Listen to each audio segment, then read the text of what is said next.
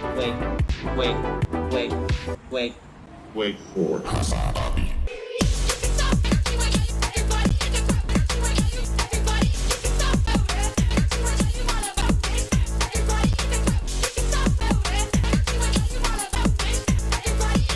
I would have never imagined this much of a fucking crowd at a college campus anywhere in solidarity with the Palestinians. This is what it's about, okay?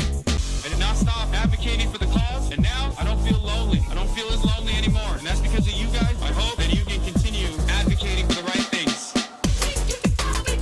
What's going on, everybody? I hope everyone's having a fantastic evening, afternoon, pre-noon, no matter where you are in the world. I'm Hasan Piker, and this is Austin. I'm broadcast coming to you live from gloomy California, Los Angeles. Even though it says 69 and sunny here, it's actually pretty gloomy and cloudy in California, Los Angeles right now. And I'm alive, and I hope all the boys, girls, and MBs are having a fantastic one because today's a beautiful day. Today is a wonderful day. Today is Wednesday, May 28th, 2025. And I hope everyone's having a great one. It's 11:01 a.m. That's right. I am right on the dot, early as a matter of fact. I started earlier than usual. Early bird gets the worm.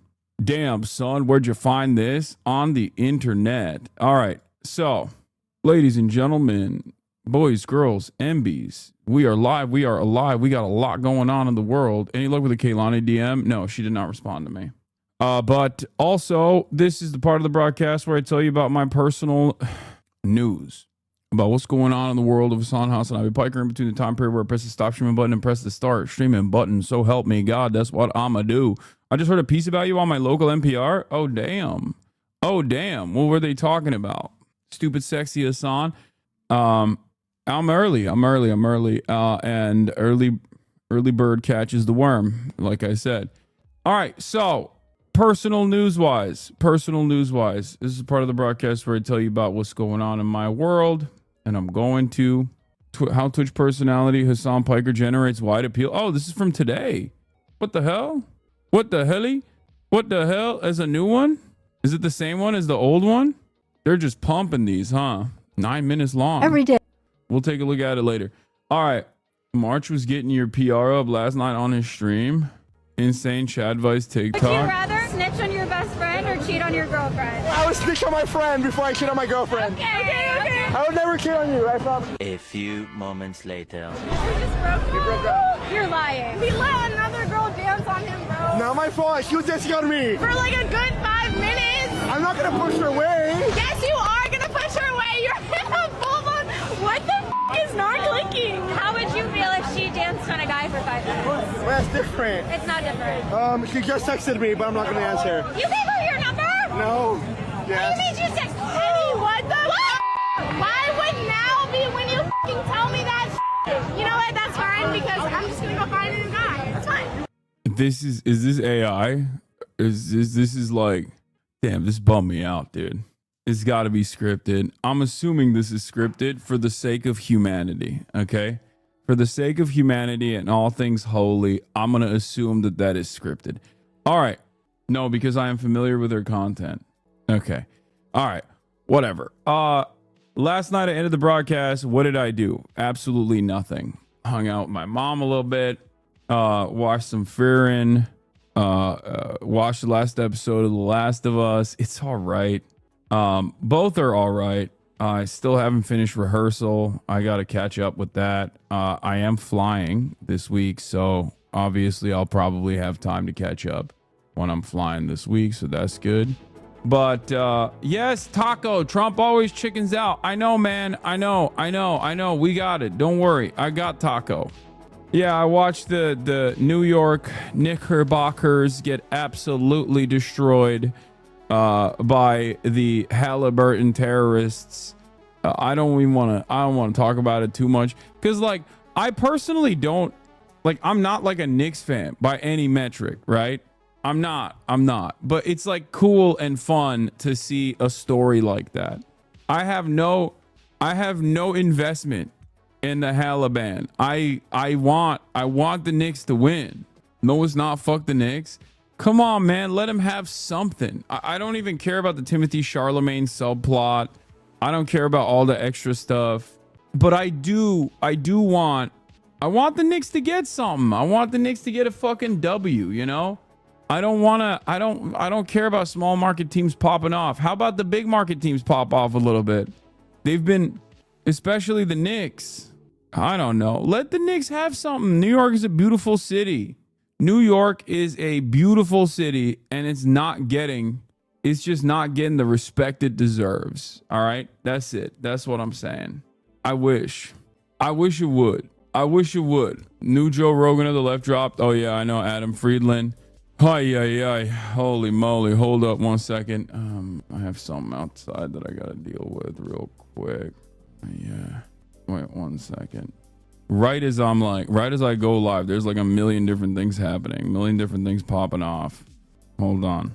I think the Knicks winning makes Zoran win. That's what I told this to Noah, who is a Knicks fan.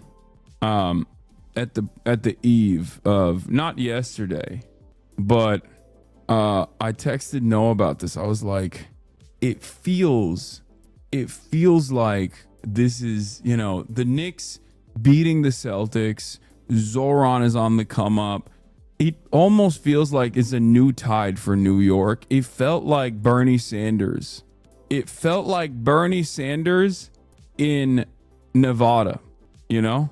That's what it felt like. Like they beat the Celtics. All of a sudden, you know, things are looking up for New York. Zoran is popping off. Like that was like the vibe. And it sucks because we all know the end of that story. Okay. Jason Tatum, my husband, will recover. Yeah. Are you watching the Creator League draft today at 4? I think I'm on that too. But sure, maybe. Lex preview. Satan. Well, I've seen this before. This is old. What does the sweatshirt say? Don't worry about it. Hold on 1 second. I got to deal with something outside. Okay, hold on. I'll start with this Twitch personality clip from for 8 hours W. or more, Burr. Hasan Piker is live on the video game streaming platform Twitch. Hold on. He is a socialist, left of the Democratic Party, and his commentary sometimes runs afoul of content rules. He shares his political views on Twitch with a dedicated community of viewers, many of whom are young men. Now, Hasan Piker has been viewed as a left-leaning Joe Rogan, brash and broy, and someone who could bring young men to the Democratic cause. Ben Brock Johnson and Amory Sievertson of WBUR's podcast Endless Thread wanted to know more about who Hasan Piker is influencing and how. Whatever you've heard of Hasan, whatever you think of him, however you found him, or if you've never heard of him or found him, let's start with some simple facts. His parents are Turkish. His father is a political scientist and economist who has helped support the Future Party in that country in opposition to the right-wing Justice and Development Party. His mom is an architectural historian teaching at the Institute of Technology in New Jersey. And Piker's uncle started the Young Turks, the popular progressive news network that began on the radio, jumped to YouTube, and is now played on some television channels. You're heading off a cliff, dude, and you don't even realize it. Hasan's of an even younger generation than the Young Turks. He's on YouTube, but he's most established on the video game streaming platform Twitch, where people watch other people play video games. And in Hasan's case, people watch him talking about politics. But if you're going to stream on Twitch, you're probably going to do both. The first time I came across him was when, in the election of 2020, he streamed a Get Out the Vote game of Among Us with Representatives Alexandria Ocasio-Cortez and Ilhan Omar.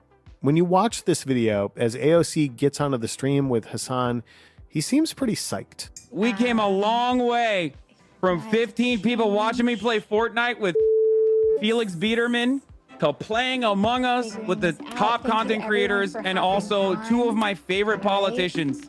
The Among Us stream, just a little more than an hour-long total, netted nearly 7. It's pretty crazy because, like, you say, oh, the boomer understanding of, like, Twitch and what you do is so antiquated. But you also have to understand, that, like, these guys are probably closer to developing a solid understanding than the average boomer anyway. These are the people who are educating the boomers on what this environment looks like. 700,000 concurrent viewers. Just to give you a sense, that competes with the prime viewing period between 8 and 11 p.m. of CNN, which, by the way, is also putting Hasan on. Piker was 29 back then and about to watch Biden sweep into office and topple Donald Trump's attempt at re-election in the midst of a brutal pandemic. When you watch this 4-year-old stream, Hasan seems legit giddy at what's happening. And it's this odd combination of video game nerdery and progressive political energy. Or maybe it's not that odd of a combination. Hasan Piker represents a huge change in the way people consume information in 2025, especially digital natives, people who have only really been around after the internet and computers. Oh, increasingly, they don't I didn't even blast off yet. compartmentalize their different flavors of content. They Let's don't go to blast one off. place for news, another place for lifestyle, information, etc. They go to the same place for all the things. And usually that same place is not a brand, per se. It's a person. We wanted to hear from some of these people, so we reached out on Reddit and got a bunch of responses. Some Hasan fans have requested that we only use their first name because, well, Hasan takes political positions that some employers might view as extreme. I had gone through different posts, reading comments, because I just basically view reading Reddit as like people watching, and kind of bookmark Hasan in my head as like, I got to figure this guy out. This is Janet. She's in her early 40s. Okay, a 40-year-old woman, on Reddit is, I mean, I don't know if this is my demographic profile. I hope. I mean, shouts out to Janet, but that's not. Lives in Colorado. Goes against a few of the larger characteristics of Hasan's audience, but she's part of a growing demographic. Percentage of male went down. Percentage of female went up. We're up big. That's Hasan streaming his annual HasanAbi community census on Twitch. Hasan's subreddit lists, quote, 151,000 comrades as its follower count, which is where we found Janet. Janet started out reading HasanAbi hate on Reddit, but she's a comrade now. She's watching his Twitch stream every day. She and it's not started just off Janet as a hater, of course, because she came from Reddit. That's why. My toddler gets a little bit of TV time in the morning, so when Hasan starts, the TV goes off for him and we throw him into lunch. He knows the Hasan is streaming song and we'll start doing sign language for food when that song comes on, so I've kind of ruined the baby, but... A number of the people we talked to watch and listen to Hasan while at work or while doing schoolwork. But Janet's home with her baby, so... It's on my 80-inch television. It's in the front of my living room. We have a really open floor plan, so I can hear it while I'm cleaning, while I'm hanging out with the baby, doing flashcards and whatever. He's basically just like our talk radio during the day, except we get to look at him. We heard this a lot, actually. Hasan as replacement for the radio. But he's streaming video, too, so it's pretty similar to cable news. And while it's not a 24-hour Hasan cycle, it is 7 days a week, along with a serious regimen of weight training, which you kind of have to do if you're sitting in a gaming chair for that long every day. He has a background team running a Discord chat, doing video graphics, and managing the community behind the scenes. This consistency has, over time, just grown his reach, which in turn turned the heads of the people trying to run the country. What do we got? Do we got a blast off meme or what? Do we have a blast off meme to my entire background team, which is all 12,361 of you? I wish it was 24 hours. I would kill myself. That's not a good blast off meme. Oh, quote this. Here's your blast off. Andrew Tate and his brother Tristan have been charged with 21 counts of rape and offense by UK police. Hey, yo. Hey, yo. What is this? On June 28th, HasanAbi and Will Never Go on Dog for Dog. Where is this coming from? When did this happen? We did not. Are you guys just like making stuff up now? You're just making events up for the future, hoping that it lands? Is that what's happening? You're just like, oh, if I tweet it, it will manifest it and then it'll happen. Is that what your suspicion is? Because it's not. That's not how this works. Manifesting my streamers dogging. Yeah, just raw dogging some dogs. Is that what it is? The manifesting my streamer gobbling some glizzies. Okay, whatever. I blasted off. None of you gave me anything good, so I just used the Trump taco take. Okay, let's blast off. Let's let the people know we are live. We are alive. What the hell? What the helly? What the Heliante? Wilnef's alternate account where he's doing the 9 for 9 challenge when we go into the Doyers game. Oh yeah, I'm down to do that. I'm so sad with the Tate news. Oh, I feel like Andrew Tate and them, like the Tate brothers, are gonna be prosecuted for rape in pretty much every country except for like Dubai. Like they're just slowly but surely every place that they go to, they end up getting charged with rape. Because they just can't help themselves, I guess. They can't stop themselves. Like, it's just impossible for them. And eventually, it's just going to be like every country. Like, every country in the Western world is going to have active rape charges on them. And so they're just going to have to stay in Dubai. They're going to be fucking pardoned. Or that. Maybe Trump will pardon them. No, he's not going to do that. That's crazy. All right, let's keep going. In the last election, Hasan was invited to the Democratic convention. He was looked at by many in the run-up to the election as Exhibit A that Kamala Harris and company were talking to the right people to help them talk to the people who were going to vote. But then, the other team's podcast Reach Out game turned out to be a lot more full-on. The following is a conversation with Donald Trump on this, the Lex Friedman podcast. How long have we been talking? A long time. Let's go. Probably like 3 hours. I got to make a speech. Ever since, Hasan has been on what almost feels like a group therapy tour, talking to a lot of legacy media organizations and helping to explain to them how they could have possibly missed this thing that the polls really bore out, that young men were breaking for Trump. I think Trump speaks to male insecurities better. It's not necessarily flooding the market with like a bunch of liberals. Like, if we had like 8 more Pod Save Americas that kind of look like me, for example, like more bro-y, right? Then that would be fine. It's like, no, you can't podcast your way out of this problem. There was a list that... And yet, it seems like if the Democratic Party could podcast or stream its way into the hearts of young men, Hasan could be their guy. Because he courts more than the Janets. He also courts a lot of Jadens. 24-year-old Jaden didn't find Hasan Piker in his hometown of Heber Springs, Arkansas. It's a pretty close-knit community. A lot of people know each other. A lot of people will go to the same church, for example. All the beliefs of everyone are pretty much shared throughout the entire community. When Jaden started to spend more time online in high school, he discovered perspectives that didn't really match the homogeneity of Heber Springs. And when he went to the... Yeah, I think this is Hasan getting on fresh air got to be a recession indicator. I feel like is this the same exact NPR piece or is it like slightly tweaked? Is it the same? Incredible piece from W. Burr, Boston NPR, on how journalists' understanding on the role Ansar Allah played changed over my interview with a young Yemeni influencer who we all collectively dubbed Tim Houthi Chalamet. I don't think that they brought that. I don't think that they brought that up. Did they? Did I miss that part? Did I miss that part? They talk about the recent ban at the end. All right, there's like 2 minutes left. University of Arkansas in Fayetteville, his own belief structure started to shift even more. Jaden says straight up that the only reason his belief structure has changed is because college and the internet. Which is where he found Hasan. I thought that the way he broke down certain topics was just really easy to understand, easy to digest. Digest what exactly? Hasan's worldview.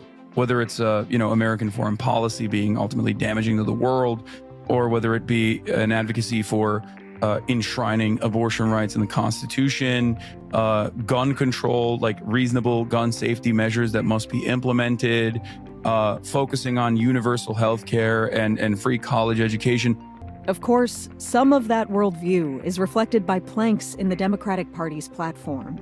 Other stances, particularly on international issues like the war in Gaza, put Hasan at odds with many Democratic lawmakers. Representative Richie Torres, a Democrat from New York, has repeatedly accused Hasan of anti-Semitism. And last week, Twitch suspended Hasan's account due to comments he made following the killing of 2 employees of the Israeli embassy outside the Capitol Jewish Museum in Washington. No, that's not why. God damn it. Washington, D.C. So it remains to be seen if Hasan's massive viewership will find a meaningful alliance with either major political party. I mean, it's not misinfo. They're boomers. They don't know any better. It wasn't because of the comments. It was because of the manifesto being read at all. Did you listen to Chapo 936, Ryan Grimm and Jeremy Scale talking about you being targeted? Very good, Eb, about the targeting of journalists. Yes, of course I did. They released it. They removed it from the paywall. I watched it. I listened to all the Chapo episodes whenever I can. They're boomers, man. It's like that statement is no different than them being like, Twitch is a gaming website, you know? It is what it is. You got to get better at responding to requests for comment. Half the shit would end much quicker. Oh, I saw this. Speaking of like journalists missing the mark a little bit, here is Jake Tapper revealing something about his son that I find really interesting. Okay, it just is just like everything I know about sons of this age demographic.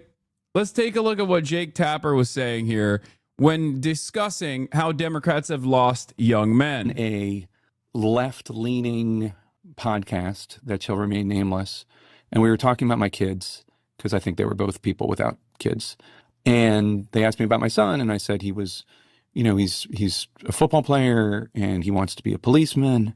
And their joke was about my 15-year-old son.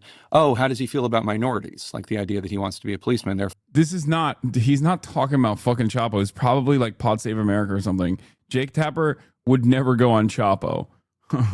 That's really funny. He's racist, my son. And like, you know, that was the big laugh. Also, I hate that this guy is the fucking like dog whisperer of young men, Scott Galloway or whatever, Scott Gallagher.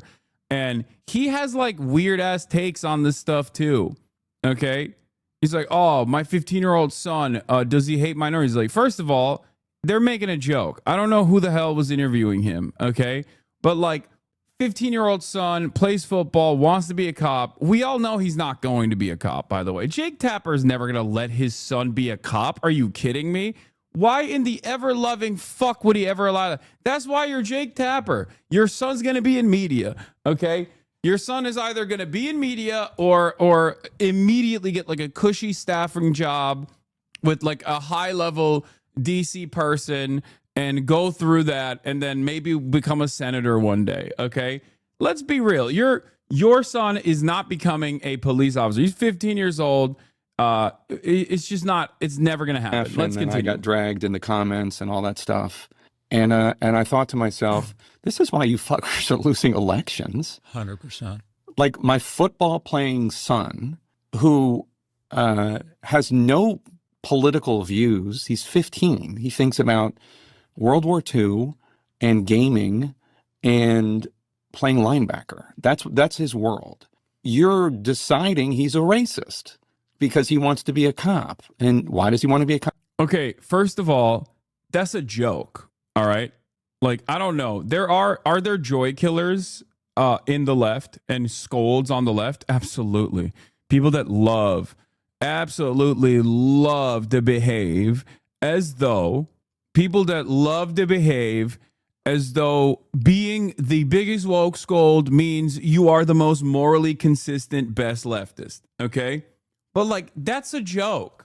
That's a joke. Like, you're like, oh, my 15-year-old really loves World War II and wants to be a cop and plays football and doesn't care about politics. Like, first of all, every 15-year-old is already mainlining some of the worst reactionary propaganda on a daily basis.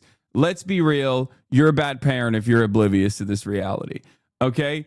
Ask your son what he thinks about hoes. All right? Ask your son what he thinks about women. If he says they're all hoes, then you know they are watching every fucking bad every bad manosphere podcast that's out there, okay? Your son's going to be like, on God, them chopped huz, they're destroying my life. Or he's going to call them foids.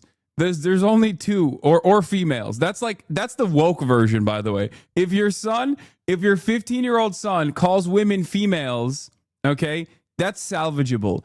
If he calls them foids, make sure that there's no weapons in the house, okay, because that's a mass shooter in the making. And if he says chopped huz or like bops or whatever, then, you know, that's also somewhat salvageable. He'll grow out of it. Foids is probably the worst version of that. What the fuck are these words? I'm just giving you the different the different political leanings that young men have. every single one of them revolves around hating women. Okay. Every single one of them revolves around hating women. Is just like, how badly do you, like, how much does it play a role in your life? Okay. If you say like foids, femoids, that's an incel term. He's probably gone. Okay. Very difficult to save. Like we're talking Hitler youth. All right. We're talking, this person is like has deep resentment built in against women in general. Okay. If they're saying like chopped huz or chuz or huz in general, like that's just someone trying to be cool. Like that's salvageable to a certain degree. It's still misogynistic, but like, or like fine shit. That's another one. Like this is AAVE baked into the collective consciousness of Generation Alpha and young Zoomers, mostly off of TikTok. Okay. Hasan, please, I'm 32. I don't know what the fuck you're talking about. I don't know why every fucking old person loses their goddamn mind when I'm giving you a brief introduction to, like, you know, Gen Alpha and young Zoomers. I'm telling you what the fuck the terminology is, okay? I'm giving you the terminology. Do you want to know about it, or do you want to fucking act like Jake Tapper and be like, oh yeah, my son is apolitical? Shut the fuck up. Shut up and listen, okay? Fuck. Yes, 30 is old, because guess what? Guess what? Back in the day when people were dying before they made it to 18 on a regular basis, okay, 30 was old. Then there was a brief period where 30 wasn't old, okay? For like the last 50, 60 years, 30 wasn't considered old. But now that like people can present themselves as full human beings online at the age of 12, 30 is old again, okay? Especially because 12-year-olds are extremely online, so they dominate discourse. It sucks, but yes, when 12-year-olds online can present themselves as full developed persons when they're clearly not, okay, all of a sudden, 30 is old again. That's how it is, okay? Figure it out. It's just the reality. Sorry, you know, get with the Skibbity program, okay? Skibbity Riz, Ohio Phantom Tax. That's it. Least consistent streamer law. What? Yeah. When someone says, my son's not into politics, he's into World War II, wanting to be a cop, and also gaming, your son's watching Asmongold. Okay? Your son is watching Asmongold for sure. But he plays football, so he probably doesn't watch Asmongold. He probably watches Andrew Tate, which, again, adjusted to how terrifying the situation is, adjusted to how bad things are, I think, you know, I guess like Aiden Ross might be preferable, like salvageable, because like that's a thing that they encountered because it was the cool thing to do. You know what I mean? Because that's what young boys care about, being cool and being and fitting in. And if that's like the domineering force in your age demographic, then you might have found yourself in the throes of this kind of politics, specifically because you thought it was cool or because all of your friends were doing it, and therefore you could probably get out of it. Okay? What's really funny about this stuff, by the way, is that a lot of people on TikTok apparently have been yelling at me because I said, you know, we gotta figure out a way to like reach young men. They're angry and resentful. And a lot of people instantly went back to their stupid, like, liberal instincts of being like, no, we should continue vilifying men across the board unconditionally. It's like, okay, well, then good luck. You know what I mean? I'm not saying we should just, like, take the concerns that men have about, like, why women won't fuck them seriously and then lean into their entitlement. That's not what I'm saying at all. But I'm simply stating that, like, there are obvious issues here, okay? There's obvious resentment here, and I don't think, like, automatic vilification is solving this, especially as a political party. Like, think about it. Think about how much Chapo, for example, got fucking railed. Think about how much we got railed as Bernie bros. You know what I mean? Oh, it was so dangerous. It was so dangerous that Bernie Sanders has young men. And it's not even just young white men, by the way. Make no mistake, it's young men across the board. That's the other side of the story that a lot of people are failing to comprehend. The other side of the story is that it's not just white men, okay? It's all young men. People don't understand that, like, the racial polarization between the two parties is going away as the winnings from, like, the W's that the Democratic Party could have presented during the civil rights struggle goes away. And as the only people that remember that, the only black people that remember that are like 60 plus years old. Okay.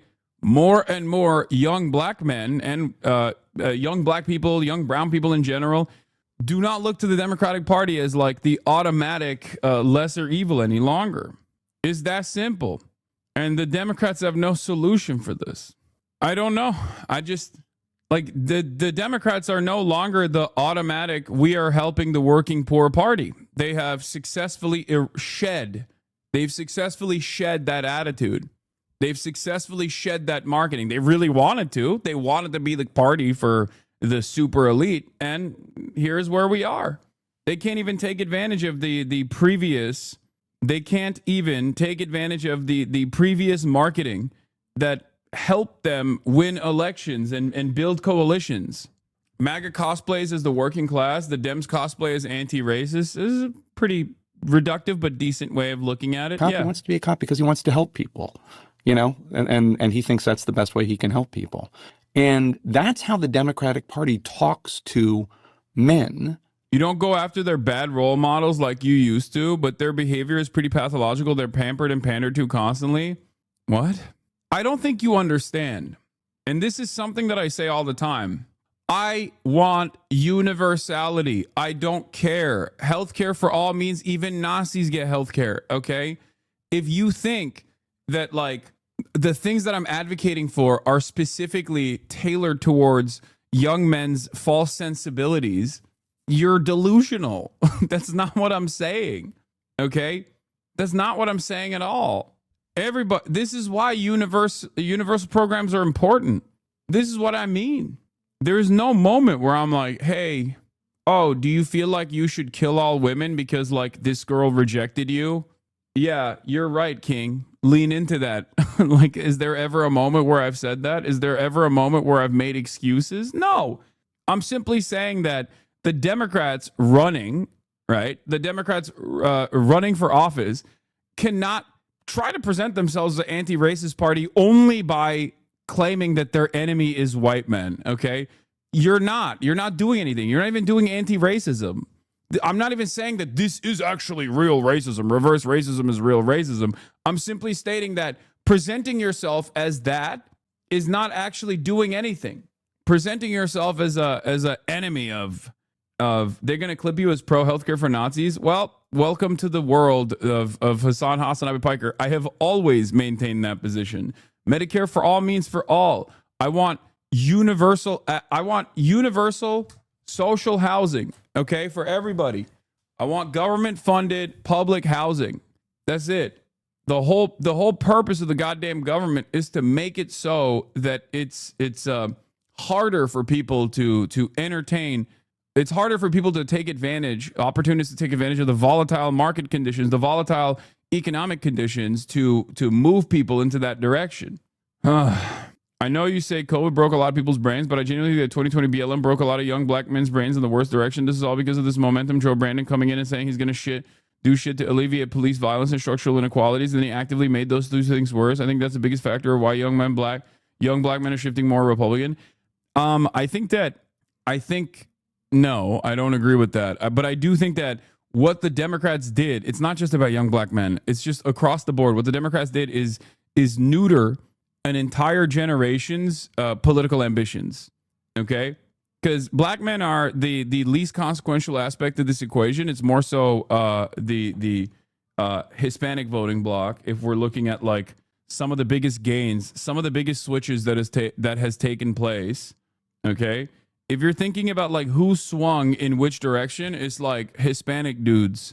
Okay, way more than black dudes did, and ultimately, part of the reason why I think is because like there's a lot of Latino people that are seeing themselves more and more within the white in group. I mean, one of the greatest examples of this is like this lady I saw the other day posting about how she got into an Uber and the Uber driver said, "No hablo inglés." And she was like, it's time to do mass deportations. Okay. And it's really strange because her last name is like fucking Rodriguez or Menendez or something. Savannah Hernandez. That's her name. Her name is Savannah Hernandez. And she's like, we must deport all of these goddamn Mexicans. It's like, what? Like, what the hell are you talking about? What the fuck? What? Bro, who do you think is on the chopping block? If the only motivation for this kind of resentment is unironically white nativist attitudes, you're not white, dumbass. You're going too. Just as the entire reason as to why we had to fucking do mass deportations was because all of these guys are criminals and rapists and violent drug dealers, and they're doing all this stuff, and it wasn't fucking true at all. And that's precisely the reason why the Trump administration currently is like trying to deport a 4-year-old. Okay, like we're deporting 4th graders, 4-year-olds, 16-year-olds, in high school. What happened to the violent drug dealers? Oh, it turns out that obviously the government wasn't just letting rapists go if they were undocumented. Oh my God. Because it had nothing to do with prosecuting crimes adequately and everything to do with trying to make America a more white country. So yeah, I don't know why people like this think that they're not on the chopping block inevitably, considering that the starting point of resentment is not a real crime prevention attitude. That's just a selling point. It's the same shit that like black conservatives tell themselves about the dichotomy between, some black people and other black people that are hood, Oh, it's not us that they hate. It's the thugs that they hate. It's like, no, dude, they hate you too, dumbass. The fuck? Like it doesn't come from, there is no real distinction there. There is no valid distinction there. Okay. But anyway, you can't, the thing is, the Democrats used to at least like rely on that like resentment that Republicans represent with regular frequency to drum up a base of support, to galvanize a base of support that came from these backgrounds, right? But now it's over. This past election, there was a decoupling of racial politics that I think the Democrats are not ready for.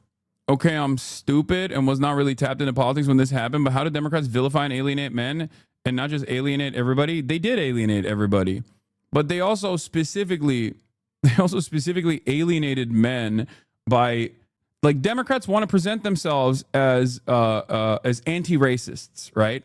Democrats want to present themselves as anti-racist. And there's a couple different ways of doing that. If you are really an anti-racist, you want to solve some of the material inequalities that black and brown people are facing in this country. Okay? But you don't want to really do that because that would require you to actually do anything in the legislative agenda. And obviously that's going to be a big problem, right? So the way that Democrats have positioned themselves as anti-racist is basically by saying white men are the devil. Okay? Just by presenting themselves as like anti-white men. White men are dangerous. White men are the devil. Now, it's not totally off base to say those things, okay? I'll say something like that. I'm a white man myself, But it's ultimately, it's not how you fucking craft a campaign. You feel me? You can't do that. You just can't do that. I don't remember the Democrats saying that. Oh my Lord. They didn't fucking come out and say white men are the devil entirely, okay? They didn't like verbatim say that. I'm obviously exaggerating. Hello, I'm a Twitch streamer. Fuck! I'm talking about how like their policy positioning revolved around, oh shit, hold on. Efendim baba. Okay. Not okay, just white men, but men. And I get the idea that they thought Tim Walz could what's the term he used? Code switch or something? He thought that he could translate the Democratic Party values because he hunts and fishes and owns a gun and was in the army and drinks a beer. I mean, at least there was an attempt, but I find it just insane. Yeah, hold on. I got to do something real quick. Jesus Christ. Hold on. 1 second. I don't remember Democrats saying that. I know, but how so? That's what the Republicans say Democrats do? Yes, that is. Have you ever taken note of how there is this cartoonish depiction of like woke that right-wing circles will oftentimes cast the entire progressive movement with, and then sometimes leftists will adopt that cartoonish depiction and will end up leaning into it for no discernible reason? Do you feel like this is something that liberals do sometimes? It sounds like you agree with Jake Tapper then. No, I don't. I think I have a more nuanced I have a more nuanced approach to this than Jake Tapper, because Jake Tapper himself is a person that only thinks Jake Tapper himself is also conservative and also presents himself as a hurdle in front of what the Democrats must do in order to create a broad coalition. Okay? Democrats believe the Republican framing DEI hurts white men, when in reality, more often than not, they just never message broad general policies that will connect the white men. Exactly. That's why universality is the best approach here. That's why I always advocate for universal policies. Okay? But when you bring that up, when you bring up universal policies, like one of the greatest examples during 2016 and in 2020 was the way that Democrats counter-messaged against Bernie Sanders. That's what I'm talking about, okay? When they counter-messaged against Bernard Sanders, they did it on the virtue of Bernie bros. Bernie bros are dangerous. Bernie bros are bad. Bernie bros are misogynistic. Bernie bros are sexist. And that was effectively a way to weaponize identity politics in the silliest fucking ways possible against a dude who was advocating for universal policies. Now, why is that significant? One of the things that really frustrated me, and there's videos of this back when I was covering during like the agitative propaganda, when I had the show called Agitprop on TYT, I talked about this extensively. One of the things I covered was Bernie Sanders' policies on universal alleviation of poverty, okay? Bernie Sanders had a lot of universal policies. Bernie Sanders had a lot of universal policies that would overwhelmingly target black and brown communities, right? But he never actually said he was overwhelmingly and directly targeting black and brown communities. And the media would consistently turn around and say things like, well, where's your criminal justice reform? You're not talking about criminal justice reform. He was, right? Of course he was. But once again, the idea that liberals presented was the only way to cut policy for black people is by talking about how you're going to get black people out of prison, which is inherently a fucking insanely racist way to approach the subject. Okay. What do you think? Who do you think gets helped with policies that destroy poverty? Okay. Policies that combat poverty. Who do you think gets helped more? Poor people. And black people and brown people in general live in underserved communities are represented in a higher percentage in those groups. Okay? That's it. The idea that the only way to talk about black people in the legislative side is by talking about fucking criminal justice is insane. Obviously, criminal justice reform plays a major role, and Bernie Sanders had that in his platform as well. But the notion that like the only way to talk about black people, the only way to do good policies against black people is either by targeting black small business owners in the way that Kamala Harris was trying to do, or rather by simply talking about like criminal justice reform is insane. That was very frustrating to me as someone who looked at the situation in South Carolina with Jim Clyburn and how Jim Clyburn was like anti-Bernie. And a big part of the reason why Jim Clyburn was anti-Bernie was because he was backed by the fucking the same for-profit insurance companies that were giving him a ton of money. I think Democrats outwardly talk about how diversity for diversity's sake is actually a solution, but they have more insidious ways of vilifying men of all races. You need to shift people's focus away from fighting for crumbs between races to fight for the actual pie against the ruling class. Exactly. Democrats won't do that because they are designed. They are designed. Yeah, here. They are. The Democratic Party is designed as a hurdle against actual progressive policies, against anti-capitalist measures. The same question to you, Senator Sanders. What message do you think? Answer that question, but I wanted to get back to the issue of climate change for a moment, because I do believe this is the existential issue.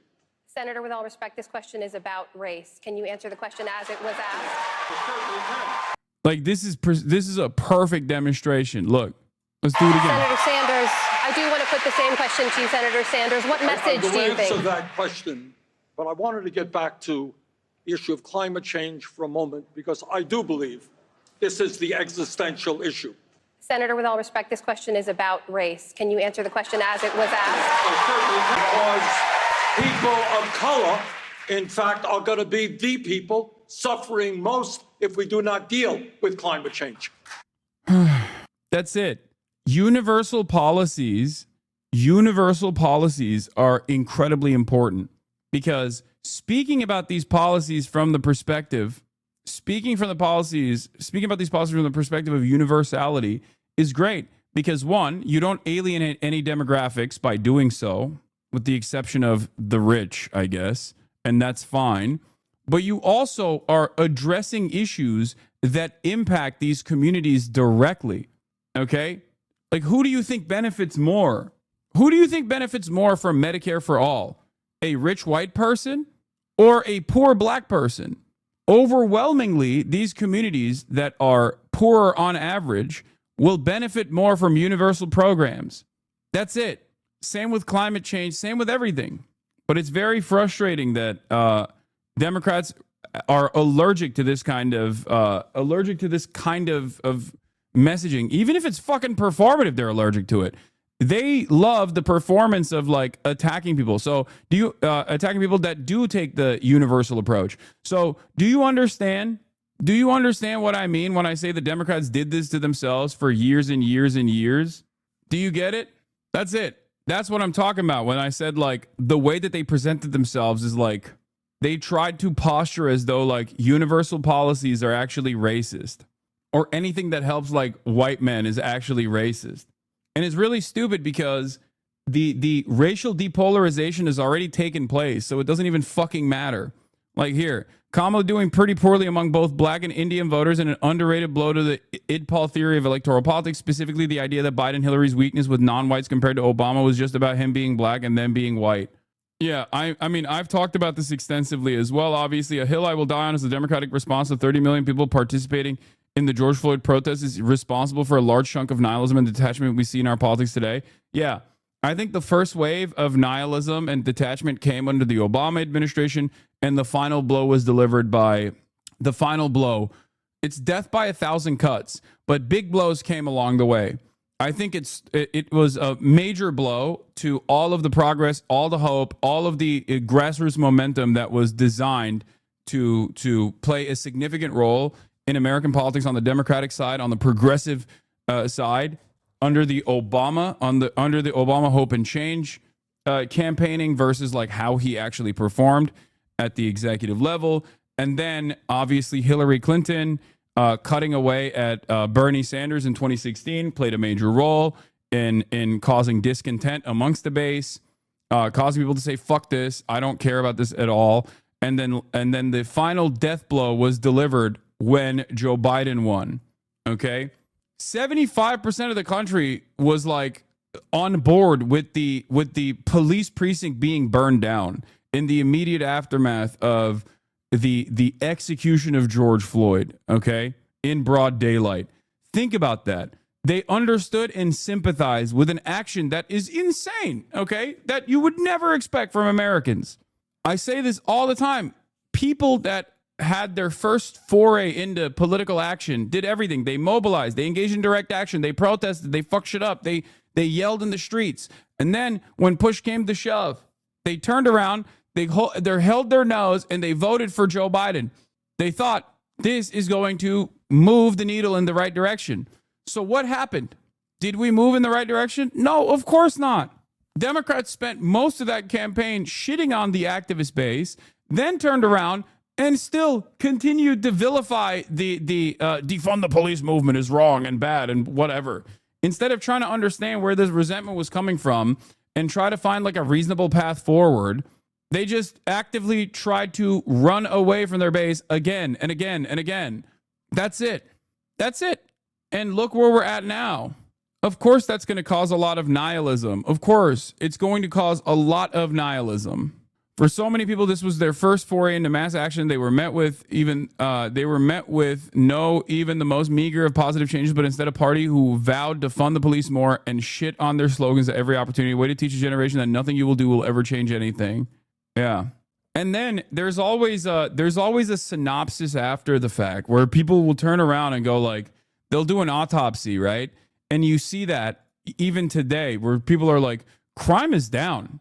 It's actually better than it's ever been. So why are people freaking out about crime? Okay, here, this is like all the data scientists, like the statistics urban, like data scientists who are oftentimes like very firmly committed to liberalism. Crime has declined significantly since its peak in the early 90s, yet today 63% of Americans say crime in the U.S. is extremely or very serious, a 7-point increase from 1996, when actual crime rates were nearly twice as high. Homicide has been a bit more tricky, but the murder rate is still about half of what it was in the 80s and 90s, only very slightly higher than the 60s. Now, maybe the crime in the U.S. can still be called serious, and yes, it can be. Of course it's serious. America's a very violent nation. And I've been on this. I've been on the propaganda front, fighting against the sea of lies for years at this point. And this is the easiest way to describe it. Apps like Nextdoor, Citizen, and Ring make people hysterical and make them think crime is ever present and nonstop happening. The crime panic wave from the media designed to boost cop credibility post Black Lives Matter protests is obviously another reason why people were like, oh my God, it's happening all the time. It's happening all the time. It's happening nonstop, you know? And then last but not least, the most visible version of crime is homelessness. And when homelessness skyrockets in big cities, in blue cities, that's where you saw major drop-offs from the Democratic Party, okay? Like, this is the other side of the story. A lot of people go, oh, well, Kamala didn't, like, underperform that significantly in rural areas or in, like, in states with like larger rural populations and whatnot. She actually, in comparison to Joe Biden, significantly underperformed in big cities.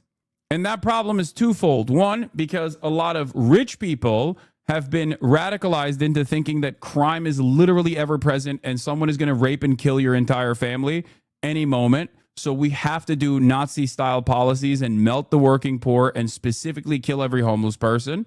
Okay?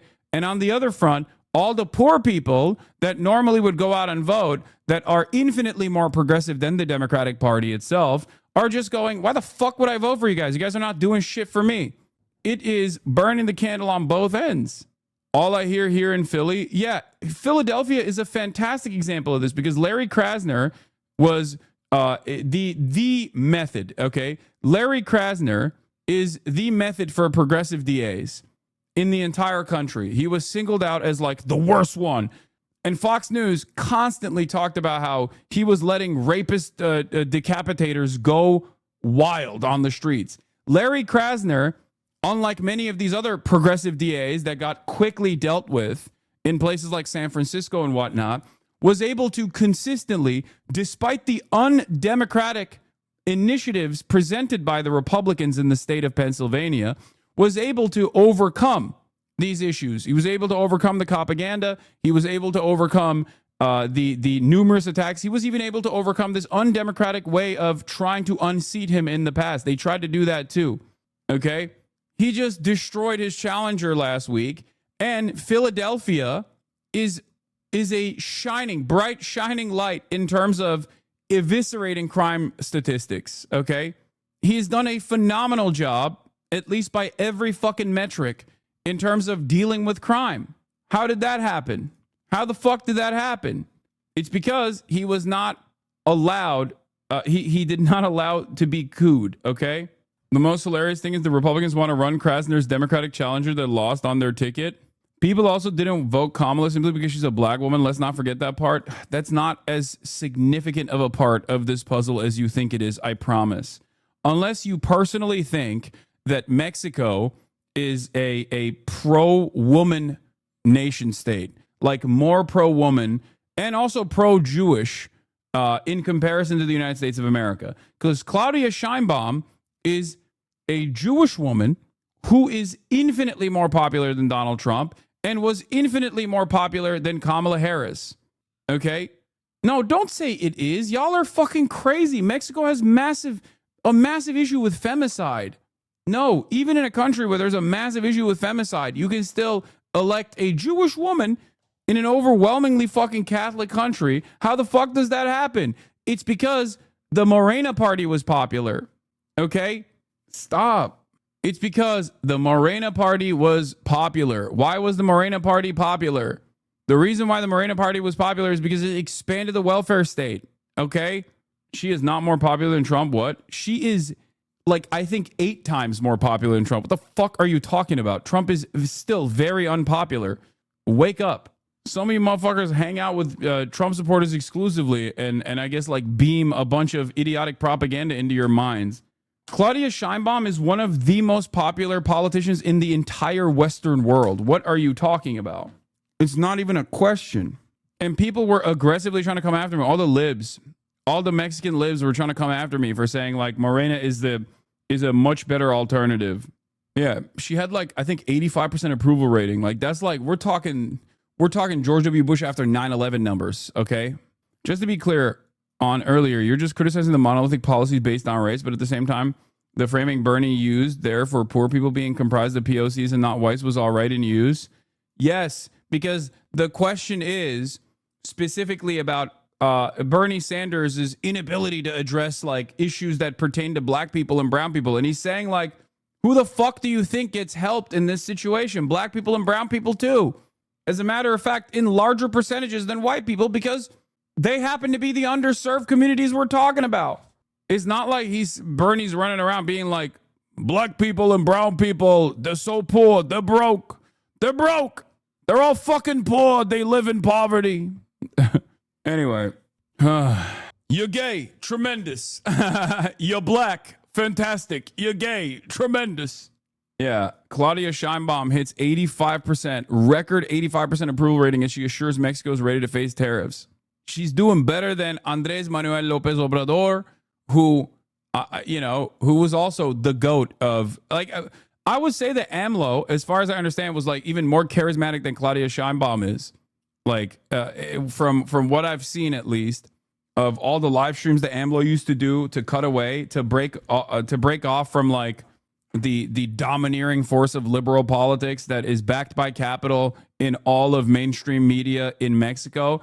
He was able to basically do these live streams, and he's like a very weird guy, and I think that's part of the reason why he was like seen as like old, but at least like a lovable old person, you know.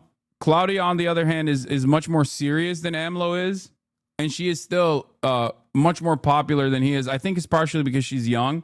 Sheinbaum is not as charismatic as AMLO, but she's less polarizing. AMLO had more detractors on the left than Claudia does. He was also a household name for decades, and that brings lovers and haters. Yeah. Oh, yeah, I saw this. I fucking love this guy's memes, dude. It's hilarious. Hey, can you guys just run on healthcare at the bare minimum? I think that would, the DNC, how to fold. Democrats spend millions to learn how to speak to American man and win back the working class. Nope. We're folding, boys. We are fucking folding. I hate that I hate this article, dude. I genuinely hate this fucking attitude that the Dems have. Like, they are allergic to understanding what the real issue is. Breaking, the DNC is reportedly planning to spend $20 million on a campaign to reclaim support from young men amid polling that shows an increasing shift towards Republicans. That's the point. I disagree of FD signifier, not saying the racism didn't play a role, but like Brazil is extremely xenophobic over our northeastern population, extremely against poor people, super racist and homophobic. And we didn't have to address our dictatorship, and we still elected Lula and Dilma. Reporter, do it or no balls. Admin passing a 600% tariff tomorrow. I agree with you. It's gross. But if Republicans aren't doing that much, why are people still voting for them anyway? It's simple. Republicans dominate discourse and they dominate policy. They are able to literally redirect people's attention to made up bullshit. Okay? It's that simple. They make shit up and then the Democrats have no way of dealing with it. The Democrats have no way of going, hey, that's made up actually, okay? They don't do anything. They don't do anything. And then the Democrats turn around and go, actually, you know what? Oops, you caught us. We were lying this whole time. Immigrants are criminal rapists. Like, what do you expect the average dumb guy to think at that point? Why do you think the fucking the Iraqi Uber driver is like, my sister is undocumented on U.S. soil right now. We can't get her citizenship, but we have to fucking purge our ranks with these like criminal elements that are coming from God knows where. How do you think that guy arrived at that position? He arrived at that position because he's getting beamed misinformation on a daily basis with no counter whatsoever, no counter messaging. What the fuck do you expect? If you want to fix the messaging side, you got to do that. You got to fight in the fucking trenches. You have to humanize the migrants. You have to advocate for amnesty. You have to showcase that like advocating for amnesty is actually popular. It is a popular measure. It is more popular than fucking advocating for mass deportation. It's so dumb. And then we go, oh, how could this have happened? It's like, you let it happen. You fucking let it happen. No, it's not about there's no lib Fox News. It's about what lib Fox News does, okay? CNN, MSNBC, ABC, CBS, NBC, all of these liberal outlets ranging from like center right to I guess centrist, MSNBC being like a centrist center left outlet, okay? They all are at the mercy of Republican discourse.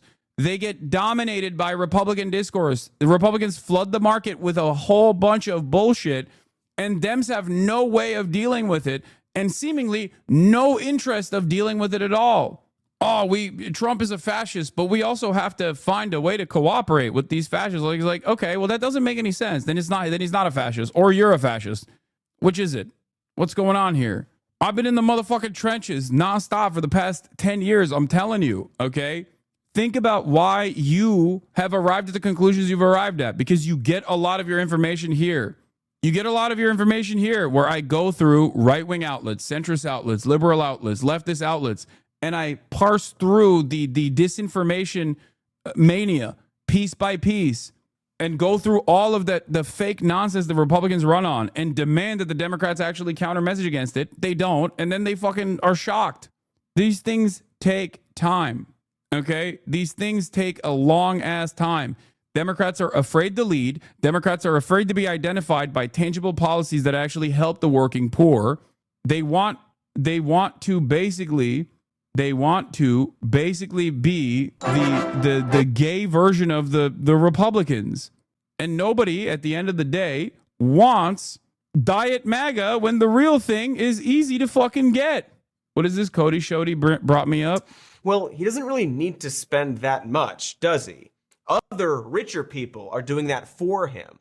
The reason right-wing media is bigger is because it has more money. And the reason it has more money is because right-wing media says the stuff rich people want said. They don't need to actually make money. They just need to spread the message and support their ideological project, which will end up making them more money. In fact, we're now hearing that the Democrats are realizing this way too late and are trying to bankroll their own influencers and propagandists. So I guess an army of people who will defend Joe Biden no matter what, thus earning people's trust. We're not going to spend a lot of time on this because... Yeah, guess what, dude?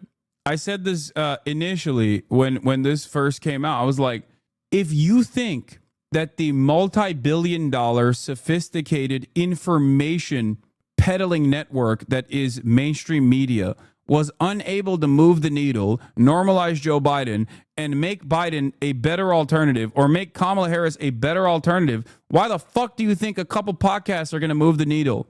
What are you, crazy? Like, people at the end of the day still have the capacity to realize their own material circumstances. They recognize when they're experiencing negative real wage growth. You can't just be like, Joe Biden is the most pro-working class president of all time. How dare you actually disparage the big, beautiful boy? He did so many incredible things. He did the CHIPS Act. He did the IRA, the Inflation Reduction Act. It's like, okay, well, people's pockets are hurting. They don't see that. They go, I'm working class and my pockets are screaming right now. Fuck you.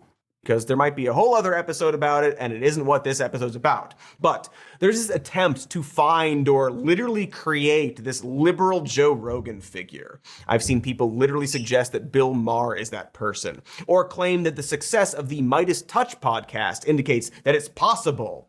Unrelated, I am willing to shave my head and lift a bunch of weights. But these aren't in the same category or world at all. Those are exclusively political shows for people interested in politics. Joe Rogan spent years and years being apolitical and talking about whatever, and eventually he got rich enough and dumb confident enough to go all in for Trump. You can't manufacture a person to talk about whatever and be normal for years, and then right around election time, they'll be like, hey, you guys ever notice that tax credits are pretty based, actually? It doesn't work that way. That being said, yes, left-wing media does need money and support. They just also need to not be on the Democrats' leash so that they can be authentic and actually point out when, for example, the president is old and dying, or we're financially supporting a genocide and how maybe that's bad without being attacked by those Democrats. They're just different ecosystems and parties. Also, yeah, that's the other side of this is like, Republicans also don't give a shit when Joe Rogan criticizes Republicans. Like, they'll still go on that show. Democrats, on the other hand, are like, oh my God, you're criticizing me for my Israel policy and my inability to comprehend that the overwhelming majority of Americans actually have a lot of distaste for the ongoing genocide that we are aiding and abetting. How dare you? Shut the fuck up. I will never actually allow you. I will never actually come and talk to you ever again. It's like, okay, well, good luck, you know? What do you want me to do? What do you want me to do? Fucking lie? Yeah, give me $20 million. I'll lie, you know? Fucking stupid. Also, not for nothing, but an alternative to pumping millions of dollars into propagandists and influencers to convince people that your party is good is just doing and believing in good things. Find your message and the messengers will follow. But again, not what this is about. I'm sure it'll go great. Just pump billions into Gavin Newsom's podcast to appeal to the youths. Yeah. Do you see Dave Weigel talking about Trump's approval recovering already? Trump's approval rating has totally recovered from Liberation Day swoon. One Schumer premise that was that the Dems would keep resisting and the attention on Trump's policy would drive the numbers down, but that hasn't happened. Yeah, it's because the Democrats stopped resisting. They're no longer... They barely resisted for like 3.5 seconds. And immediately Trump's approval rating went down. And then they were like, see, we don't have to do anything, actually. They ain't doing shit.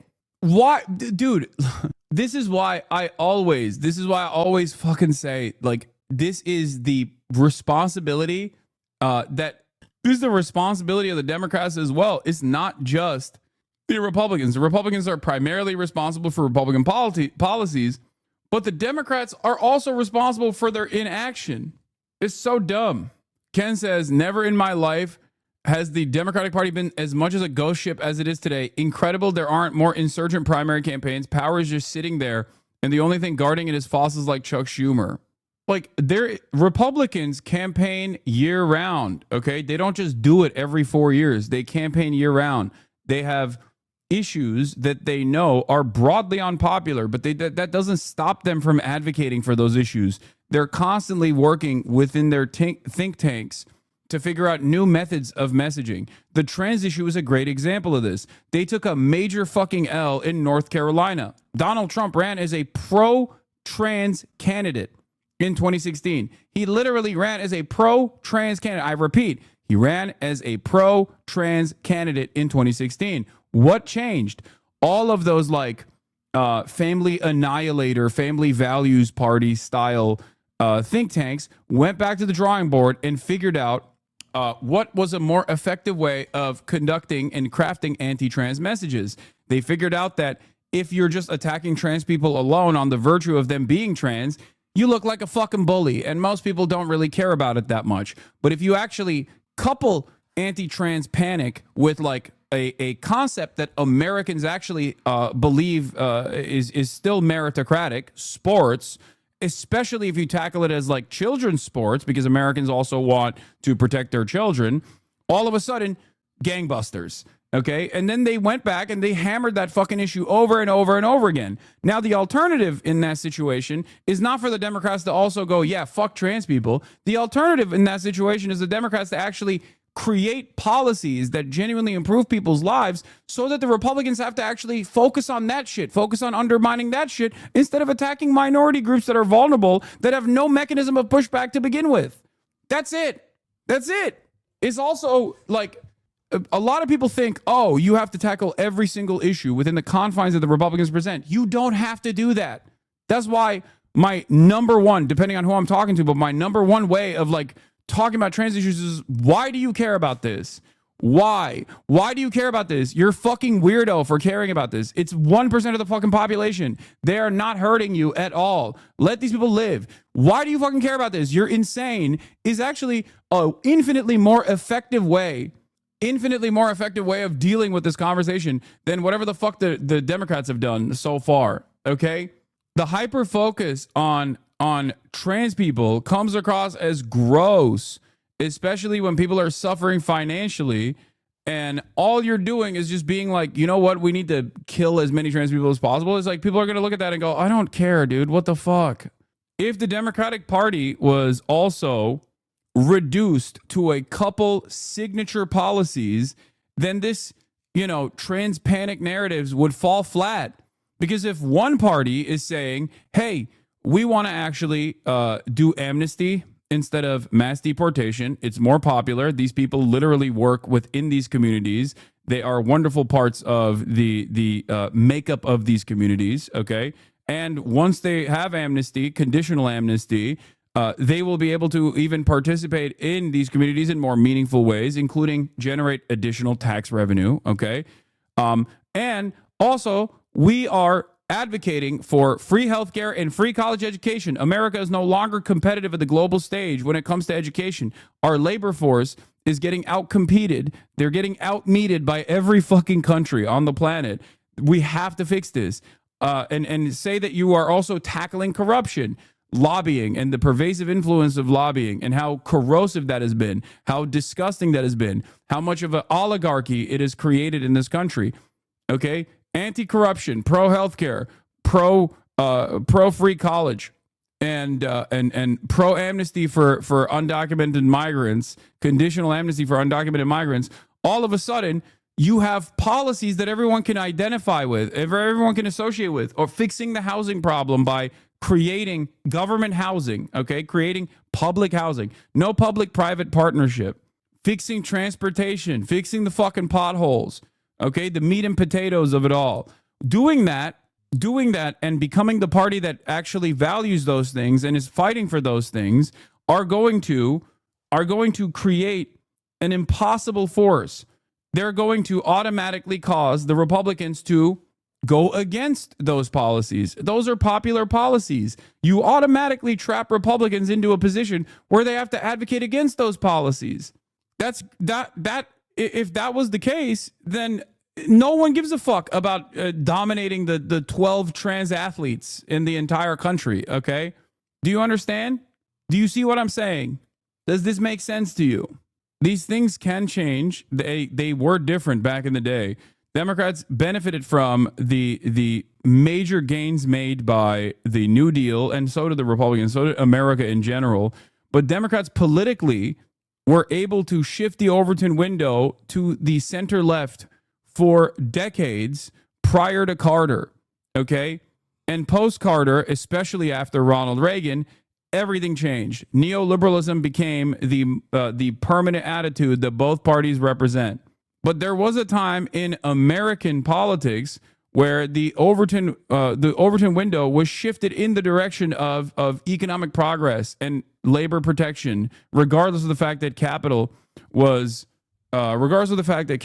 aggressively targeting this and aggressively undermining any sort of like labor militancy, any sort of like mechanism of pushback that existed in the country that was relatively powerful. Okay? It is very frustrating that Democrats don't want to do that. And then they want to do this instead. Democrats spending millions to learn how to speak to American men and win back the working class. How do Dems win back young men? Like, no disrespect, but like, how is this helping? Making men feel welcome, meeting men where they're at, inclusive messaging, simple policy platform, messaging the men. Dems are wrong about men. It's so crazy that this is a major part of the story here. Anyway, days after Jake Tapper fumed over a joke made about his teenage son wanting to be a police officer in an appearance on a left-leaning podcast claiming it was the reason why Democrats are losing elections, the host of How Long Gone responded to the CNN anchor. Him willfully choosing to take a joke wrong that he definitely knew what it was in the moment, I would say is only a pro move, co-host Chris Black drawly noted. He spun it for his own gain, and it's working. Tapper, who is relentlessly promoting his book, Original Sin, recently appeared alongside co-author Alex Thompson on Scott Galloway's podcast, The Professor G-Pod, to discuss their tome about Joe Biden's cognitive decline and the alleged cover-up of the former president's health ahead of the 2024 election. At one point, Tapper brought up an appearance he made on the left-leaning podcast that shall remain nameless in order to argue that liberals in the Democratic Party are losing political ground among young men. Specifically, he referenced an exchange he had with the host about his 15-year-old son's admiration for law enforcement. Their joke was about my 15-year-old son. Oh, how does he feel about minorities? Like the idea that he wants to be a policeman, therefore racist. That was a big laugh, the CNN star grumbled. And then I got dragged in the comments and all that stuff. And I thought to myself, this is why you fuckers are losing elections. Someone actually sent me the link to the podcast, by the way. I think it was like 1,000 views and like 30 comments total.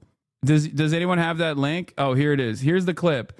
1,000 views and 9 comments. How Long Gone, 1,000 views. Okay. And it's like all new 420. Your demo, young men or youngish men, younger than me men, is especially Gen Z. Like, where did you see the comments? Where are the comments that showed discontent? This has 10 comments total, and 2 of them are from the last 4 to 8 hours when Jake Tapper actually criticized the podcast. There's one that says 4210 for those wondering. You read my mind. Thank you so much. Thanks. Bro, there is no way. This is 1,000 views, man. 1,000 views. He just presented this as though this is like a major point of discontent when it's like dudes who are just joking, okay? He's 15. He thinks about World War II. While neither Tapper nor Galloway identified the show where the comments were made, it soon became obvious that it occurred during the CNN's host April 2nd appearance on How Long Gone, a pop culture podcast that launched during the pandemic and soon became a cult hit for its joke-laden and controversial approach. In its write-up of Tapper's complaints about How Long Gone, the Daily Mail claimed that the Original Sin author was outraged after woke podcast suggested his child was racist for absurd reason. Meanwhile, during the interview in question, the host and Tapper discussed the politics of Gen Z, especially among young men. When Tapper said that he understood why the Democrats were struggling so much with teenage males because they don't speak any language that my son speaks, the conversation shifted to the younger Tapper's interests. With Tapper calling them out on Galloway's podcast, Black and Stewart responded during their latest episode, How Long Gone, a tastemaker and brand consultant kicked off the latest broadcast by jokingly referencing Daily Mail's headline. Anyway, I don't know. I mean, this story is so fucking utterly irrelevant. I'm sorry. No disrespect to this podcast, but all disrespect to Jake Tapper. But yeah, Tapper jokingly responds in the moment too because he understands it's a joke, obviously. And here, this is... At one point, Tapper revealed his son likes the military and likes police. Co-host Jason, how does he feel about minorities? Pausing for a beat, Tapper said he's pro before moving to a discussion about text messages daughter sent him recently. The interview would continue for another 25 minutes and concluded with the anchor expressing willingness to come back this summer to talk about the Biden book. He's pro. Anyway, this is like, I don't understand. In that clip, the hosts are joking around and just kind of thrown off by him saying his 15-year-old son likes police in the military, and the host goes like the band the police. It's insane he got upset by this. Anyway, listen to me. None of this is relevant, okay? This is all utterly irrelevant and silly and stupid. There are much broader problems here at play. There is discontent brewing, okay? There's discontent brewing in every demographic. Women see how fucking reactionary, young women especially, see how fucking reactionary their male counterparts have become, especially in the last 5 to 10 years. That causes them to take a defensive posture by voting overwhelmingly for the Democratic Party, which they see as like a better alternative, okay? There is a, I guess, gender polarization among young women, whereas there is a racial depolarization happening in the grander stage for all age demographics within the duopoly structure that we have between the Democrats and the Republicans, okay? it's understandable that women look at the overwhelming sea of resentment that men are displaying with regular frequency and turn around and go, okay, as a mechanism of defense, I'm just going to vote for this party that isn't like openly anti-women. Okay. Second class citizens who can't travel to all states, only women of color. I think that women of color overwhelmingly, but women in general, even white women are young white women are still pro-Democratic Party as opposed to older white women. Okay, if you want to address these issues, you have to focus on the principles of universality and throw some red meat to the Republicans to counter message against. If you don't do that, if you stand for nothing, then you can be presented as being for anything that the Republicans choose that you are for. Do you understand? That's how this works. Hold on. Alo baba. Okay, açık zaten. Açık. Evet. Evet. Şey açık. Gate açık. Hadi bye bye. How many women are you? Anyway, this is a major issue that I don't think will be solved anytime soon, and I don't really know how the Democrats are choosing to solve this issue. All I know is the Democrats are refusing to solve this problem, and I just, like, everything that they've signaled so far feels to me like they don't give a shit. They don't give a shit at all, and it's kind of terrifying. Opinion: 21 unexpected heavy hitters for a Democratic shadow cabinet. Here's who the party should tap to take on Trump and refresh the Democrat brand. Oh, brother. There's like 4 people I like on this. That's crazy. Samantha Power. Oh. Lena Khan, my queen. General Charles C.Q. Brown Jr. Letitia James. Oof. She ain't that bad. John Tester. John Boyd Jr. Mark fucking Cuban. Bobby Olvera Jr. One union supported tariffs. What am I looking at? Governor Josh Green. They're just fantasizing about like a lib coalition that is like a shadow government. They had a former Trump guy on there because he disagreed once.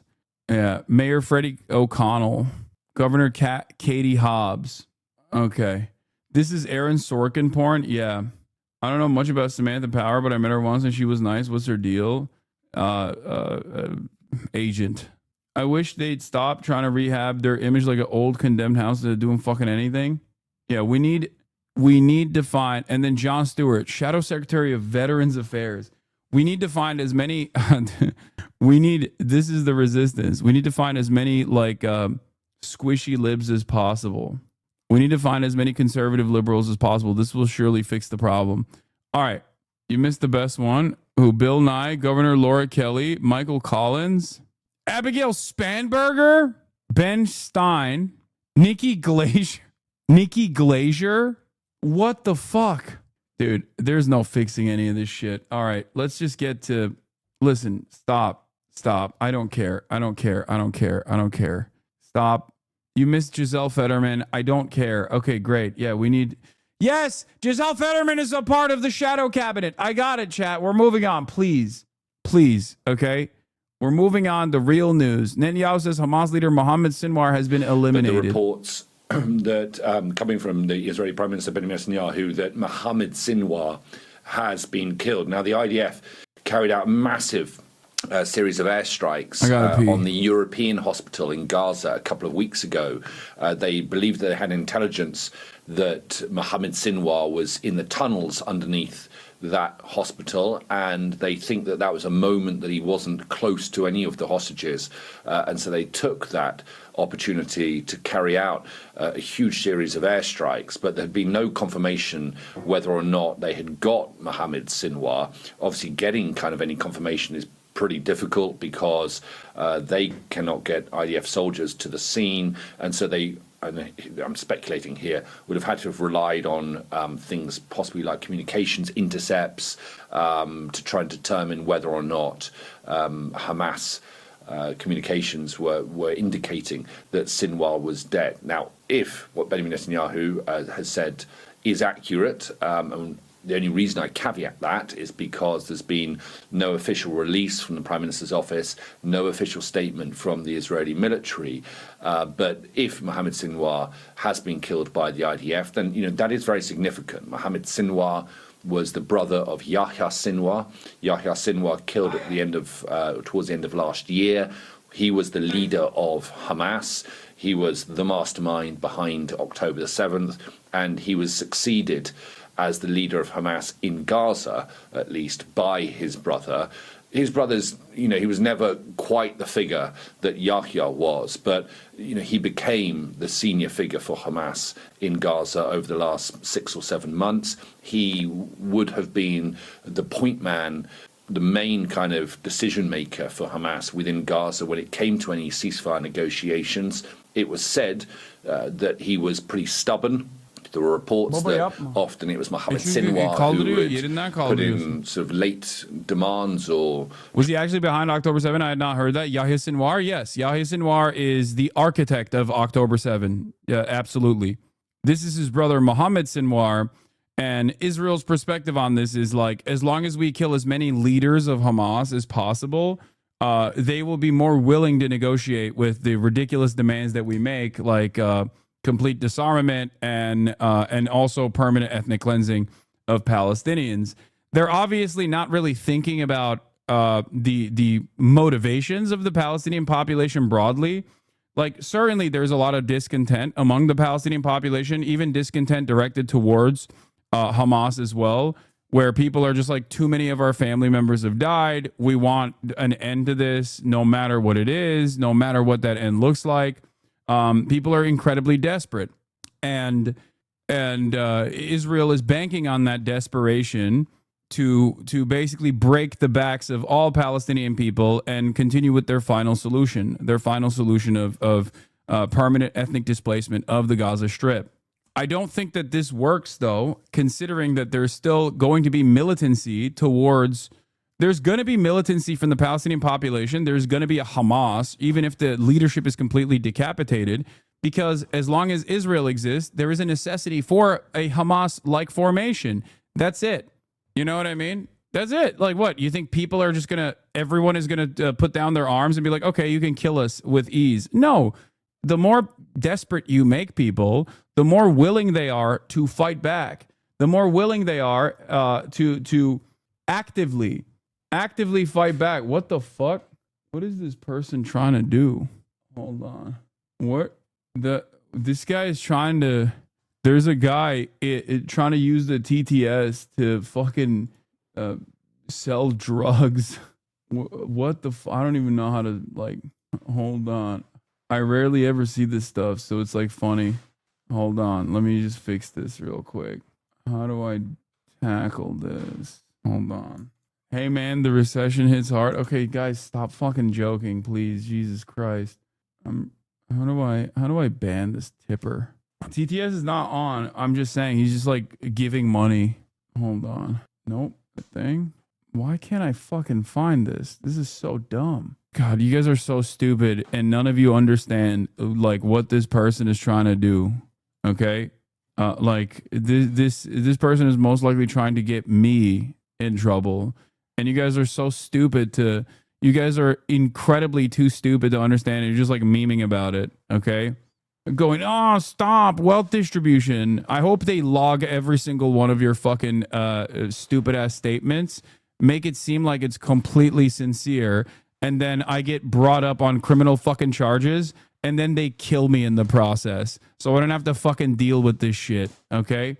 Whatever. Let's just continue. I can't try to change the terms of any ceasefire agreement, and so the hope has been here, at least, that if Mohammed Sinwar was eliminated, then not only would it further degrade Hamas's command structure, which already is in absolute tatters, but it also might remove an individual who had blocked some of the negotiations to try and reach a truce. So we'll see whether or not that materializes. There are lots of rumors around at the moment about a potential ceasefire being close. I have to say, every time it seems as though there might have been movement in that direction, that it hasn't actually gone anywhere. tends to be the Israelis, but also actually, in fairness, backed by the Americans, saying that Hamas are not agreeing to the deal that is on the table. But the elimination of Mohammed Sinwar would be another success for the Israeli military, as they're looking to not just... Hasan, legit question. Do you hate Hamas? My opinions on Hamas are utterly irrelevant in this calculation. But I will tell you, I hate Israel a lot more than I hate Hamas. Like a lot more. Not even in the same fucking wavelength. Okay? Just decapitate the Hamas leadership. I hope that you got the answer that I'm giving you. I hope that you got the answer that you wanted to get. But completely dismantle Hamas's ability to operate and function as a military force within Gaza, and also as a political force within Gaza. Yeah, all right, Ali, for now in Jerusalem, thank you. Turning now to scenes of death. Palestinians rush to new aid centers in Gaza as chaos erupts. Did the Trump regime do another Blinken today? Thought I saw something. They're doing a Blinken every day. They're hitting the fucking blinkers. Law and order. Trump says he will take a look at the possible pardons for men convicted of plotting to kidnap Michigan Governor Gretchen Whitmer. Desperation in the Middle East as Palestinians rush to pick up aid in Gaza after an Israeli blockade restricted food and medical supplies. Shots were fired, and local officials say dozens were wounded. The aid is being distributed by a new group backed by Israel and the United States. Ramin Asensio reports in a warning. Some of these images are hard to watch. Desperate Gazans by the thousands rushed one of the 4 new aid centers. There was shooting and we fled, said HasanAbi Amra. Israel's military said it did fire warning shots, not into the crowd, though some were clearly wounded. Despite this chaos, over 460,000 meals were delivered, says the Gaza Humanitarian Foundation. This new aid group is controversial. Israel demanded it as a replacement for the United Nations. It's backed by the U.S. Yeah, look, by the way, the aid group is also another way to farm, another way to boost the Israeli economy, probably spending exorbitant amounts on Israeli manufactured products too. Great stuff. U.S. and run by American contractors and ex-military. The UN refuses to work with it, saying aid should be distributed by an independent body. Up and down the strip, hunger is dire and death hovers near. This baby girl, Siwar Ashur, just months old, should weigh close to 15 pounds. She's less than 5. Yet some children still find reason to smile. 11-year-old influencer Yakin Hamad said in Gaza nothing is impossible as she offered survival tips. And they killed her. She's dead now, by the way. In one of her last posts.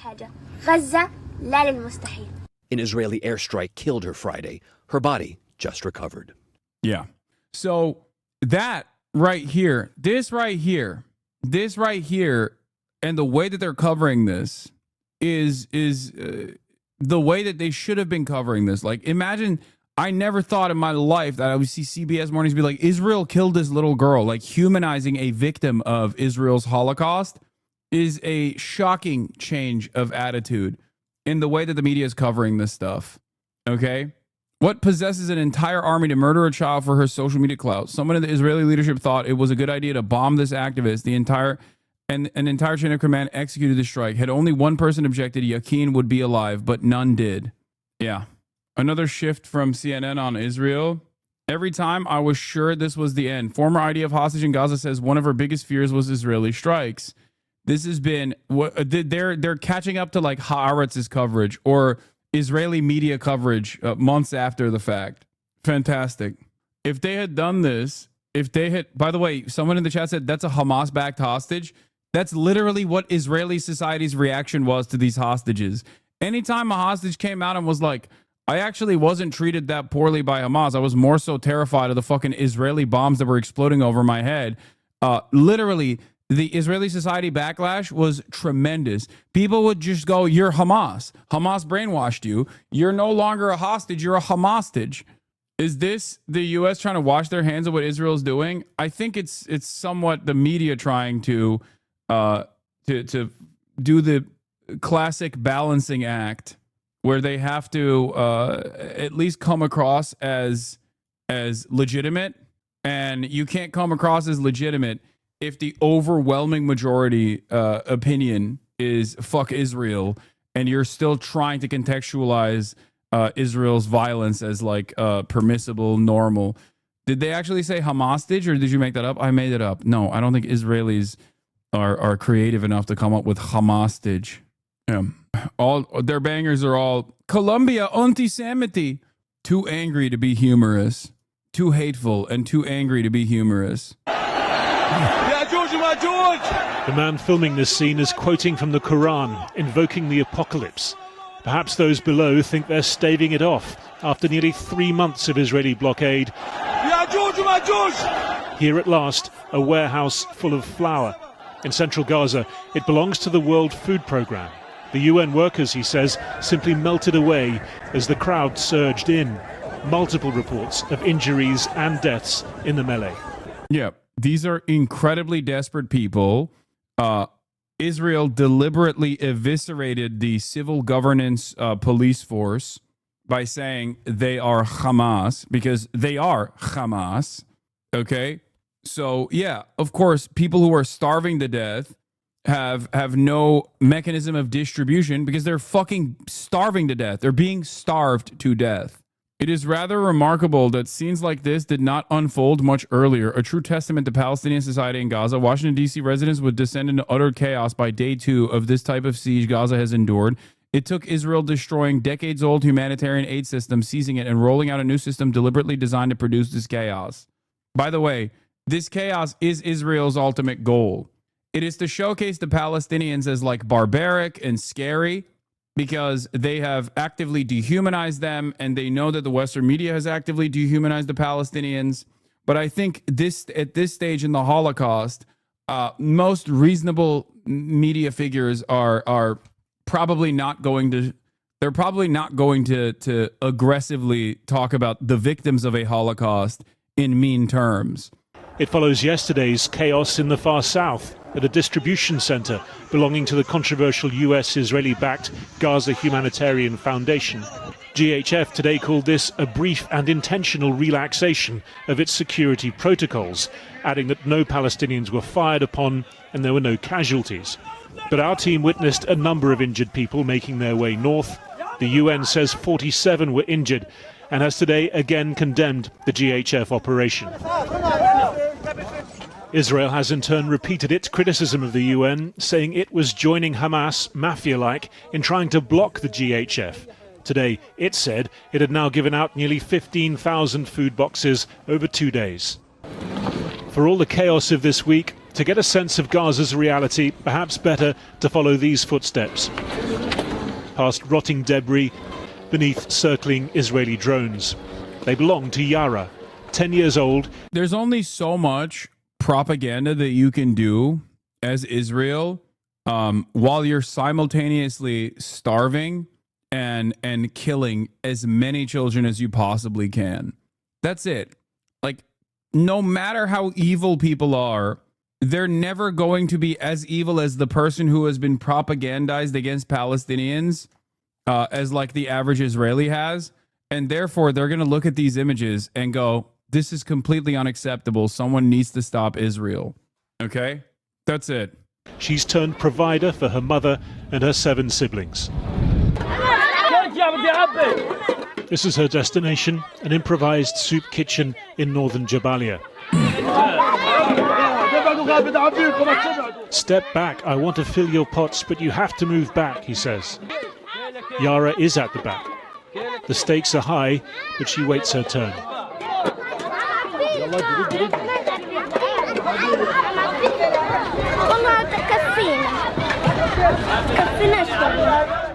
Yara says these long walks scare her. She's worried about shelling, about being hit by shrapnel out here alone. But she's more worried about her siblings going hungry. Their father is in the West Bank. He went there for medical treatment before the war. He's stuck. His wife and children have no source of income. Real Americans need to take a deep breath, reach down, grab their balls, and take this goddamn country back in the name of freedom and solidarity for all humans. Yeah, good luck. بكيف لما انا اجيب لهم خليهم ياكلوا بدل ما يضلهم جعانين هيك. The next time we meet her, the family's been forced further south to the streets of Gaza City, clinging on to childhood, to memories she now calls beautiful, eating breakfast, packing a school bag, helping tidy a house long since destroyed. اختلف كل شيء مع الحرب إلا ما عدا علاقتي مع أمي وأخواتي. بخاطر بحالي بروح أجيب تكية عشان ما ياكلوا ما يضلهمش هيك. طيبتها زادت مع الحرب والله، يعني صارت طيبة كثير وبتحزن على اخوتها، بتحزن عليهم، فيش أكل وشرب هي بتروح تجيب لهم، يعني بتساعدنا من جميع النواحي. شاطرة يارا. Yara finished her last school year 2 years ago with top grades. She wants to be a teacher, but this is her job for now. And on this occasion, walking new streets, she's too late. She returns with the pot still empty. She's crushed, says her mother. One more child in Gaza, carrying far more than she can bear. Well, our international editor, Lindsay Hilsum, is in Israel as the country marks 600 days since October the 7th, and she joins us now from Hostage Square in Tel Aviv. Krishnan, of course, there are other victims of this war. 58 hostages, Israeli hostages, taken 600 days ago, and 20 of them, only 20, are believed to still be alive. Behind me in Hostage Square, as it's become known, they're trying to keep them in the public eye because the people here, relatives and friends and supporters of the hostages, think that their government, the Israeli government, just doesn't care. Earlier in the day, there were protests all around Tel Aviv and in other places too, and they had a simple message for the government. Stop fighting, start talking. And it seems that the Americans are paying more attention than the Israelis, because the Americans, they got one of the final American hostage, they got him out through a deal with Hamas, and they are still talking. And in fact, a few hours ago, Steve Witkoff, that's President Trump's envoy, came out and he seemed to be expressing some optimism. I think that we are on the precipice of sending out a new term sheet that hopefully will be delivered later on today. The president is going to review it, and I have some very good feelings about getting to a long-term resolution, temporary ceasefire, and a long-term resolution, a peaceful resolution of that conflict. Well, it's not clear where the Israeli government is in all this, because they had stopped negotiating and withdrawn their negotiators from Qatar. And what Benjamin Netanyahu, the Prime Minister, fears that is if he does negotiate, then his government will fall, because the far right that keeps it going wants to keep fighting. But he needs the support of President Trump and the Americans. You know, earlier this week, I was at a left-wing demonstration where they were protesting against the war, against the killing of Gazan children. And I saw a man in a T-shirt I would never have expected to see in a left-wing demonstration. It said, "In Trump, we trust." Lindsay Hilsum in Tel Aviv. What the Well, fuck? a little earlier, I spoke to Amjad Al-Shawar, the director of the Palestine NGOs network in Gaza, who joined me via the internet from Gaza City. And I asked him to describe what's happening today. It's a horrible situation with full meaning that we are passing through. That you could see the tens of thousands only in Rafah area. That's not in Gaza City. I'm based in Gaza City. No aid entered. It's about 3 months now. Nothing we received in Gaza and the north. These starved people had to walk about 2.5 hours to reach this area for distribution, which not kind of humanitarian hub, it's kind of military hub. And do you think that's going to work as a system to try and feed the population? Nothing can replace the humanitarian system that we all have all over the world context. This is something that hurt the humanitarian principle, and in the same time, it's insult the human beings. And so if you say there's no aid coming to you, I mean, how are you managing? What are you living on? This kind of suffocation, we are managing to live with only half a meal. I cannot imagine it's a meal. Sometimes we are depending on community kitchens to have some rice, and who managed to buy with about 1,000 times expenses, the expensive the things that we are buying if we manage to buy things. So it's a big issue for the Gazans to live here. There is talk of a possible negotiation around another deal brokered by the Americans. Do you think people want Hamas to do that deal now?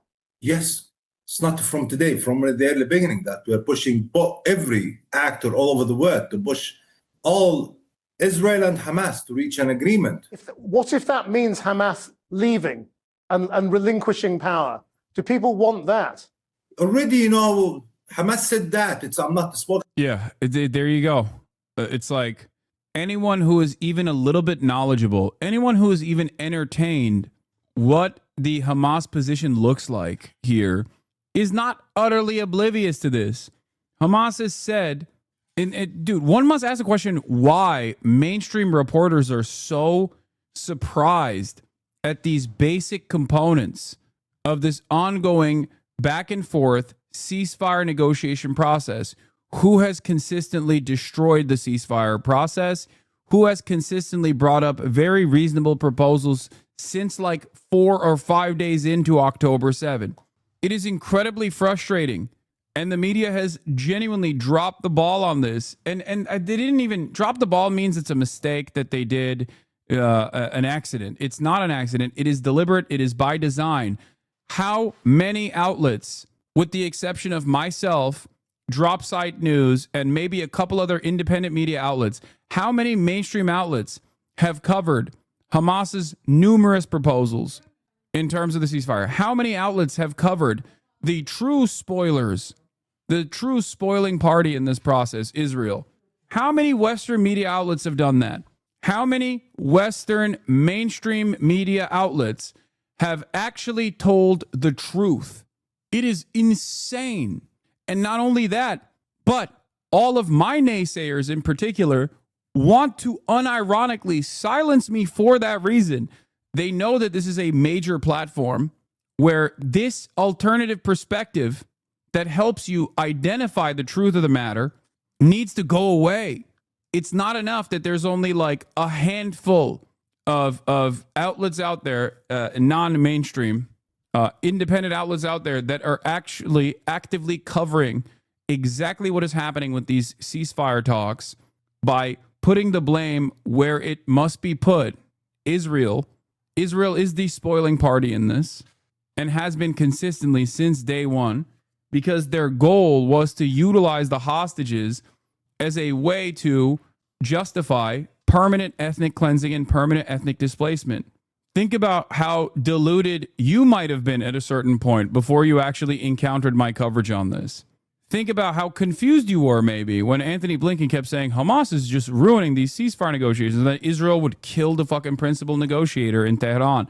This is on the major outlets. This is on the legacy publishers that refuse to actually do real investigative reporting, to actually go and try to contact individuals within the command structure of Hamas. That's it.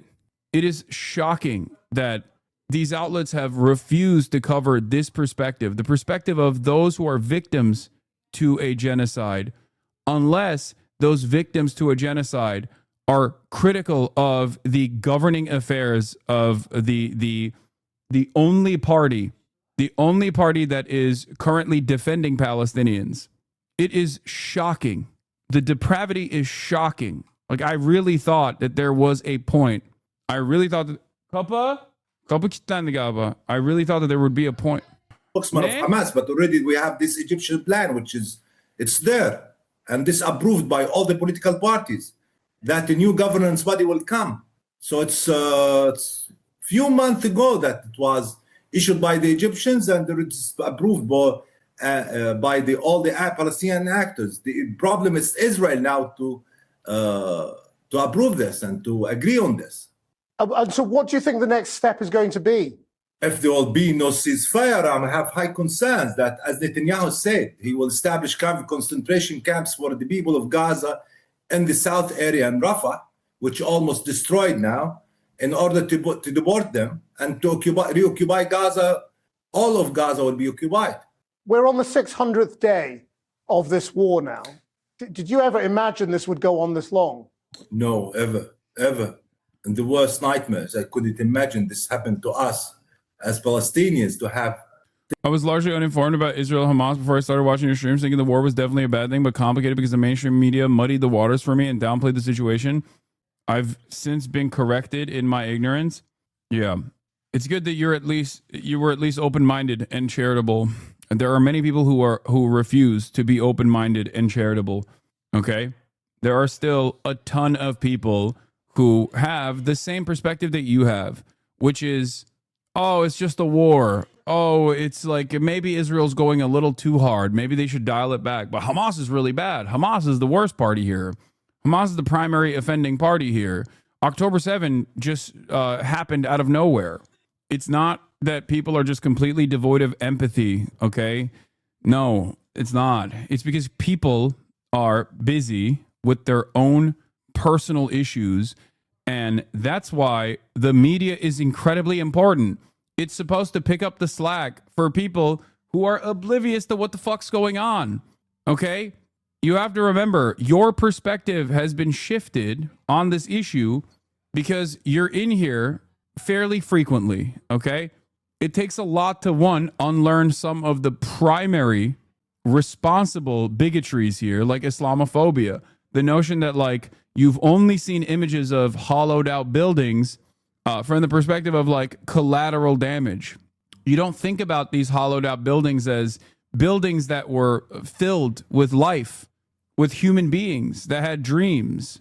You think about it as like, oh, well, I've seen like images from, Syria. It's kind of like that. They kind of deserve it, or it's just like their thing, it's just like Muslim stuff. They're violent. They're fighting against each other, This is 2 decades, almost 3 decades of tremendous amounts of social conditioning that made Americans dull to this kind of violence happening over there, and maybe even desensitized to the violence that happens here as well.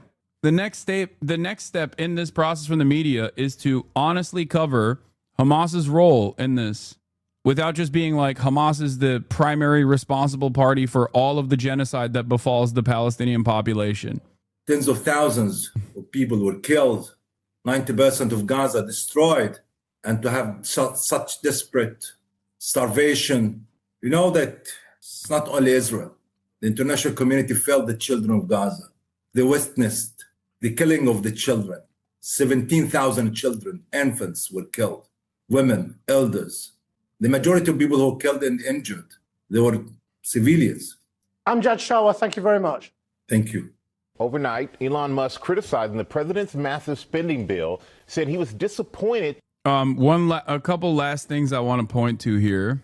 One, you're also seeing a little bit of that liberal Zionist propaganda take place in terms of like cleanup duty from Haaretz and other outlets.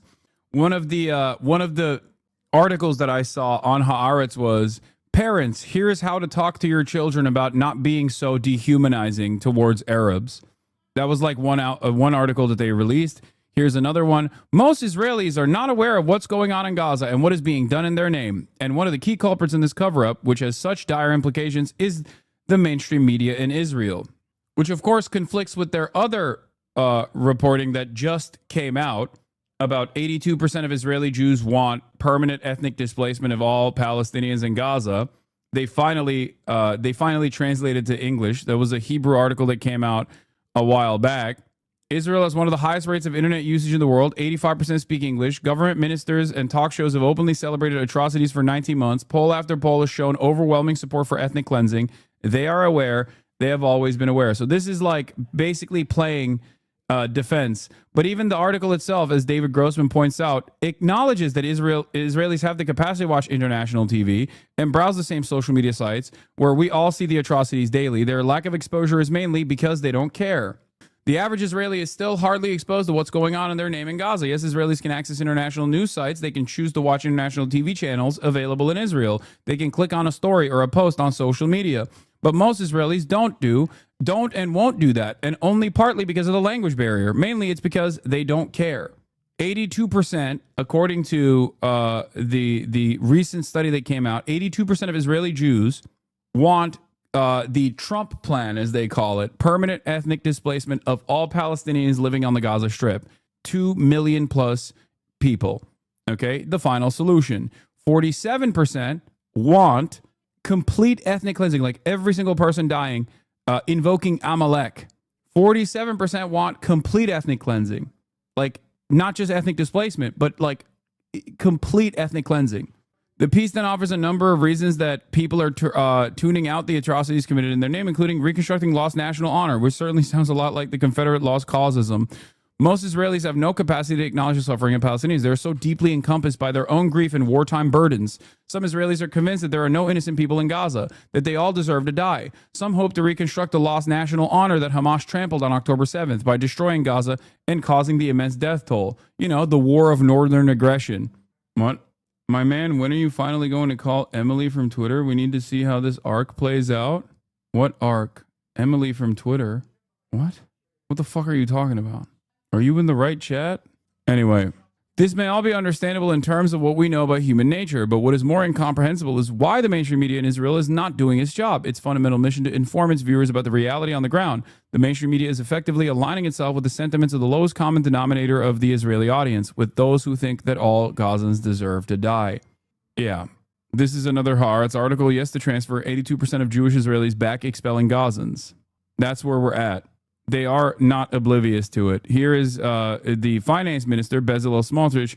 Hamas has been under tremendous pressure and in distress in recent days as a result of the change in the aid distribution system and its loss of control over the population in the Gaza Strip, combined with ongoing military pressure. We need to continue tightening the rope around its neck and force him into a complete surrender deal with all the hostages all at once. It would be delusional folly to release pressure now and sign a partial deal with him, Hamas, that would give Hamas oxygen and a lifeline to allow Hamas to recover. I will not allow such a thing to happen, period. All it would take for Bezalel Smotrich to shut the fuck up is one call from America, by the way. And yeah, if you think that the Israeli society broadly is oblivious to this, make no mistake, they are not, okay? There are plenty who can literally watch the genocide unfold from mountaintops, okay? They see the death and destruction. They hear the sounds. They hear the cries even. They hear the sounds of bombs. They like it. The idea that they are oblivious to this is ridiculous. Okay? In a barbaric display of sadism, Israelis film themselves having a barbecue and eating delicious food not far from the Gaza border where nearly 2.4 million Palestinians are being starved to death. Come on, dude. I mean, this is zone of interest. This is like hosting a dinner party right outside of Auschwitz. That's it. To be super clear, this is nurture, not nature. From a very young age, Israelis are conditioned to be this way. No, absolutely. I know that. I understand that. That's precisely the reason why Americans who are hopped up on Islamophobic fumes do not have the same fucking attitude that the average Israeli has towards what must be done to the population of Palestinians in Gaza. Okay? That's the difference. Because these guys literally since birth have actively dehumanized the Palestinian population as a scourge, as a parasitic force, as a problem that must be solved, the Palestinian problem, okay? The Palestinian question that has only one solution, the final solution, okay? It is in every orifice. It is in every orifice of Israeli society.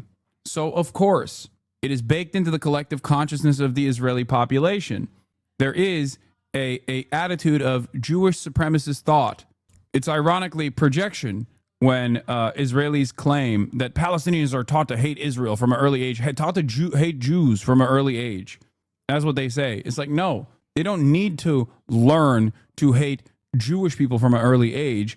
They see the Star of David. They see the fucking they see the Star of David's spray painted outside of their fucking houses in the West Bank before their houses blow up. They see the IDF defend the settlers. Palestinians learn to hate Israel when Israel blows up their school. They don't learn to hate Israel at school. They don't have to learn to hate Israel at school. It's pure projection.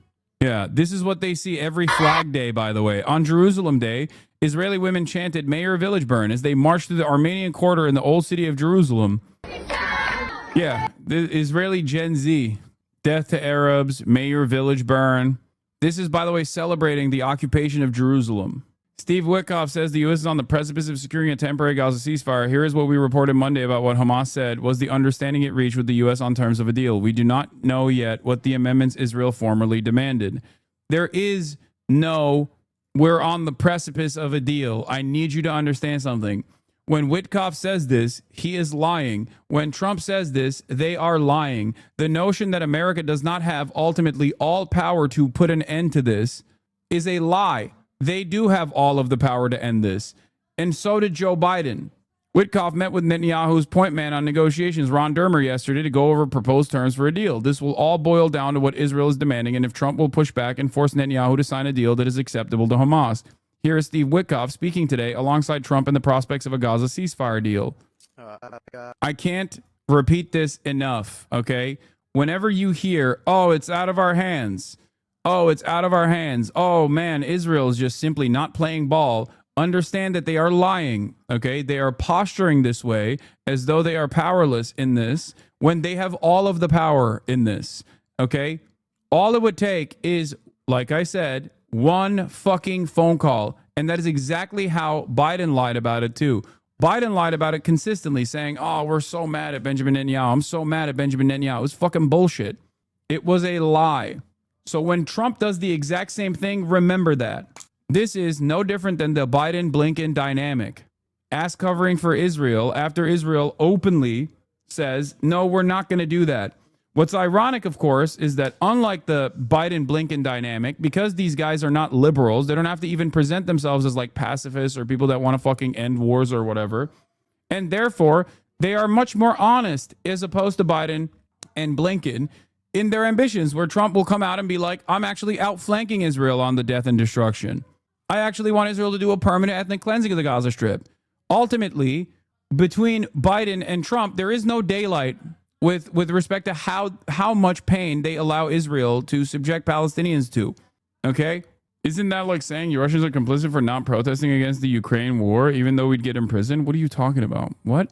No, the American government has ultimate power and ultimate responsibility in this, because Israel would not be able to do any of the things that it's done over the last 19 months without our go-ahead and without our weapons, without our endless munitions, and also our endless deployment of the American Navy and a coalition force that protects Israel every step of the way, every single day. Without America's defending the nation state of Israel, okay, as it's conducting its genocide, Israel would never be able to be this unrestrained in its maximalist violence. Israel would get fucking immediately destroyed. Like there would be backlash, tremendous backlash. Yemen would be able to fucking strike at the heart of Israel if America was not defending Israel every single step of the way. I think that, and that threat alone is enough. And this is the reason why I'm mentioning this is not because I'm suggesting. The reason why I'm mentioning this is not because I'm suggesting like, oh yeah, America is going to like stop defending Israel tomorrow. The reason why I'm suggesting this is to help you understand how much power we have. If I can recognize this, you think Benjamin Netanyahu doesn't? Of course he does. That's the reason why every single thing that's happening right now that Israel is doing to the Palestinians is being done with the go-ahead of the United States of America. Be more emotional. What do you think about debunking misinformation and building emotional relatedness? Like, have you considered playing on feelings over facts? Emotional understanding, motherfucker. Be more emotional. What? Okay. We are on the precipice of sending out a new term sheet that hopefully will be delivered later on today. The president is going to review it. And I have some very good feelings about getting to a long-term resolution, temporary ceasefire, and a long-term resolution, a peaceful resolution of that conflict. Yeah, it's bullshit. It's bullshit. Hamas officials said the understanding with the U.S. would also include large numbers of Palestinians held by Israel being freed as a part of the deal, but it is unclear if the numbers would be based on previous formulas or a greater number. Hamas has said it wants all for all. When they say we're working tirelessly around a ceasefire, it is indistinguishable from the Kamala Biden dynamic. And the State Department is also indistinguishable from the Blinken Biden State Department. Zateos Prem-Tucker challenges the State Department on the horrific images coming out of Gaza, from a little girl surrounded by fire to a doctor who lost 9 of her children. Watch to hear the Trump admin's answer. Just earlier today, the world has been shocked by what's happened in Gaza over the past few days. The silhouette of a little girl. Well, I said it's been obviously it's been shocked over generations about what's Sure. been happening Absolutely, in Gaza, absolutely. and that Hamas certainly has refused to stop that violence. But go ahead. So, but just in the past few days, we've seen the silhouette of a little girl trying to flee burning classrooms surrounding her, killing people around her. We've seen thousands of Palestinians starved by Israel's blockade, herded between fences as they try to get fed today. A doctor who saw 9 of her children killed by Israeli bombs. All the while, this administration, of course, as we've seen, has sought to deport students who protest this, including one student who wrote an op-ed against this kind of behavior.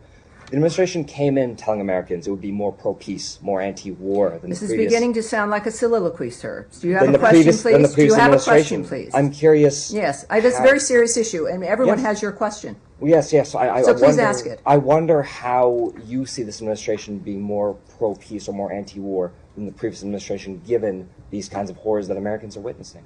Yes, well, it is a dynamic where, as I also just mentioned a little bit ago, we did achieve a ceasefire, something which nobody thought would be possible after the heinousness of October 7th, the nature of what had occurred on that day, the fact that there has to be. Yeah, October 7. Hey, well, can I remind you of October 7? Remember October 7? It's like, bro, how many October 7s have fucking happened? How many October 7s have happened since October 7? Get the fuck out of here, dude. A new way, the president has stated, we have to have new ideas to make a difference so this stops and doesn't go from generation to generation. What we've got here is after, I don't know, what has it been, 3 months, a bit over 100 days of President Trump, managing to get, I think, every warring party, every hostile party against other people on this planet to a table to stop. Now, that's the simple part. Making things happen and making it last is another thing. Hamas, we did have a ceasefire. And then Hamas decided once again that that was just not going to do. And they continue to do what they do. That, first of all, again, regarding that particular issues over the last few days, we call on all parties to this conflict to take every feasible measure to mitigate civilian harm. We refer you to Israel for more information on its airstrikes. I hate this. Okay, I can't watch the rest of this. This is so bad. Is D.I. Blinken? Yes. Guys, when Smotrich says, I will not allow signing a partial deal that gives Hamas oxygen and a lifeline, it's utterly irrelevant, okay? If Benjamin Netanyahu says, I will never sign a deal for Hamas, we have to kill all the Hamas, we have to kill all the children that are Hamas, everyone is Hamas, none of that is relevant. Just as it was not relevant when they were saying this shit when Biden was president. Why is it not relevant? Because Trump has all the cards. Trump loves the art of the deal. Trump loves talking about who holds the cards here. Who do you think has more power in this process? Israel or the United States of fucking America? The notion that Israel is simultaneously an independent country but also a small being and has to do this genocide is so fucking stupid. It is so stupid that 19 months in, it is honestly, it's repulsive whenever people fucking try to present this as though it's the case, okay? Whether it be members of the media that try to do this same dumb shit, or whether it be people who want to defend Israel to say this dumb shit like, oh, Israel will get their weapons from elsewhere. No, the fuck they won't. No, they won't. 70% of munitions come from the United States of America, okay? 70%. And it's not just that, but the United States of America is basically holding every other country from actually saying enough is enough to Israel. The idea that without America, Israel will continue to do whatever the fuck it wants to is so ridiculous, okay? This is why I always say, like, there is a peaceful solution to all of this in terms of, like, the end of this. Obviously, there's no peace at this point, and there will never be peace. But, like, when people say, oh, a coalition of the willing invading Israel, it's like, no, it would never get to that point, okay? Because America, if there is enough pressure from Western leadership towards America, directed towards Israel and directed towards America, if the allegiance that America has with Israel becomes so costly politically that they have to recalculate that decision, it will stop. It's that simple. America will have to stop Israel. And there will never be a point where, like, there is an outflanking of America in this process where, like, there's a coalition of the willing that go and invade Tel Aviv or whatever. It will stop far before then. When America says enough is enough. Do you think it's that easy to do? Yes, it is literally that easy to do. Make no mistake. All it takes is one fucking phone call from the United States of America. And guess what? If Israel tried to entertain the notion of doing this on their own, they would get fucking lasered out of existence. They know that. There is no world where this would ever even get to like straight up military intervention. Okay? Because here's what would happen. One phone call, Israel says, okay, and then they continue, right? Let's say they continue in direct violation of America's demands. Okay? Then America says, all right, no more weapons. And if Israel still continues after that, if they completely deplete their munitions that they got prior from the United States of America, that process would be unimaginably costly to Israel. America would lower the defenses. America would, in a normal circumstance, I'm saying, like, let's say something major has happened. There is a true sea change amongst our politicians, and they're now saying, nope, we're not doing this anymore. Okay? You need constant replenishment for the Iron Dome. No more Iron Dome implies, or no more Iron Dome, no more arrow missiles, no more defense system, no more Navy cruisers in the Red Sea that's actively blocking any kind of deployment of munitions into Israel proper. Okay? It's done. It's over. Israel, again, would never allow that to happen. They would stop before it got there. But let's say that also happens, and then Israel continues to kill as many Palestinians as possible, right? Let's say that even in that process, then come the sanctions. America lowers its defenses. Then America will apply sanctions to the state of Israel. Complete economic collapse of Israeli society in its entirety. Israel is heavily reliant on the United States beyond political support on the global stage. Israel's economy is directly tied to the United States. There are more Israeli companies in the U.S. stock market than like India, China, and numerous other countries combined. Okay? All of a sudden, cutting ties with all financial instruments that Israel relies on would fucking destroy them. It would cripple their economy. It would be over. It would be akin to like dropping a nuke on Tel Aviv at that point. Okay? That's never going, it wouldn't ever get there. But after all of that is done, after all of that is said and done, and if Israel is that aggressively invested in conducting its genocidal operations, by that point, only by that point would there be a coalition of the willing that would invade Israel and forcibly stop this process. That is the reason why I always say America is the responsible party here. It's not just Israel. That is the reason why I say America controls what Israel gets to do, and it's not vice versa. American leadership might rely on Israeli intelligence. American leadership might get their notes from Israel as though they believe that Israel is the perfect understanders of the region and how to dominate the region. Okay? But at the end of the day, we hold all the fucking cards. Israel would not be able to do anything without us. Nothing. Our government is just as responsible for this genocide as the Israeli government is. This is why I get very frustrated with people when they say, oh, this is a Zog, Zionist-occupied government, or Israel controls America. Israel is the puppet master. That is not the case, okay? Those are silly people who want to abdicate responsibility away from the United States of America because they have patriotic feelings. That's why, more often than not, it's usually conservatives that entertain this notion. It's understandable that people think this because that's what it looks like if you are even a little bit aware of what's going on. That's what it looks like. It looks like Benjamin Netanyahu's dog walking Biden. It looks like Benjamin Netanyahu is spitting on even Trump's face, right? That's what it looks like. So I understand it's very dangerous, but that is not what's going on. Unless you think like Jews have mind control powers, okay? At which point I think you've fucking lost your mind, you know? Anyway, moving away from this. Oh, also there is this part that I think is funny. New poll of Jewish voters in New York City mayoral race say 31% Cuomo, 20% Mamdani. Mamdani is getting a higher performance than Brad Lander, who is Jewish himself. Mamdani, the Zionist entity must be dismantled. Yeah, Foreign Minister Gideon Saar stated that if calls and actions by countries and politicians for arms embargo against Israel succeed, God forbid, the result would be Israel's destruction and a second Holocaust. Okay? This is precisely the reason why it's never happening. Okay? This is precisely the reason why Israel would stop. It's that simple. That's why I say America has one phone call. It's one phone call away. I mean, he's fucking exaggerating. I think he means a third Holocaust would happen because the second Holocaust is already happening. Israel is doing it to the Palestinians. Yeah.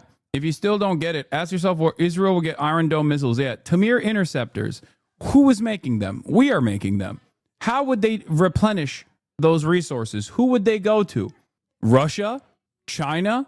You think Russia and China would not use this as an opportunity to fucking to basically showcase the depravity of American foreign policy? They absolutely would. Okay? Russia is a major ally to Israel, and so is China.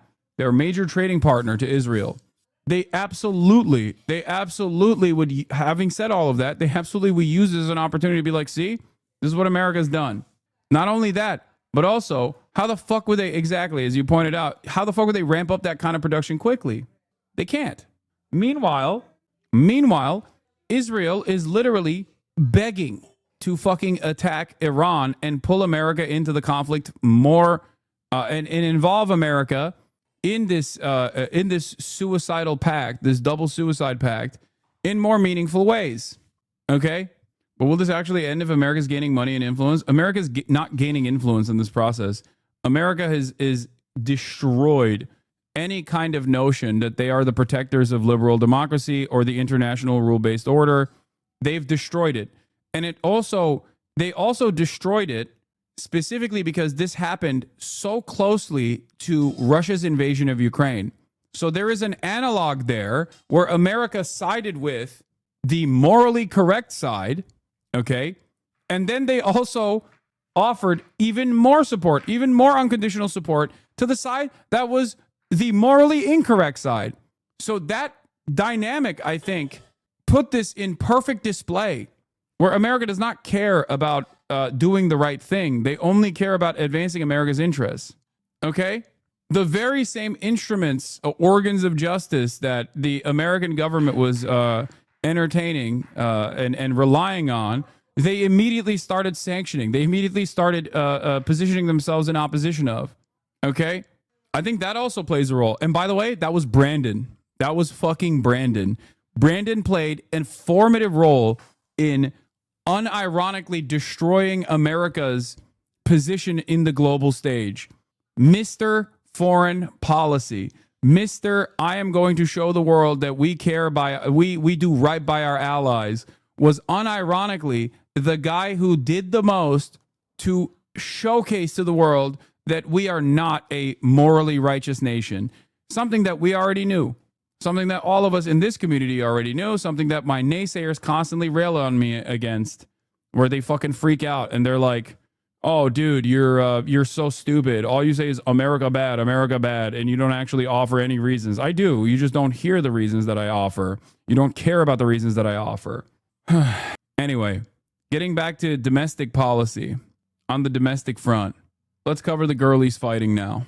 The girlies are fighting, as I told you it was going to inevitably happen. Here it is. Elon Musk slams Trump's spending bill. He's very disappointed. Overnight, Elon Musk criticizing the president's massive spending bill, said he was disappointed to see it. Let's go to Capitol Hill. Correspondent Jay O'Brien with the latest. Good morning, Jay. Yeah, Michael, good morning. President Trump has been adamant he wants Republicans united behind his mega bill, full of a laundry list of campaign promises. But one top ally is still not on board this morning, Elon Musk. Overnight, President Trump's biggest ally coming out against his recent legislative victory. I was disappointed to see the massive spending bill, frankly, which increases the budget deficit, not just decrease it, and undermines the work that the Doge team is doing. Billionaire Elon Musk, who pledged to take a step back from politics, slamming the president's bill, which was pushed through the Republican-led House. On this vote? I think a bill can be big or it can be beautiful, but I don't know if it can be both. My personal opinion. For days, Musk has hinted at his discontent with the GOP bill, but his latest comments underscoring division within the Republican Party over their own. Why don't you think China's using this as an opportunity to present themselves as more pro-Palestine, at least posture-wise? Wouldn't that give them people a different moralist superpower to look to? They are doing that already. They come out and make statements all the time. They speak at the UN. They actually fucking they're in the Security Council voting against Israel and against America. None of it obviously matters ultimately. And if you're asking why they're not doing more in terms of like cutting funding or offering sanctions, China doesn't have that kind of power in the global stage. America still has the reserve currency. America still controls all of global trade. And beyond that, China will never do something that disrupts their diplomatic interests ever. They are ultimately an incredibly self-interested nation in the same exact way that America is, and that's something you have to remember. Okay? This is something that I've brought up a million times over. China is non-interventionist to a fault. Their understanding of like global diplomacy is different as well. They recently set up a separate court, so they are already moving in that direction. A separate court that is supposed to compete against not just like the International Court of Justice or the International Criminal Court, but a separate court that's supposed to handle mediation between two warring factions or two parties that have issues. And that litigation is supposed to basically create an alternative to the Western-backed systems that they have, and it's supposed to find a way that like both parties feel. It's supposed to find a way to offer things to both sides and allow them to also feel both parties to feel like they have something that they got out of this. Something similar to this already took place with the Iran-Saudi deal that China presented. Pre-October 7, China went to Iran and China went to Saudi Arabia and put together a mutually beneficial agreement for both parties. This literally took place. I covered it when it happened. Obviously, post-October 7, things have changed, but it does not matter. The U.S. has been... wait, what? Oh, no. China's stated foreign policy position is pretty much always non-interventionist regardless of what the subject matter is. This doesn't mean they never intervene, but it's certainly their posturing. Yes. You don't have to... Let the guy troll, man. It's fine. He wants to be in here and talk about his favorite pedophile neo-Nazi. I'm going to unban him. He should keep doing it. Good job, chatter. We all think you're very cool. It's so sad. I banned again? Okay. All right, whatever. You guys just don't want anybody... I guess the mod team doesn't like any pedophile Nazis coming in here to be like to openly declare their loyalty to a literal pedophile neo-Nazi. No free speech around these parts. I thought comedy was legal. Yeah, we're USA. We're making comedy legal again. I guess you don't want comedy to be legal. That's comedy. That's comedy. It's just dark comedy, bro. Anyway. Signature legislation. The massive budget bill includes billions to renew. I am now become meme. Dark construction of the border wall, along with billions more for defense spending and an extension of Trump's 2017 tax cuts, which government estimates find will increase the deficit by nearly $4 trillion over 10 years. But the bill also makes significant cuts, slashing SNAP food assistance and making changes to Medicaid that could lead to more than 8 million Americans losing their insurance, according to early estimates. Sounds great. Sounds awesome. This is exactly what the American working class needed. A swift kick in the ass, to kick them into high gear, to get back to fucking work. Like some of the ways that they are slashing SNAP benefits, for example, is like, I think it's like lowering the age restriction or lowering the eligibility restriction to like, I think 55, if I'm not mistaken, on the details, where it's like, in the past, if you couldn't find a fucking job and you were 55 years old, but you weren't like so severely disabled that you were eligible for Medicare, okay? You were eligible for like a disability payout. you would still be able to get food assistance, right? Now they're like, nope, get back to work. Get back to work. And your children also have to suffer as a consequence of that. Okay, sorry, sucks to suck. Your children will now starve. Yeah. Kids between ages 7 and 11 can starve as well. That's also great. Fantastic stuff. You know, maybe they should also work, those children. Yeah, dependents are only eligible until they are 7, so that's cool. That's another cool provision here. Hey, we're cutting some of this fucking stuff. Why are we cutting this? Well, because we have to cut this so we can give tax cuts to the wealthy. Are you kidding me? We have to give taxes to the wealthy. Obviously, duh. We have to give taxes to the wealthy and billions of dollars in aid to Israel so that they can have food assistance programs over there without ever having to spend any money on their defense, because we got that shit covered, big dog. You know, they can have free college. They can have free real estate, as a matter of fact, on occupied territory that is illegal. But, you know, we got to do that. We have to keep it going. Now, Trump's massive legislative package is now in the hands of the Senate, where Republicans are expected to make significant changes and then send it back to the House. So the GOP infighting over this bill is far from over. Robin. All right, JR, thanks to you for your reporting. So today we're honored to swear in Janine Pirro, somebody I've known for a long time. Ay, ay, ay. Basically, what right-wingers think about Europe freeloading through NATO. Why is Elon against it? I'm not entirely sure what Elon's arguments against it are. I think he's just like edging. I think he just like thinks it's not cutting the deficit. He's become this like he's become this big deficit hawk with Doge. I'm Cacius Maximus. I'm Doge. Ha ha. It's not enough. It's not cutting enough. I'm Elon Musk. It's not cutting enough. Billionaire entrepreneur supported Trump, saying he's disappointed with the big, beautiful bill. His CBS interview came out Tuesday night. Trump, speaking in the Oval Office on Wednesday, defended his agenda by talking about the delicate politics involved with negotiating the legislation. I'm not happy about certain aspects of it, but I'm thrilled by other aspects of it, he said. Trump also suggested more changes could be made. We're going to see what happens, he said. It's got a way to go. Musk's concerns are shared by some Republican lawmakers. Wisconsin Senator Ron Johnson said he was pretty confident that there was enough opposition to slow this process down until the president, our leadership, gets serious about reducing spending. Yeah, that's what they want. They want to reduce spending. They're saying it's not reducing spending enough. Like, as in, it's not making the working poor suffer harder. Okay? You don't understand. We must directly kill the working poor. This starves them only a little. It must starve them harder. Speaking at a Milwaukee Press Club event on Wednesday, he added that there was no amount of pressure Trump could put on him to change his position. There was also him complaining about the Doge failures. GOP tax bill helps his biggest donor, Musk, but harms his company, Tesla. There's also, hold on, I think it was, 1 second. Let me find this clip real quick. If you want to understand how the Republicans are responding to these tax cuts. Okay? Here, let's take a look at this. After an unfriendly reception in March, he's back again to face his constituents.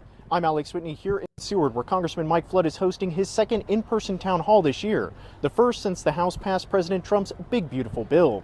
His first in-person town hall in Columbus back in March was rowdy, and things didn't change much for Congressman Mike Flood when he took the stage again in Seward. Elon Musk and President Trump is a crook.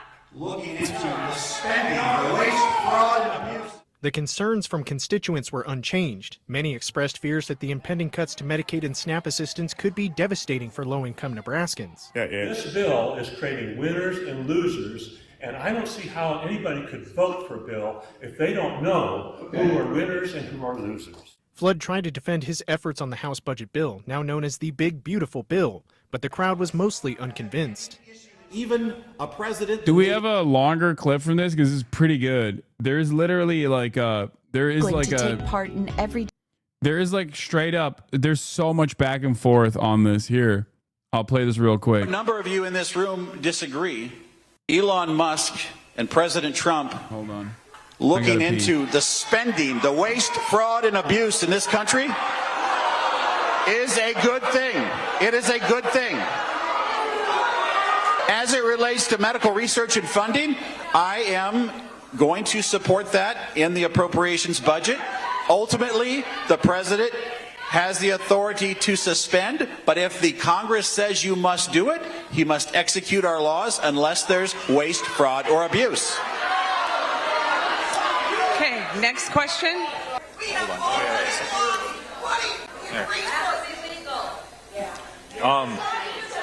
At your last town hall I attended in Columbus, you emphasized fixing the U.S. debt, as you have here also. Here's where I have the issue with believing that is true what you want. The Tax and Jobs Act under Trump added $3.8 trillion itself to the deficit, and extending these cuts, which you have voted for, will add another $4 trillion to the deficit. You voted for both of these, but it doesn't match your emphasis on reducing the debt. Tariffs won't make up for it, because they're either being used as negotiation skills or to help with U.S. debt or to bring back manufacturing or, wait, no, it's back to trade negotiations. Never know what they're for. Either way, it won't cover it. U.S. business is paying, so with all this emphasis on helping the working class and the deficit, why is it that only the rich benefit from this, and the rest get stuck having to pay the debt later as we do with this bill? Say that last part again. Sorry. Why do we have to pay the debt later as we do with this bill? This is not going anywhere. Obviously, it's the thing that I care the most about. This bill, while it isn't perfect, is the first. Look at these paid actors, man. First time in generations that we've actually made major mandatory spending cuts. We have to grow the economy as much as we cut this in order to get out of this. Otherwise, here's the interesting thing to me though. If we think this is uncomfortable tonight, imagine the day that comes when the bond market and people don't buy our 10-year treasuries. This conversation gets a lot harder. And I believe that we are at least going the right direction by cutting mandatory spending. There is no easy way out of this. All right, next question. All right. So, Professor Jason Stanley said that fascist politics intentionally distort the source of anxiety. A fascist politician has no intention of addressing the root cause of hardship. The deficit and wasteful spending are a distortion from the fact that. What's up, Mr. Hamas Diddy Piker? Guess the ban wasn't long enough. Thank you for coming to the broadcast, chatter. Maybe you can learn a thing or two about what the Trump administration is doing to fucking people like yourself. Hopefully you'll be able to, at least by accident, understand like a little bit about what your future looks like. You and other million and billionaires are personally benefiting from the tax breaks that come at the expense of social programs and regulations. It is not addressing the cause of our hardship. That is, the president is destroying our democracy by defying the courts and the Constitution, attacking and silencing free speech in the media, allowing security breaches, erasing history, using tax dollars and presidential power for personal gains, blaming DEI and using it to discriminate, and promoting eugenics and genocide, all while showing signs of cognitive decline. Your votes, actions, and inactions show that you are a fascist politician, so please explain how you are. Dude, these are fucking Nebraskans, okay? At the town hall for Congressman Mike Flood. This is not a DSA meetup. I need you to understand. Obviously, these are some of the most politically active people. No like normal, regular ass person is like going to a town hall, right? But you must understand the average person's perspective is closer to yours than you think, okay?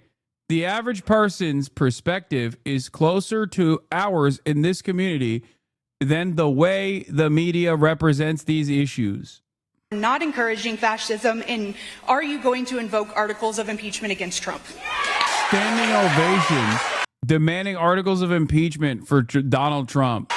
Look at the Barbers and the Debras in this room. I get that you get an applause line when you call me a fascist, but I'm not. Oh God, he's such a weenie. He is such a weenie, dude. Yeah, you're calling me a fascist, but I'm not. This is so funny because you're just broadcasting your L, dude.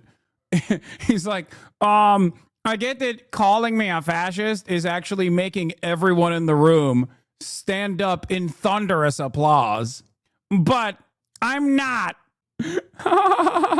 Being mean to me is illegal. Why are you mean to me? I am not a fascist. I'm an American, and I would never call you something like that. But I can tell you, at the end of the day, we have to live in this country together. I have an opinion about the debt. I believe that we need to cut spending. I believe that we need to figure this out before our financial markets fail. And I will do my best to stand up for you and the There's nothing funnier than being like, I love Donald Trump, and I'm working to make sure the financial markets don't fail, when Donald Trump seemingly every day is trying to make the financial markets fail. Okay? What is this? Initially, according to a person familiar with the call, Musk urged DeWine to send Ramaswamy to the Senate so the former presidential hopeful could be the Doge point person in Congress. But shortly into the call, Musk betrayed his actual motivation. He said he found Ramaswamy annoying. Oh, it's awesome. It's just like a sequence of annoying little charlatans, one worse than the other, okay? Every single one of them is just so awful. It's the Spider-Man finger point meme, but also everyone is just, I don't know who's worse. Elon probably. Like, think about these guys: JD Vance, Elon Musk, Donald Trump, Vivek Ramaswamy. Too many big personalities in one room, you know? I think Musk is probably pissed Trump isn't doing more to fund the tech billionaire sitting. They're starting to set up. Have you seen this? It's crazy. What? Oh, Honduras, the private tech billionaire for-profit city in Honduras. They're doing this all over, by the way. It's not just in Honduras. Tech billionaires have... This kind of stuff is so crazy, and this is like... they're building like little libertarian utopias all around the world. Or they're trying to build these libertarian utopias all around the world. Tech billionaires have had a noticeable presence in U.S. politics recently. Some are now even practically running the government. But there's something else you should know about, a project many of them are investing in to create alternative models of governance that could have massive implications around the world. It's got a lot of names, but... Yeah, Galt's Honduran Gulch. The idea is the same. Free private cities. Charter cities. Startup societies. Zones of progress. You know, what I'm really calling... It's not Bioshock. It's Ayn Rand, chatters. God damn. Some of y'all forget the OG. The OG is Ayn Rand. Is not... Hi, for something like tech Zionism. Yeah, we'll come back to that last one in a bit. The idea is to create free market enclaves with their own rules and laws. But is this really a way to jumpstart innovation and bring prosperity to developing countries as its proponents claim? Or is it just another scheme for the wealthy to skirt regulations and taxes and get even richer? Billionaire tech powerhouses like Peter Thiel and Elon Musk champion these kinds of cities, as do others in President Donald Trump's inner circle. Trump even campaigned on building privatized cities on U.S. federal land. These freedom cities will reopen the frontier. There are many of these kinds of semi-autonomous cities around the world, and in late 2023, I visited the most controversial one here on this small Honduran island. It's called Prospera. I think one of the funniest parts about this is that you might think this is new, okay? It's not. Libertarians have tried and failed to do this a million times over, okay? They've tried it with company towns. Much more successful titans of industry like Henry Ford have tried to do this with company towns, and it's failed. And in many circumstances, they try to build this stuff, and then it just collapses because it's just completely unsustainable. I don't think there's any way to like successfully build something like this. I don't think you can do that. You can't like maintain it with crypto. You can't. Because at the end of the day, you need human beings. You need like slaves, okay? You need human beings to work. And they are always going to outnumber the bosses, okay? And that kind of, this is, what's it called? It's like the theory that in the aftermath of a nuclear holocaust, like it's like Fallout, right? If you have these little bubbles in the that all the mega wealthy go to, in the aftermath of the Holocaust, the nuclear Holocaust, that they would not be able to survive because there would be mutiny, right? Like if you had these vaults, there would be too much mutiny, and ultimately the majority that is supposed to be working inside of the vaults for the super wealthy would immediately pick up on the awesome power that they wield by sheer numbers. Okay? Because in a dynamic that is that small and that isolated, class consciousness immediately picks up. Immediately. It's like impossible to deal with that sort of thing, which is why all of these structures inevitably fail. They're always bound to fail. Prospera is building the future of human governance, privately run and for profit. If the people of the world do not like their governments, welcome here. Companies based in Prospera pay low taxes and can create their own regulatory frameworks. And that's why it's become a hub for experimental medical procedures not approved by the U.S. Food and Drug Administration. I came to Honduras with the intention of editing and altering my genetic makeup. I've gotten in the habit of getting crazy medical treatments that are only available in Prospera. I also recently got myself like an implant into my hand here. You can program several things into it, like opening a Tesla car. This is the type of person we exist to attract, right? Someone who's trying to do good in the world. That is very hard to do because of regulatory roadblocks. Prospera has raised over $150 million in investments. And some of the names behind that funding are prominent U.S. billionaires and Trump backers. PayPal founder Peter Thiel, venture capitalist Mark Andreessen, and OpenAI's Sam Altman. Crypto company Coinbase has also invested. But this so-called libertarian crypto utopia has generated major backlash. Many Hondurans see Prospera's ability to incorporate land and create its own laws as a threat to the country's sovereignty. This is like a new form of colonization. It's unfair for foreigners to come to Honduras and build and do whatever they want. Even though previous Honduran leaders cleared the way for these private cities, the current one has impeded their development and is trying to fully dismantle them. In response, Prospera's mostly American investors are suing Honduras. A gay fascist crypto kingdom sounds like heaven. Yeah, run by slaves too. Like it would have to operate as a slave colony. For, get this, almost $11 billion. That's nearly 2/3 of its national budget. How is it not exploitative for mostly American investors to come after such a poor country like Honduras for almost $11 billion? They're not coming after a poor country. They're coming here to invest, to create jobs. Since I visited, Prospera's legal future continues to hang in the balance. But here's the thing. What I learned about the fight brewing over this one private city in Honduras gives us a lot of insight into the future of private governance around the world and how local communities could be affected. This is a very simple village, and you're up against this multi-million-dollar project. It's not fair. White colonizers said the exact same shit to apologize for the transatlantic trade slave, by the way. They're building housing, Assam. Why don't you like it? Yeah, this is abundance. This is abundance mindset, and you silly libtards don't, you silly leftists with your stupid leftist opinions don't understand. China and the Asian countries released a joint statement condemning, yeah, here it is. Joint statement of the Asian China GCC summit. China has also given visa-free travel to the GCC countries, the Gulf countries. In the aftermath of this, here it is in Kuala Lumpur. The following is the full text of the joint statement of the Summit of the Associations of Southeast Asian Nations and the Cooperation Council for the Arab States of the Gulf, GCC, and China released on Tuesday. They're recognizing close mutually beneficial economic collaboration, reaffirming desire to further promote GCC relationships, blah, blah, blah, blah, blah. Where is the juicy stuff? Strengthen the World Trade Organization. Leaders express grave concerns over the developments of the Middle East. Condemn all attacks against civilians and call for durable ceasefire for all concerned parties to ensure the most effective and efficient access for humanitarian aid and relief supplies. Call on all parties to the conflict to protect civilians, refrain from targeting them, and abide by international humanitarian law, particularly the principles and provisions of the Geneva Convention.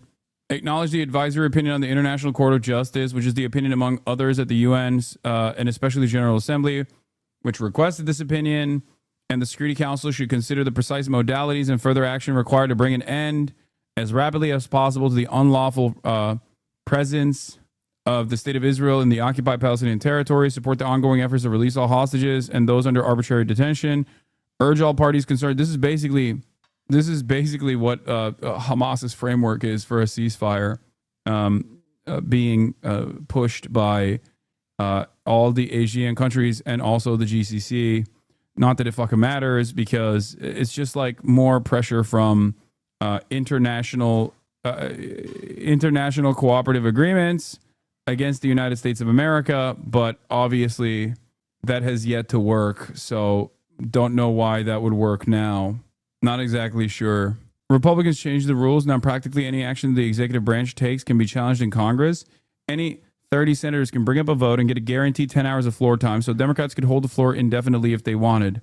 Georgia State University assistant professor and former House Oversight Committee staffer Todd Phillips laid this out in a Prospect piece earlier this month.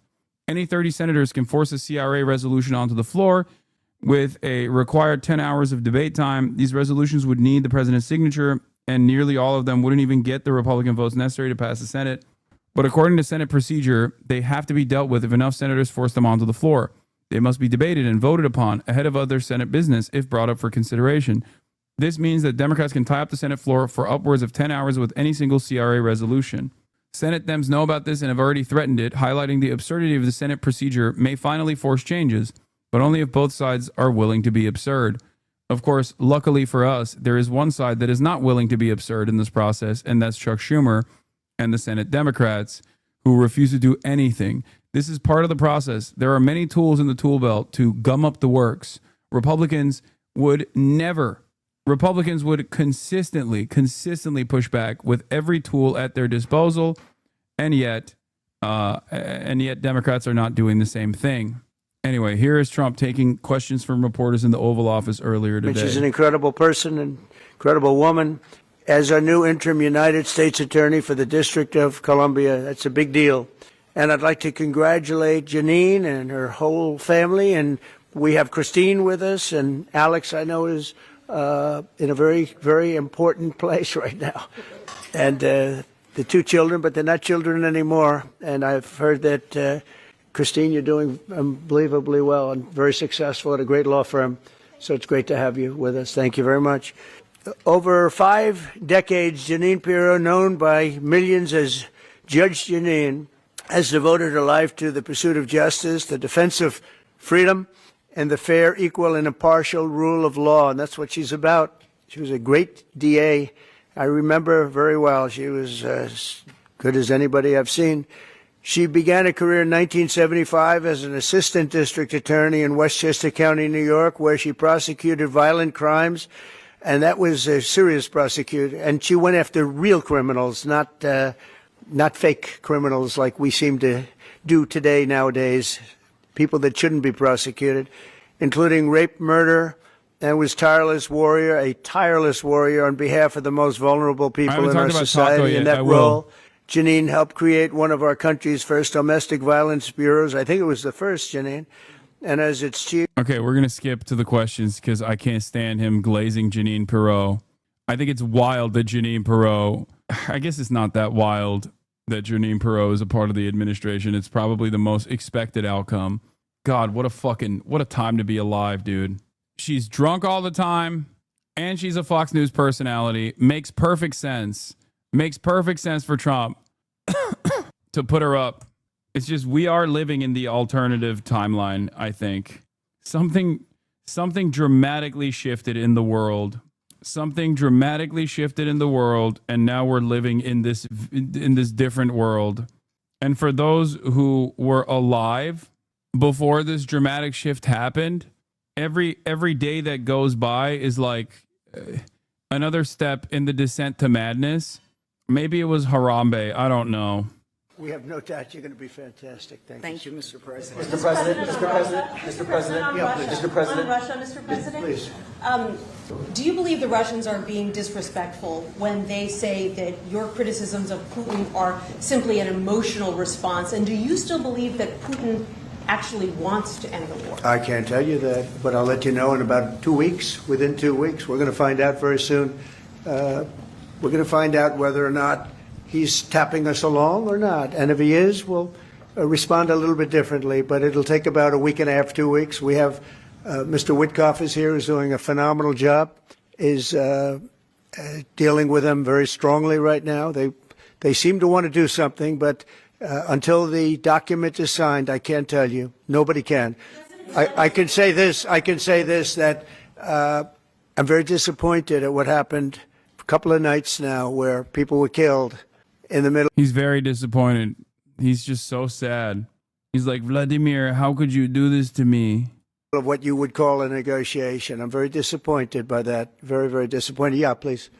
You've called for an end to the Gaza war. Given the growing humanitarian crisis and the decision of Prime Minister Netanyahu to expand the military operation, do you have any frustration with his handling of the situation of the war? No, we're dealing with the whole situation in Gaza. We're getting food to the people of Gaza. It's been a very nasty situation, very nasty fight. October 7th was a very nasty day, the worst that I think I've ever seen. It was a horrible day, and people aren't going to forget that either. So we'll see how that all works out. And Steve, would you want to say a couple of words about Gaza because you just have some information? Steve Witkoff, do you want to come up for a second? You might give him a little bit of information as to what's happening with Gaza and also Israel. We're having some very good talks with Iran. We'll find out whether that means anything, but we're having good talks. Congratulations. Well, hi everybody. I think that we are on the precipice of sending out a new term sheet that hopefully will be delivered later on today. The President is going to review it, and I have some very good feelings about getting to a long-term resolution, temporary ceasefire, and a long-term resolution, a peaceful resolution of that conflict. Boo is a lie. Remember, I covered this earlier today. It's a fucking lie. They could make Israel do this literally yesterday. They could make Israel do this tomorrow. They are fucking lying. I need you to understand. This is no different than Biden saying we're working tirelessly around the clock for a ceasefire. This is no different than Kamala Harris saying that. Okay, this is no different than Anthony Blinken being like, yep, we're working on it. They're not working on it. There is no need to work on it. Okay? The ceasefire negotiation that has taken up many different forms, okay? The ceasefire process is entirely dictated by Israel's inability to contend with the ceasefire because Israel is using the hostages and using October 7 as a mechanism to do permanent ethnic displacement of all Palestinians in the Gaza Strip. That's it.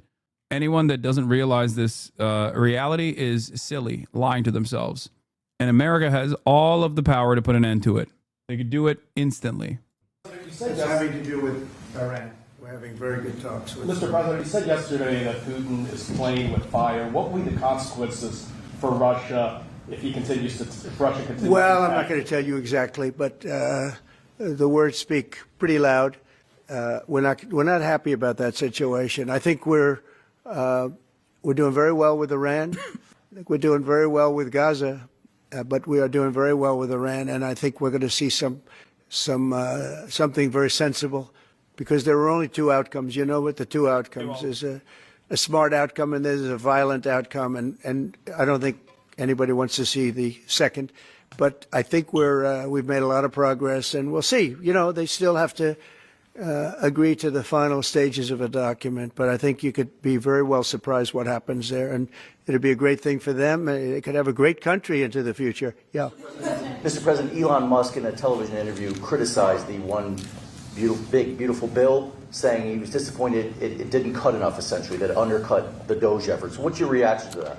Well, the reaction's a lot of things. Number one, we have to get a lot of votes. We can't be cutting. We need to get a lot of support, and we have a lot of support. We had to get it through the House. The House was, we have no Democrats. You know, if it's up to the Democrats, they'll take the 65% increase. You know, if that doesn't get approved, this country is going to have a 65% increase in taxes and lots of other problems, big problems, almost bigger than that. But we'll have a 65% increase as opposed to the largest tax cut in the history of our country.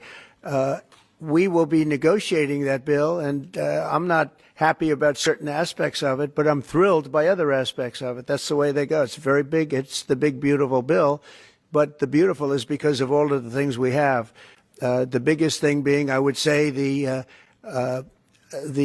level of tax cutting that we're going to be doing. We're going to make people really be able to. We'll have the lowest tax rate we've ever had in the history of our country, and tremendous amounts of benefit are going to the middle income people of our country, low and middle. income people of our country. So we're going to see what happens, because the Senate, as you know, is negotiating with us, and they have to then go back to the House. And, you know, it's got a way to go. But I have to say, Speaker Johnson and Thune have done an incredible job. John Thune has done a fantastic, Leader Thune, a fantastic job, and they're working together with me and others. And I think we have an amazing, if we pull this off, remember, we have 0 Democrat votes because they're bad people. There's something wrong with them. You know, they'll let people pour into our country.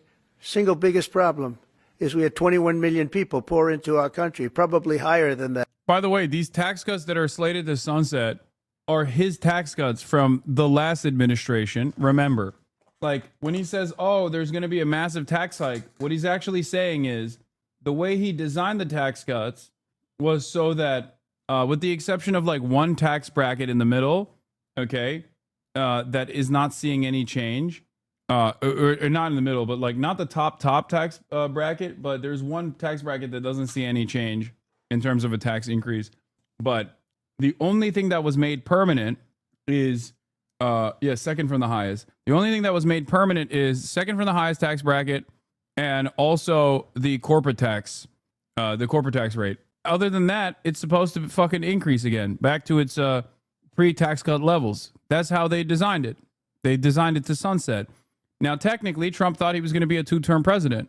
So, of course, this would be someone else's problem once he was gone. But because he lost in 2020 and then ran again, and then won this last election, now he has to deal with it. But it's funny because he's making it seem as though it's someone else's tax policy that he has to deal with. It's him. And the people that weren't supposed to be here. And many of those people are bad. Murderers, drug dealers, the mentally insane. They were closing mental institutions all over the world, not South America, all over the world. They're coming into our country, and we're getting them out. And we're having a hard time because some judges aren't making it very easy for us, and it's tough enough. They approve that. They allow that to happen to our country. We don't have one Democrat vote. And if I were a Democrat, I'd be voting for this bill, and I'd get elected to any position I want as a Democrat. They're crazy. They're voting for a 65% tax increase, and they're only doing it for hatred. They're not doing it for any reason. They're only doing it for hate. They know hate. it's terrible. Terrible politics, in my opinion. But so we have no Democrat votes. That means we have to get almost These all. Democrats, they hate beautiful things. I called the bill beautiful. They hate it. They want ugly things. They want an ugly bill. They want to rename it to the ugliest bill anyone's ever seen. It's clear. They don't like beautiful things. Republican votes. And I think we're very close to doing that. I think it'll be very These successful. are tax hikes of hatred. Wall Street analysts have pointed to something called the taco trade. They're saying Trump always chickens out on your tariff threats, and that's why markets are higher this week. What's your response to that? I kick out? Oh, isn't that nice? Chicken out. I've never heard that. You mean because I reduced China from 145% that I set down to 100 and then down to another number? And I said you have to open up your whole country. And because I gave the European Union a 50% tax tariff, and they called up and they said, please, let's meet right now. Please, let's meet right now. And I said, okay, I'll give you till July 9. I actually asked them, I said, what's the date? Because they weren't willing to meet. And after I did what I did, they said, we'll meet anytime you want. And we have an end date of July 9th. You call that chickening out? Because we have $14 trillion now invested, committed to investing when Biden didn't have practically anything. This country was dying. You know, we have the hottest country anywhere in the world. I went to Saudi Arabia. The king told me. He said, you got the hottest we have the hottest country in the world right now. So 6 months ago, this country was stone cold dead. We had a dead country. We had a country like people Ivanka. didn't think it was going to survive. My and you ask a daughter. nasty question like that. So hot. It's called negotiation. You set a number. And That's if you go why down, I'm if I molesting set it. a number at a ridiculous high number and I go down a little bit, a little bit, they want me to hold that number, 145% tariff. Even I said, man, that really got up. You know how it got? Because of fentanyl and many other things, and you added it up. I said, where are we now? We're at 145%. I said, whoa, that's high. That's high. They were doing no business whatsoever, and they were having a lot of problems. We were very nice to China. I don't know if they're going to be nice to us, but we were very nice to China. And in many ways, I think we really helped China tremendously because, they were having great difficulty because we were basically going cold turkey with China. We were doing no business because of the tariff, because it was so high. But I knew that.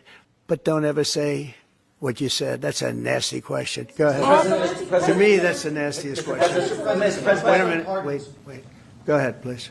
President Zelensky says he's ready to sit down with you and Vladimir Putin in Geneva, and it sounds like General Kellogg is working on preparations for that. Are you planning to sit down with the two of them? Well, I will if it's necessary. You know, it takes. We have to. I think I'm at this point.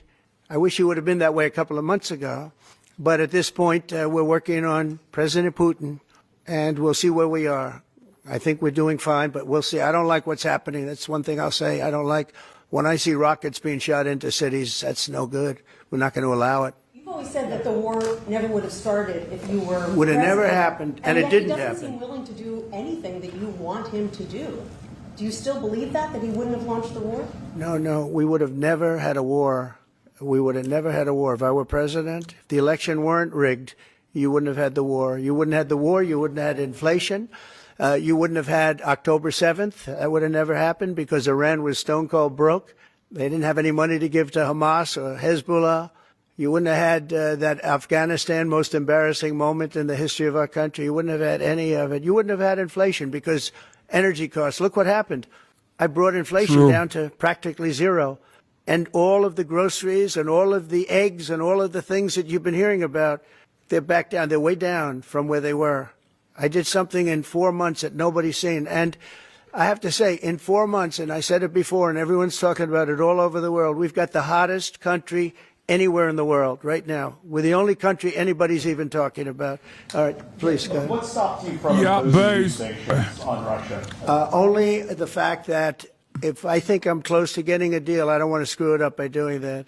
Let me tell you, I'm a lot tougher than the people you're talking about, but you have to know when to use that. If I think it's going to hurt a deal, this isn't my war. This is Biden's war, Zelensky's war, and Putin's war. This isn't Trump's war.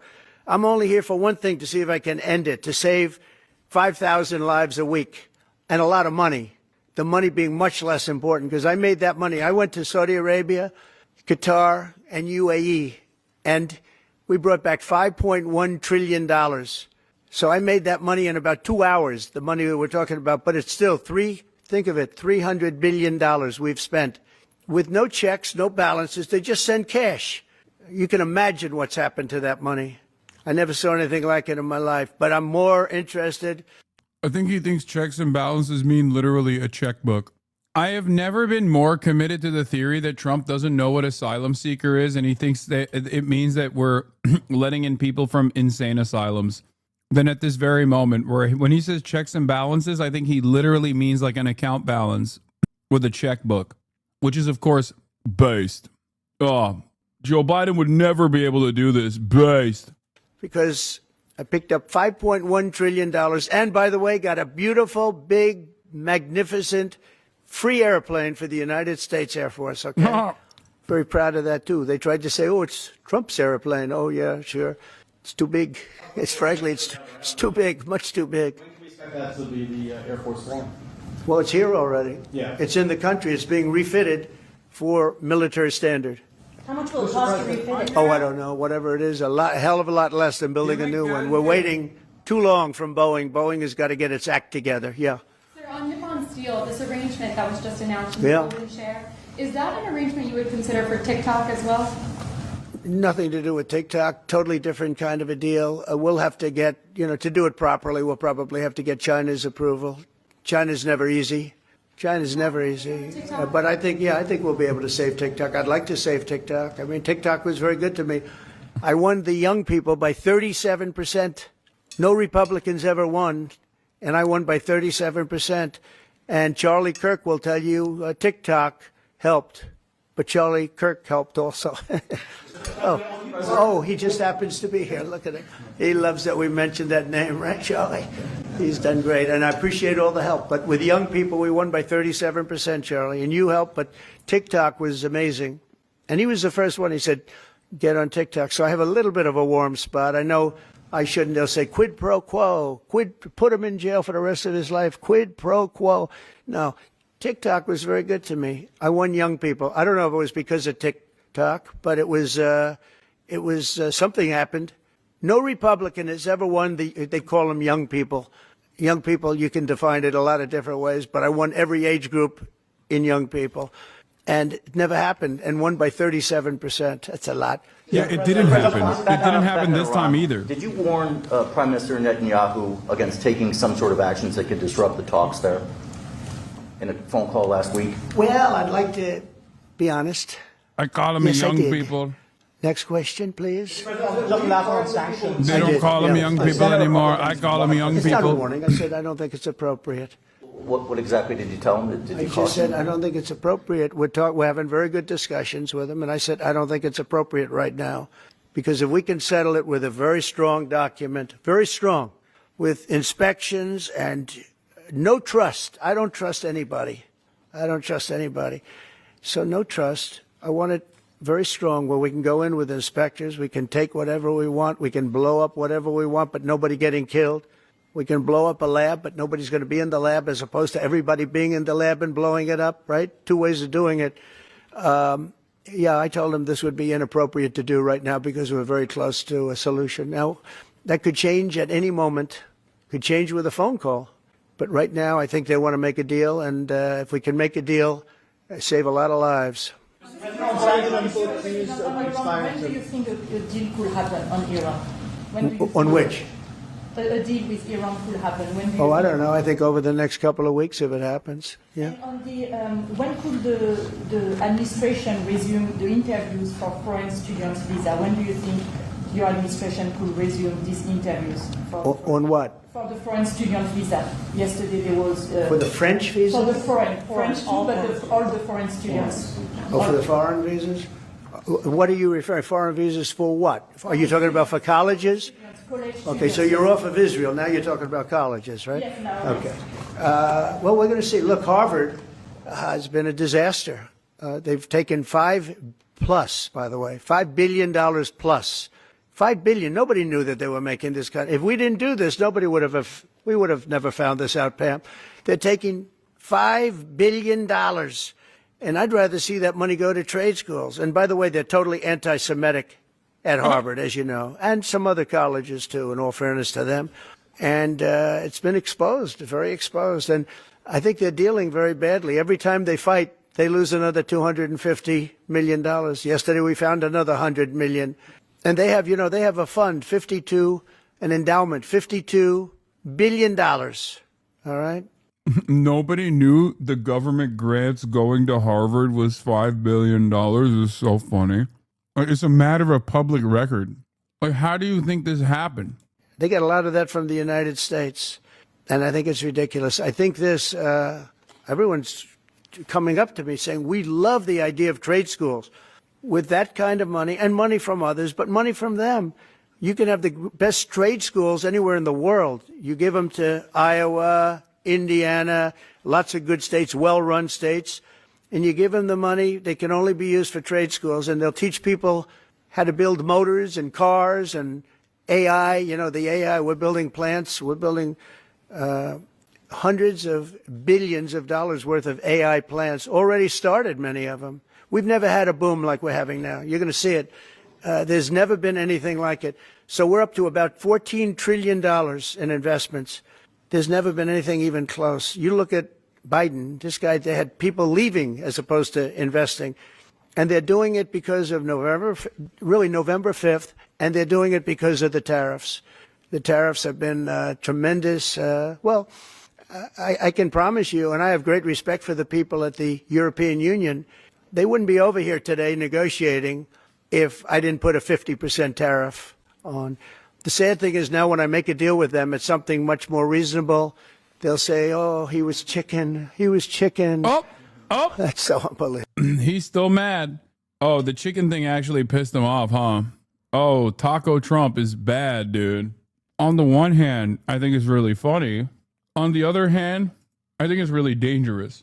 I think it's really dangerous that he's this insecure that this could cause him to KFC double down on a bunch of crazy shit. It's wild that as a child, it's wild that as a fucking child, You can manipulate him into any position. This is where the chicken thing comes from, by the way. Trump erupted on a reporter for asking him about taco, a new term flying around Wall Street that stands for Trump always chickens out. Traders are loading up and dumping stocks based on Trump's erratic approach to announcing tariffs and then retreating on them.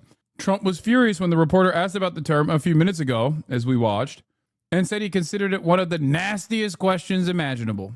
He later returned to the topic and insisted that he was no chicken and that usually people said the opposite, that he's too tough. I'm not going to lie. I don't know if they're saying that on Wall Street, but I hope they start saying it everywhere.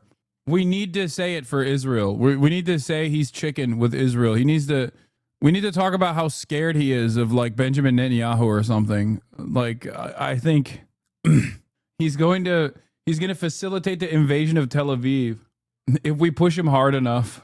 Wow, I can't believe how much Benjamin Netanyahu manipulates you, Donald Trump. I really thought that you would be America first. It seems like America last under your leadership. It's really messed up how big of a bitch you are to Benjamin Netanyahu. Yeah, it really feels like he's running the show over there, huh? Are you that scared of Benjamin Netanyahu? Show us what you got, big man. Yeah, Mr. President, many are saying that Biden would have invaded Tel Aviv way harder than you. Mr. President, many people are saying Biden actually was at the precipice of a complete invasion of Tel Aviv. I usually have the opposite problem. They say you're too tough.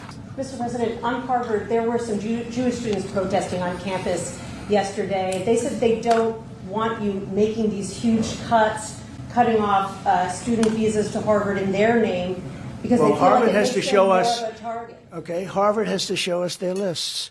They have foreign students. About 31% of their students are foreign-based, almost 31%.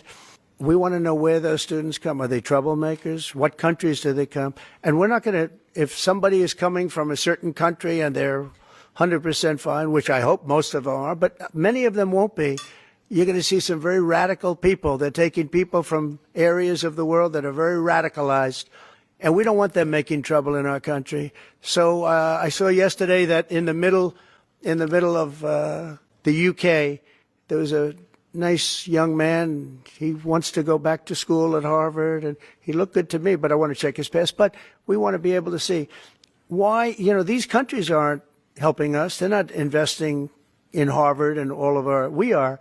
So why would 31%, why would a number so big? I think, number one, I think they should have a cap of maybe around 15%, not 31%. We have people who want to go to Harvard and other schools. They can't get in because we have foreign students there.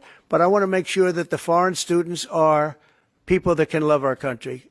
We don't want to see shopping centers exploding. We don't want to see the kind of riots that you had.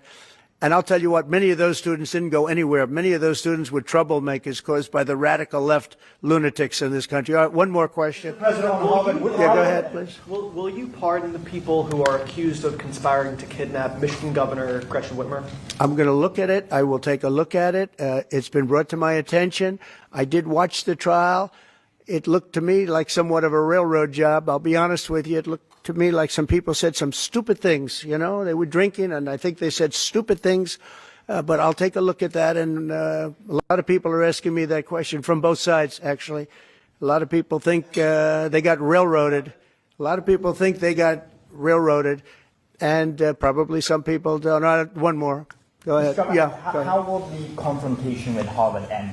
You will see. I don't know. I don't know. Harvard's got to behave themselves. Harvard is treating our country with great disrespect, and all they're doing is getting in deeper and deeper and deeper. They've got to behave themselves. I'm looking out for the country and for Harvard. I want Harvard to do well. I want Harvard to be great again, probably, because how could it be great? How could it be great when you have Harvard announced 2 weeks ago that they're going to teach remedial mathematics, remedial, meaning they're going to teach low-grade mathematics, like 2 + 2 is 4. How did these people get into Harvard if they can't do basic mathematics? How did they do it? I mean, people with 1,600 in their boards don't get in, and they're letting people in, and they're bragging about how they're teaching them basic mathematics. Where did these people come from? So we have to look at the list, and Harvard has to understand the last thing I want to do is hurt them. They're hurting themselves. They're fighting. You know, Colombia has been really, they were very, very bad what they've done. They're very anti-Semitic and lots of other things. But they're working with us on finding a solution. And, you know, they're taking off that hot seat. But Harvard wants to fight. They want to show how smart they are. And they're getting their ass kicked. Thank you very much, everybody. Part of me wants to keep saying, are you happy now, you fucking stupid libtards that ran on the panic button? You created this issue. You gave him all of the opportunity to weaponize false smears of anti-Semitism to just undermine every fucking liberal institution that you guys cherish. You did this. You fucking did this. You fucking did this. Like, this right here is straight Hitlerian policy, academic receivership, mass lists of foreign students that they want specifically so they can start the process of deportation of foreign students for whichever organization that they might be a part of that they consider to be bad. Libs fucking did this shit, dude. They did it. They set up, they leaned into this idiotic notion that there was a wave of anti-Semitism that was overtaking all these fucking college campuses. And Trump is perfectly using that opportunity to dismantle the intelligentsia. Okay? Good job. I hope you're happy. They still do it. They're still on the same team. But they have visas. The government already has their info. Yeah, but the government doesn't have extensive information on what kind of activities that they're doing on college campuses. They want that. They want private information about the students that normally these institutions are supposed to shelter from the government. And they want to do it without conducting like a legal search.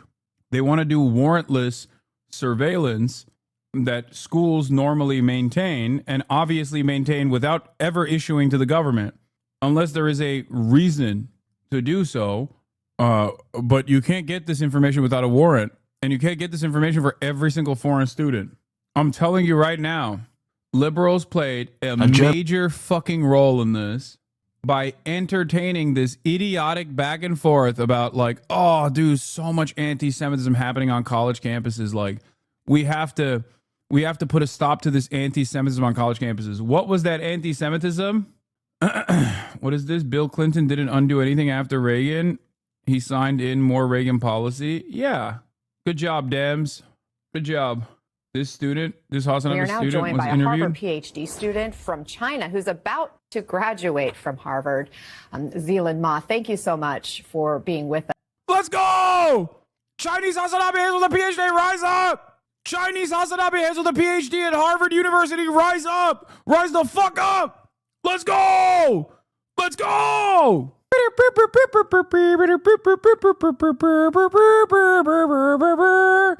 Us. You graduate on Thursday, right? So this should be a celebration. Look at how fucking jacked he is!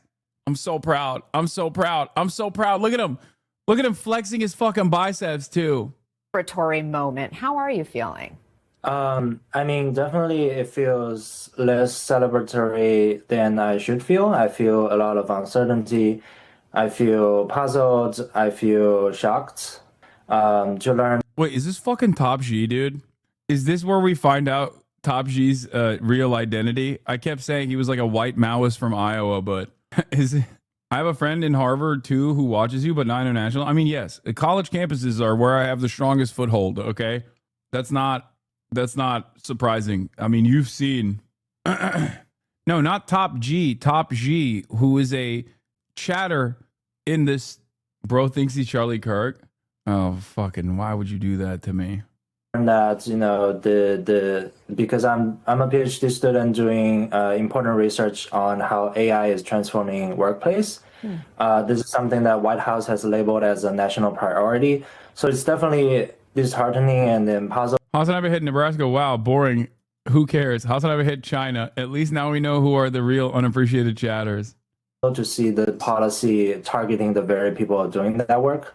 Right. Do you plan to stay in the U.S. to work after you graduate, or have President Trump's actions caused you to alter your plans at all?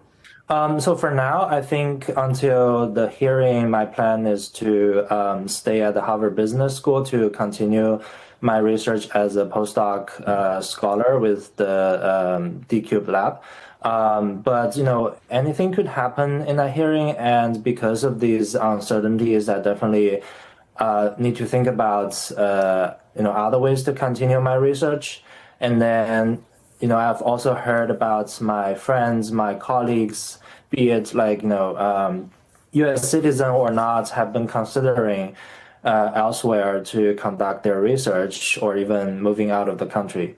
What do you say to those who may be thinking right now, I don't care what happens to a few people at this super rich Ivy League school? Explain why they should care. Yeah, of course. I think, first of all, it's not a few people.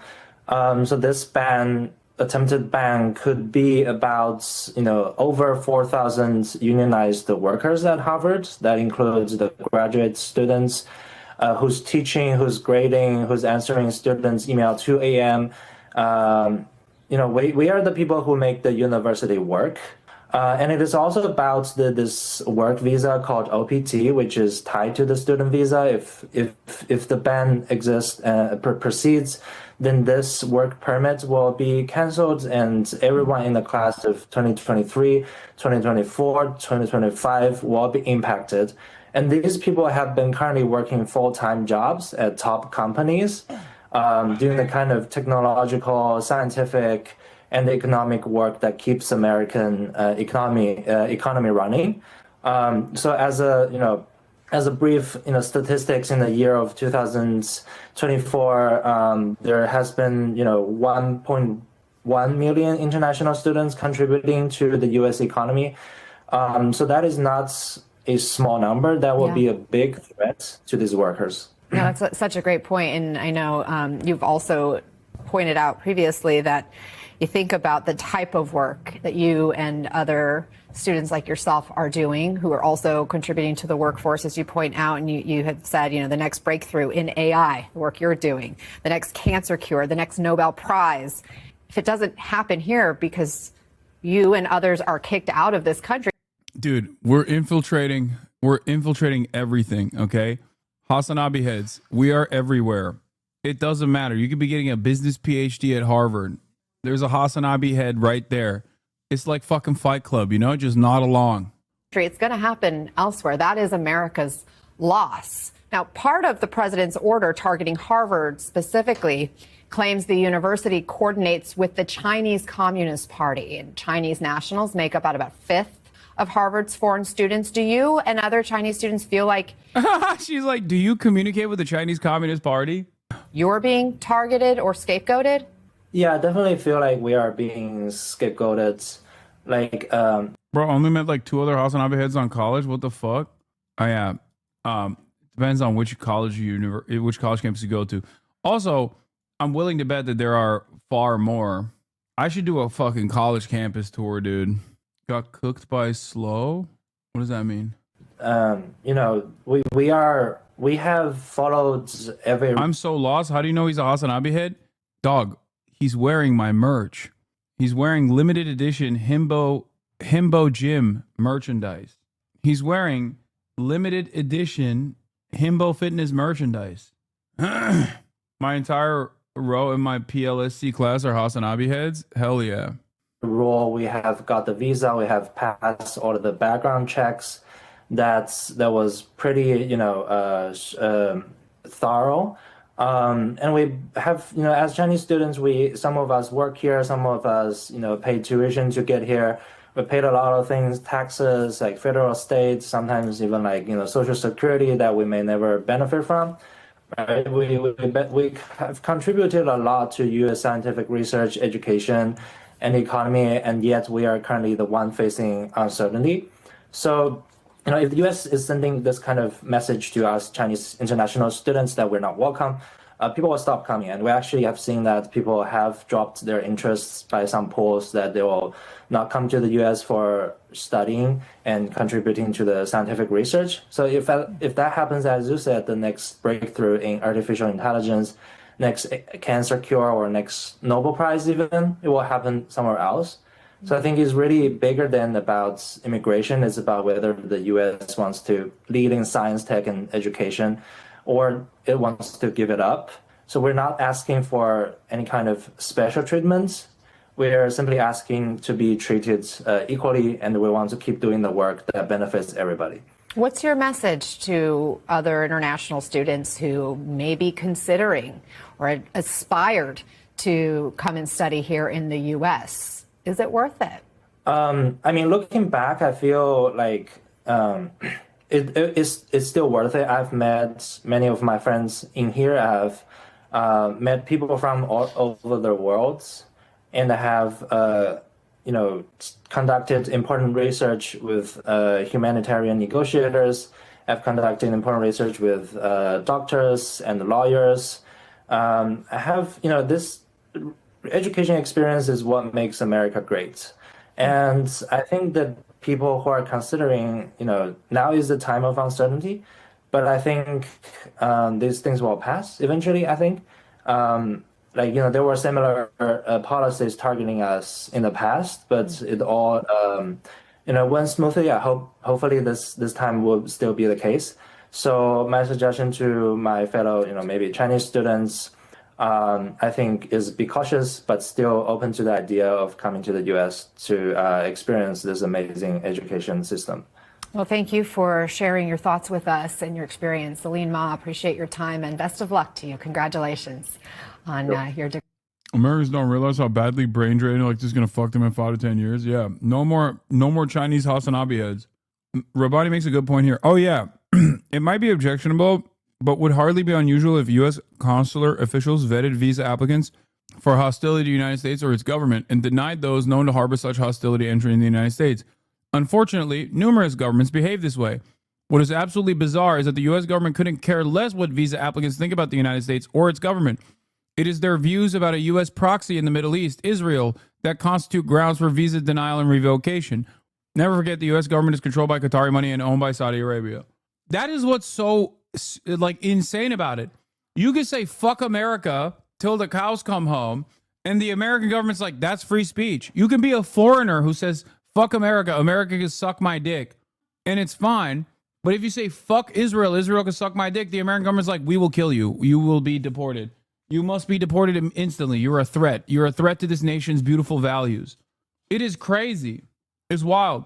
And I think a big part of the reason why is because of the pre-existing advocacy groups that are so incredibly aggressive and have a shit ton of institutional clout and control.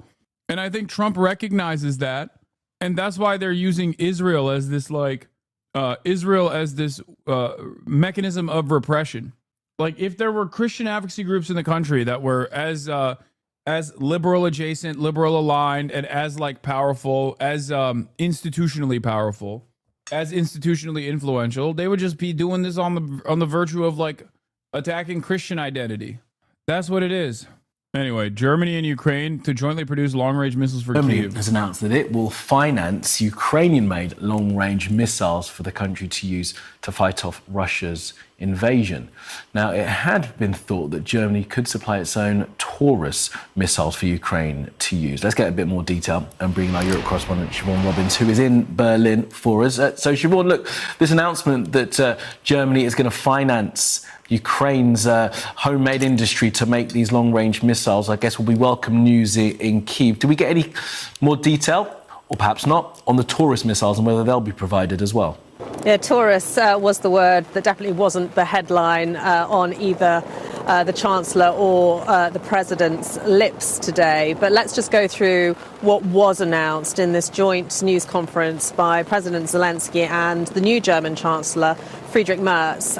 So, as you were saying, one of the things that they've said will happen is that Germany is going to help fund the joint production of long-range missiles in Ukraine and also possibly in Germany as well. They're basically, this is the very first step on this journey together. They're going to sign a document about this today, and hopefully we'll get more information as the days and weeks go on. However, maybe not, because the Chancellor was saying they would keep many details close to their chests for military reasons. Now, other things that Germany confirmed was that it would continue military assistance, that it would help to fund some of the Starlink. This is wild. EU is soloing now. I don't know. Is that a good thing? No. It's fucking wild, because how long do you think that would take? That means that they're gearing up for permanent war. Like, you think that means like at least for another fucking 2 years minimum, probably longer. They suspect that this will continue. And then obviously after that, once these factories are built, then they'll start producing. And then that means, they'll keep using those missiles. As in, this puts a timeline on what European leadership suspects is the continuation of the war. And it's at least like a decade, which is wild. Starlink services that are given to Ukraine, and also the fact that Merz has said he will do everything he can to ensure that the Nord Stream 2 pipeline is not put into operation. The other thing that he underlined is that he said he didn't feel that Putin has made really any efforts to take part in peace talks, and Zelensky seemed to welcome what was announced today, and also underlining his view that the only way to get Russia to the negotiating table is with continued pressure. And it's interesting that Germany said that they would back the next round of sanctions being worked on by the EU, but also try to talk to the US about sanctions as well. So what does this all really mean? Well, what it doesn't seem to mean at the moment is that Taurus missiles, these long-range missiles which can fly for more than 500 kilometers, are going to be sent imminently. It does allow Ukraine to start its own production, or get a boost to production, and I guess that's good for the long-term security of the country. Also, both of those leaders looking towards the future of Ukraine once the war ends. And so as we speak, Zelensky has been meeting business leaders here to talk about how the country can be rebuilt. We have already had some reaction from the Kremlin. They have said this is nothing but further provocation, very irresponsible, the position of Germany. I think the big question is, how long will this all take? How long will it be until this joint production of long-range missiles begins? Indeed. President Trump is considering new sanctions on Russia as he warns Vladimir Putin over repeated attacks on Ukraine with no peace deal in sight. Senior White House correspondent. If you played any 4X games, you know that EU backing down would be a huge strategic blunder. I mean, there is no, like, Europe is nothing, okay? Europe is nothing, especially in this process. Especially because, like, all of its military power still comes from NATO, which is America. So, this could be one way. This could be one way for our European allies to basically militarize without raising any alarm bells, which is a demand being made by America anyway. EU frog's not going to like this. I mean, it's true, because Europe can only do so much as to try and pressure America. Okay? There is no real genuine material impact that the European countries can have outside of what America's demands are. Okay? So when they try to cut side deals, like, there's nothing they can do. The reality of the matter is there's nothing they can do to help Ukraine. So this is them doing their very best. Outside of disbanding NATO or sending their troops into Ukraine, or forcibly removing all Ukrainian able-bodied men that have refugee status from within the boundaries of the European Union and pushing them into Ukraine so that they are drafted, trained, and sent to the fucking front lines. There's not much Europe can do to change the dynamic of the situation, because the biggest problem here is a lack of manpower, diminished confidence in being able to hold out. They're trying to make up for that with, like, technological improvements in the battlefield. They have, like, crazy ass drone shit. They do, like, drone walls now. They have all the latest and greatest in drone technology. Okay, I see the Russian tanks getting smoked by drones. I see all of it. But at the end of the day, when they're doing massive pushes with overwhelming manpower, there's only so much that technological improvements or technological efficiency can help. Russia also has drones, though. No, I know. Russia's got drones. Ukraine's got drones. Drone warfare is all over the place. But one major issue that Ukraine has is that they don't have enough manpower. Germany has a rather unique economic late-stage capitalism problem. We're running out of demand for our production capabilities, even with falling birth rates. Eternal war is a way to create artificial demands as long as there's targets to strike. The capitalist powers of the world are preparing for global confrontation and world war. This is why I hate the new Cold War narrative, because the present historical moment of multipolarity combined with the collapse of U.S. hegemony is the basis for a world war, not Cold War. Yes, but there has never been a world war with nuclear-armed nations. The entire reason as to why there is a Cold War and not a World War after World War II is because of nuclear armament. We have never fought a global war where either party has nuclear arms. That's the difference. And no, I don't think the fucking Golden Dome makes up for that. Have you seen some of those Chinese warheads, dude? Are you kidding me? There's like warheads that just fucking scramble up and have like 5 nukes on it, and then they just go in random directions once they enter the American airspace. Like, there's no... What are you supposed to do to that? That's just one missile. Now imagine them launching like 30 of those bitches. Drone swarms off the coastline. There's also, I think, a technology gap, a technological achievement gap, and I think anyone who works in defense in the United States of America is kind of deluding themselves into thinking that we are 20, 30 years ahead of the game. I think that level of confidence is not only wrong, but it's like a dangerous confidence that people have. It's unearned, and we're actively working to dismantle that regardless with like our anti-brain drain initiatives. Bro, you're not an arms expert. Please chill. I'm not. That's why proxy wars exist when 2 superpowers fight indirectly. Exactly. Why the fuck were we doing all these proxy wars if we were going to do a full-blooded state versus state conflict with nuclear-armed nations? True scale of modern nuclear weapons? Science time. Attention. We are now at DEFCON 1. Security lockdown. Russian nukes in space. The country recently tested a nuclear-capable hypersonic missile. Hypersonic missiles and aircraft could be the future of warfare. If only they would take one of the out most powerful nuclear weapons. If only they would take out the California coastline with me in it. You know what I mean? Finally. In the world is the B-83 nuclear bomb. I'd be done with this nonsense every day. The heavyweight of the US arsenal, weighing about 2,400 pounds or 1,100 kilograms and stretching 12 feet or 3.7 meters in length with a diameter of 18 inches or 46 centimeters, it's roughly the size of a small car. But within this imposing frame lies a force of unimaginable destruction. The B-83 is a gravity bomb, meaning it's dropped from an aircraft and relies solely on gravity to reach its target. No rockets or propulsion systems, just a free-falling descent. This might sound simple, but the devastation it can unleash is anything but. Carried by strategic bombers like the B-2 Spirit stealth bomber and the B-52 Stratofortress, the B-83 can be delivered deep into enemy territory. With a blast yield of up to 1.2 megatons of TNT, the B-83 is approximately 80 times more powerful than the bomb dropped on Hiroshima, which had a yield of about 15 kilotons.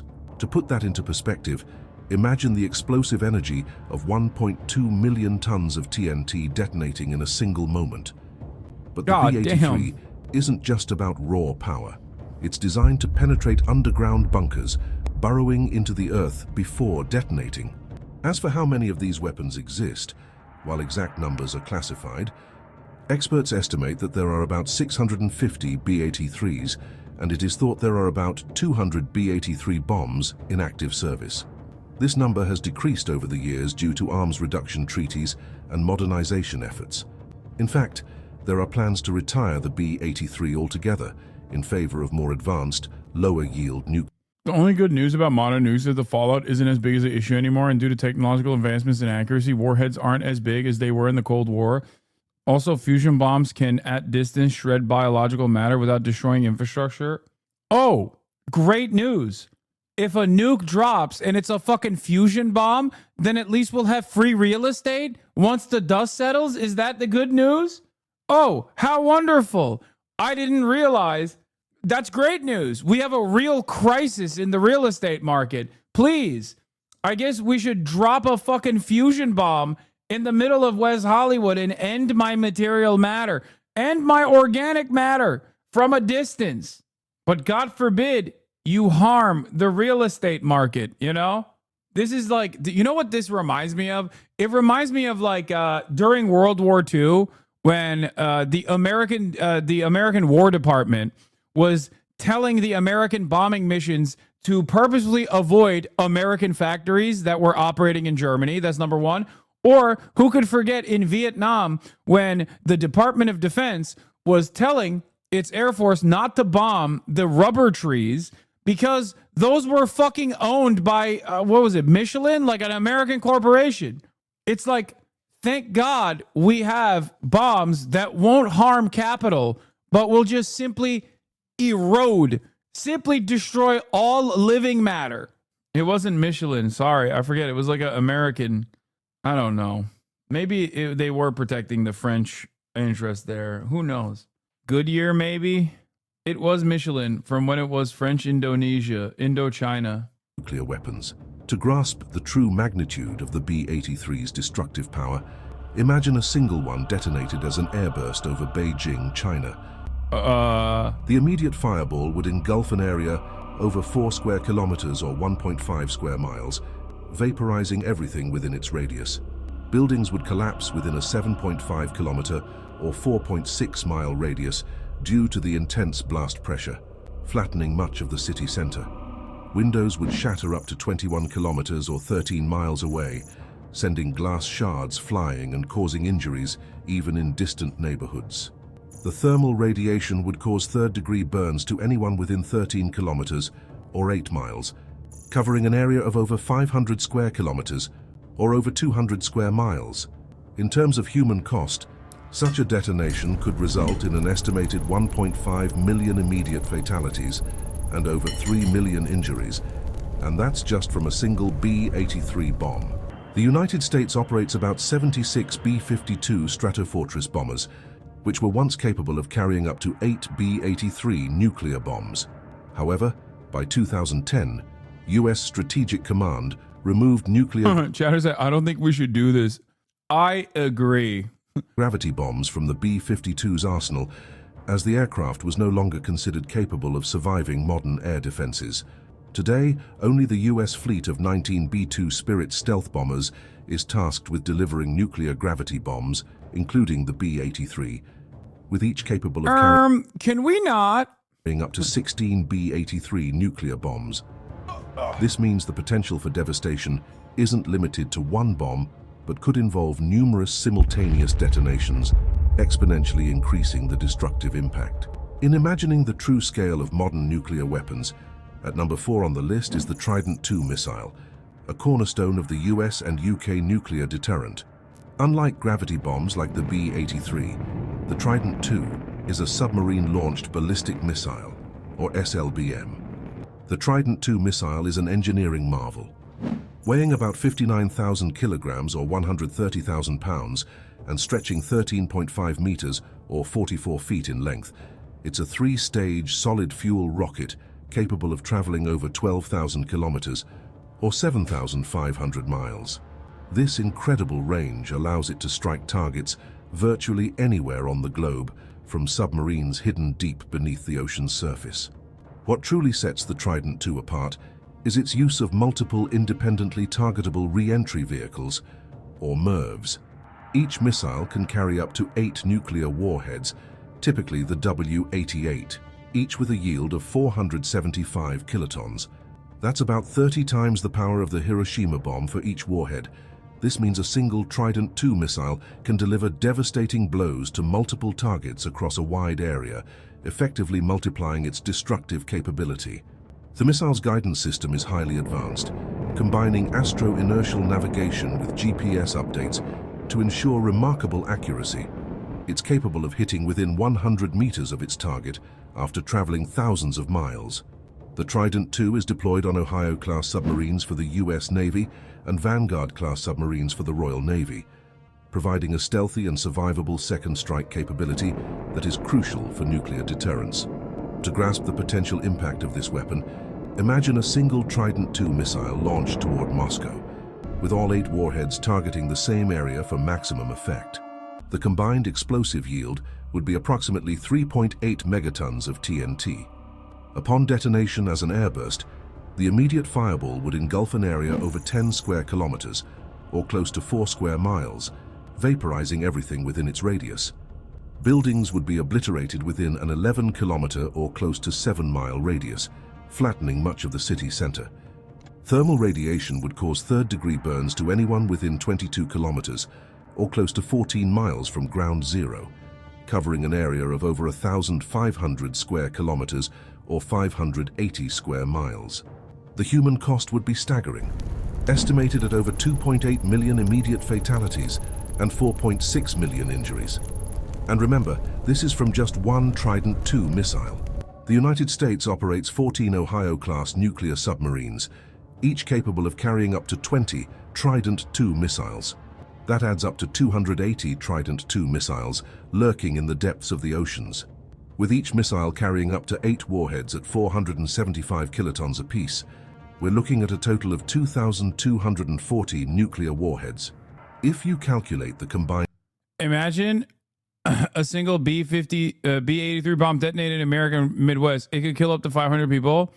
What you are describing is already a nuclear deterrence policy in practice called the nuclear sponge. I don't know if you knew that that was the whole point of this, or maybe I missed it when they were describing it, but that is quite literally the reason why all of our nuclear silos are in the nuclear sponge states. I believe it's like 6 states in the Midwest that are not, as heavily populated and are otherwise considered expendable by the American government. Why are they called nuclear sponge states, you think? Because what does a sponge do? It sucks up the juice, right?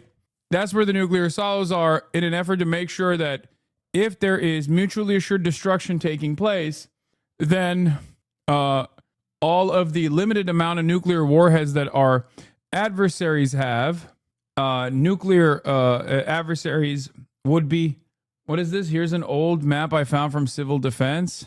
Man, the Russians really don't like North Dakota. I found some of these strategic targeting maps. What state would you like to see next? There are nuclear priority targets, like nuclear strike priority targets in every state. But obviously, first and foremost, their nukes would be directed towards our nukes. And all of our nukes, all of our nuclear silos are in the nuclear sponge states. So those states are technically cannon fodder. Here. The 5 states designed to function as nuclear sponges. During the Cold War, 5 states, Colorado, Wyoming, Nebraska, Montana, and North Dakota, were designated nuclear sponges due to their remote locations and low population density.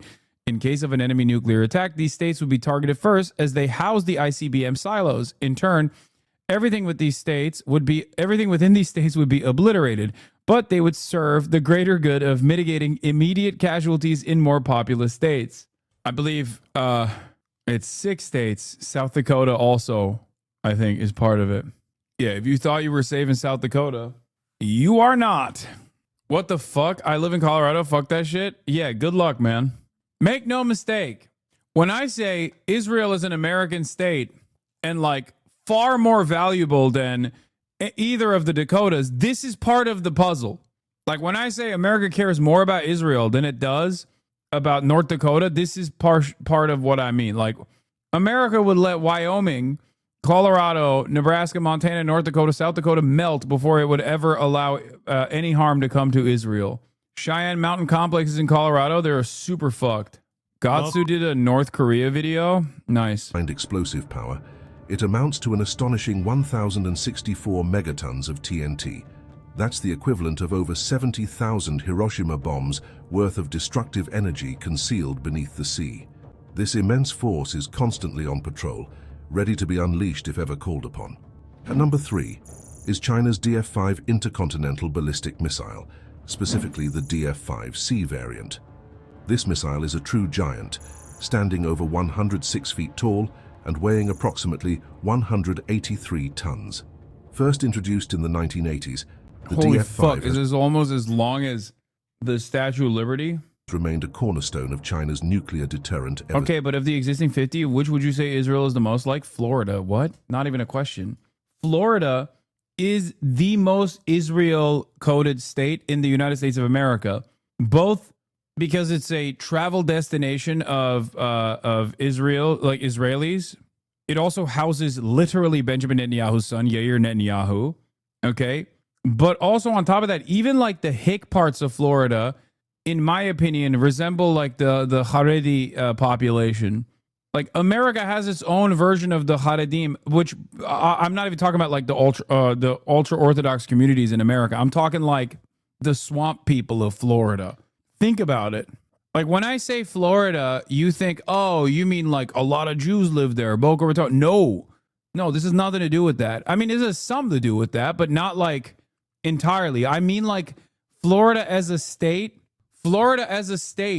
is the most Israel-coded state, whether it be cryptocurrency or sex crimes, just like every aspect of Florida, or down to the swamp people that resemble the uneducated settlers. Florida is the most Israel-coded state. Now, like you said, it's the third most Jews in the country.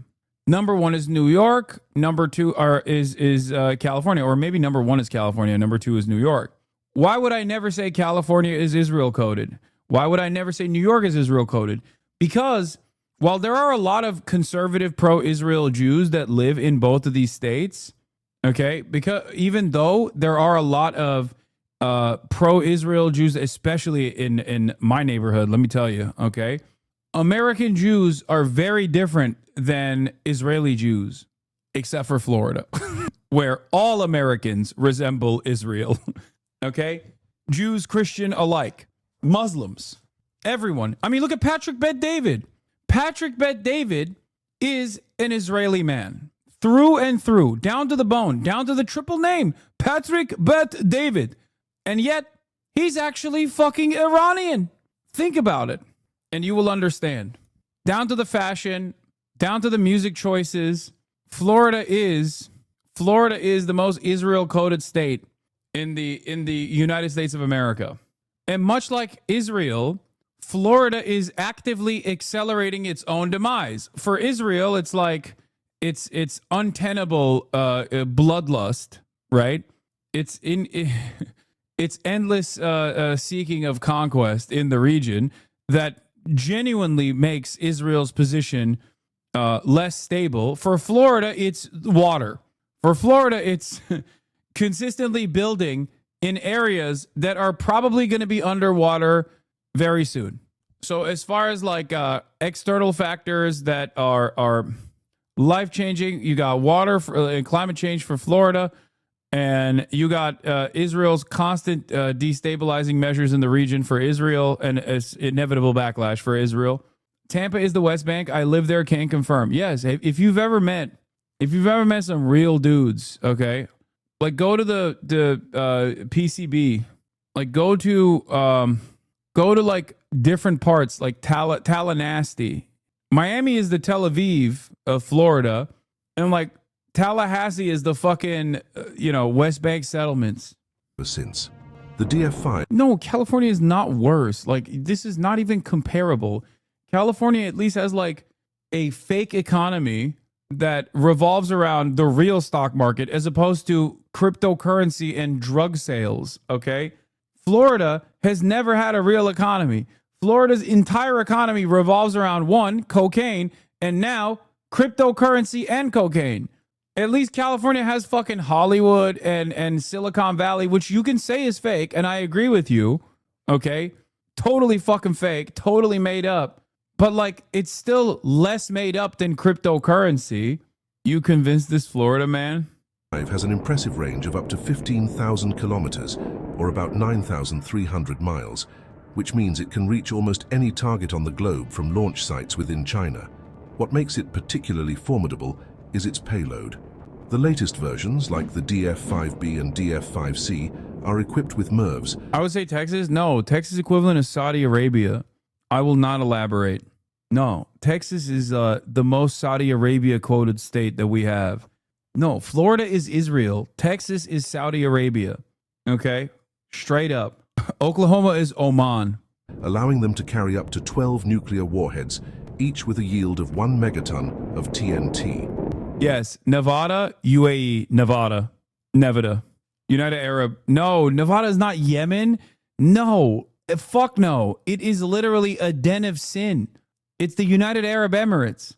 To understand the scale, remember that the Hiroshima bomb was just 15 kilotons of TNT, so each warhead on the DF-5 is about 66 times more powerful.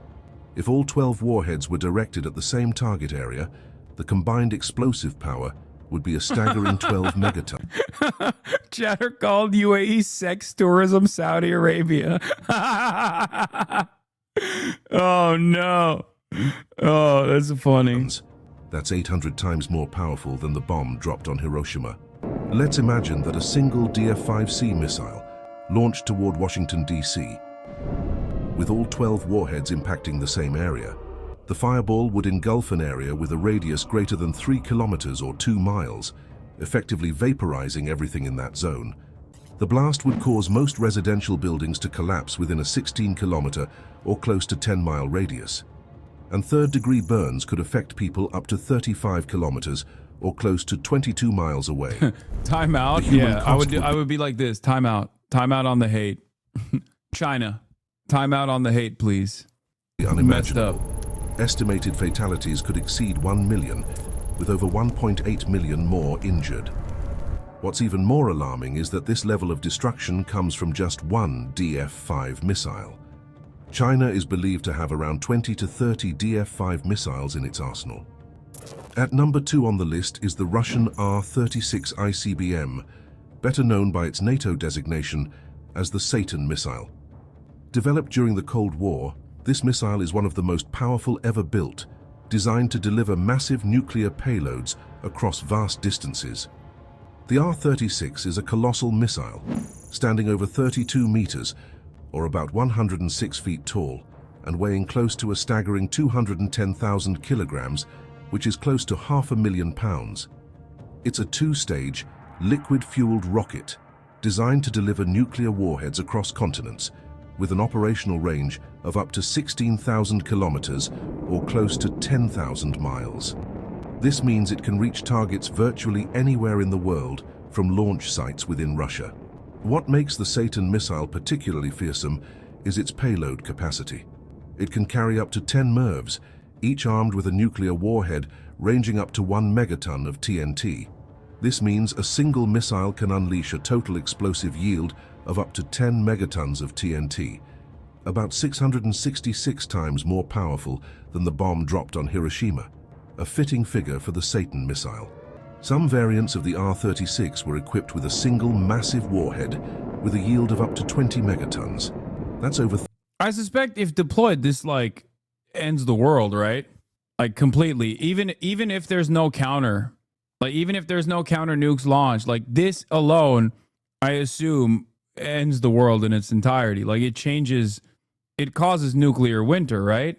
No, not the world, but certainly the state. No, I mean, like, wouldn't this literally, I'm not even talking about like the nuclear fallout. I mean, like the cloud alone is going to have widespread ecological consequences, right? Life would continue. Most humans would die. No, nuclear winter would only last 2 years. Oh, okay. Never mind.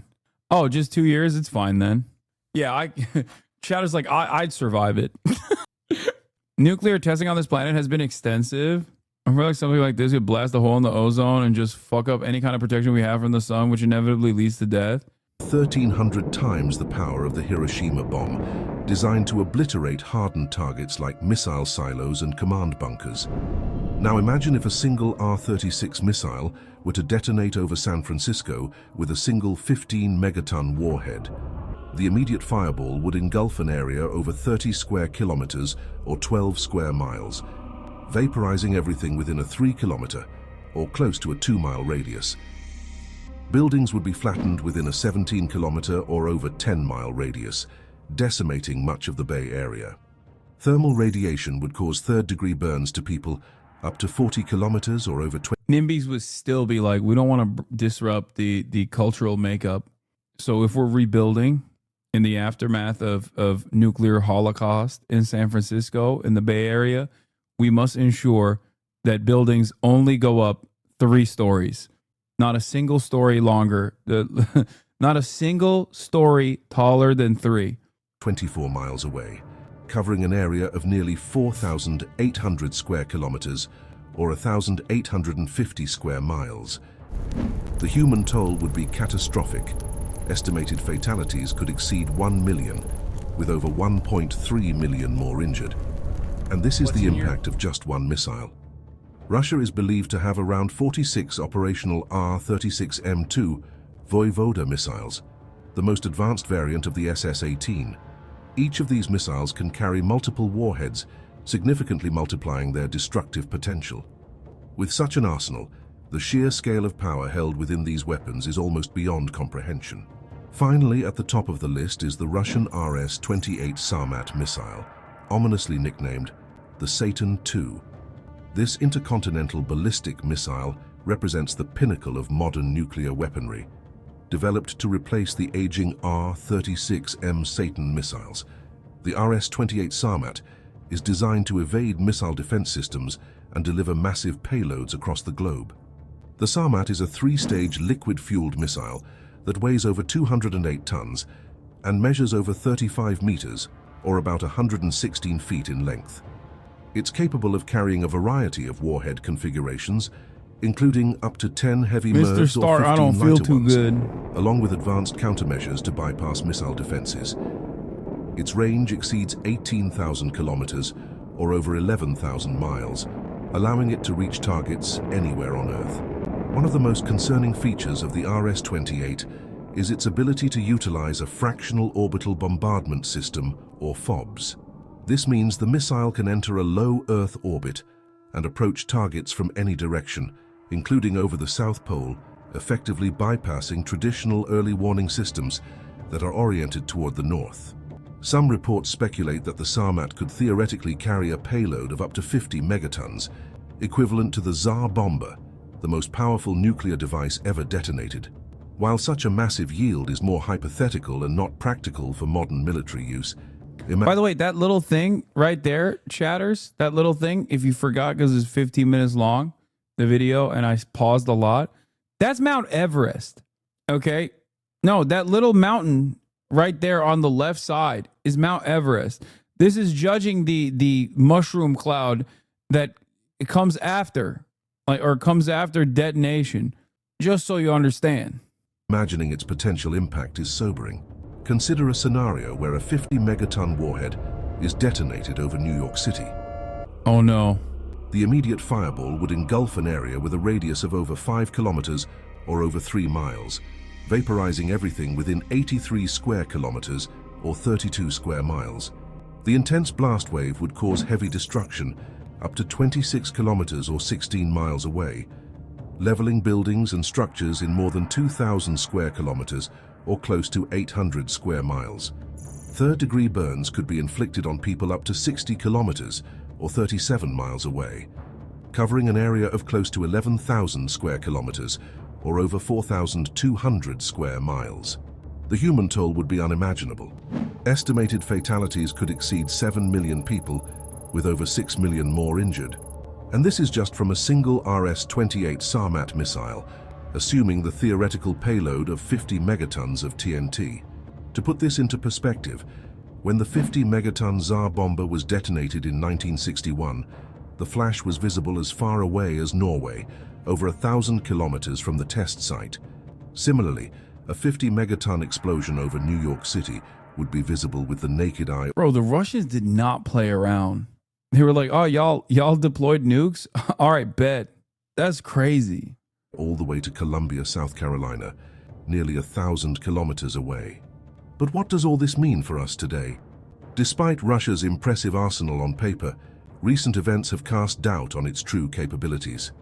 Russia's new Sarmat ballistic missile, known as the Satan II, reportedly blew up during a test launch, leaving a massive crater at the site.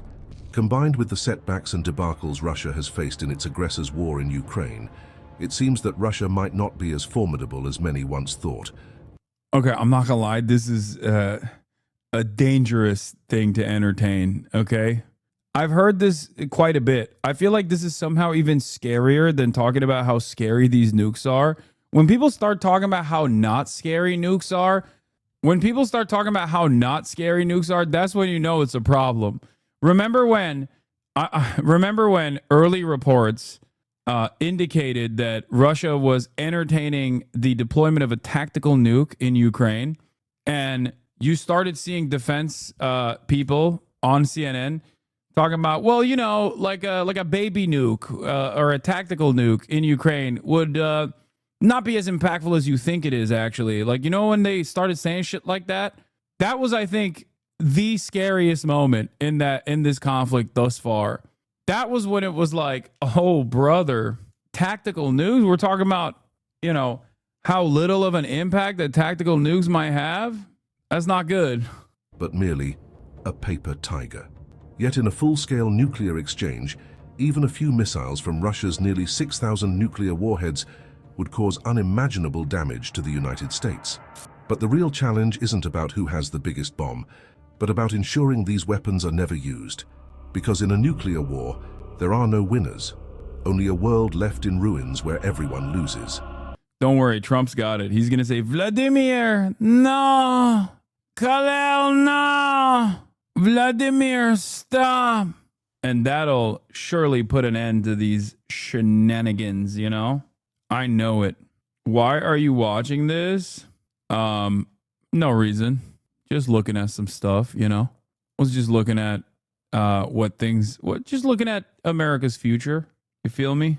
All right, well, let's get back to Trump's latest warning to Russia. Putin is playing with fire. Jackie Heinrich is live with the details. Good morning, Jack. Good morning to you guys.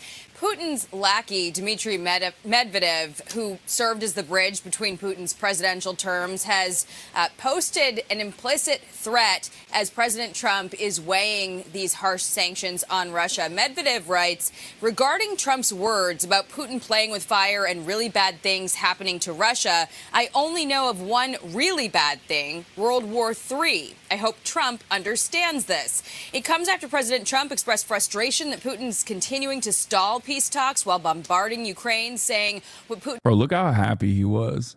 Look how happy he used to be, bro. The military meta is cheap explosives, tanks, and jets will become useless. Doesn't realize is if it weren't for me, lots of really bad things would have already happened to Russia. So far, Trump has resisted enacting those sanctions, believing that the peace talks still stand a chance. But he also said Putin has gone, quote, absolutely crazy, warning that if he tries to take all of Ukraine, it will lead to Russia's downfall. I don't like what Putin is doing, not even a little bit. He's killing people. And something happened to this guy, and I don't like it. Trump envoy General Keith Kellogg responded to Medvedev's threat, posting, stoking fears of World War III is an unfortunate, reckless comment by Medvedev and an unfitting of a world power. President Trump is working to stop this war and end the killing. We await receipt of the Russian memorandum term sheet that you promised a week ago. Ceasefire now.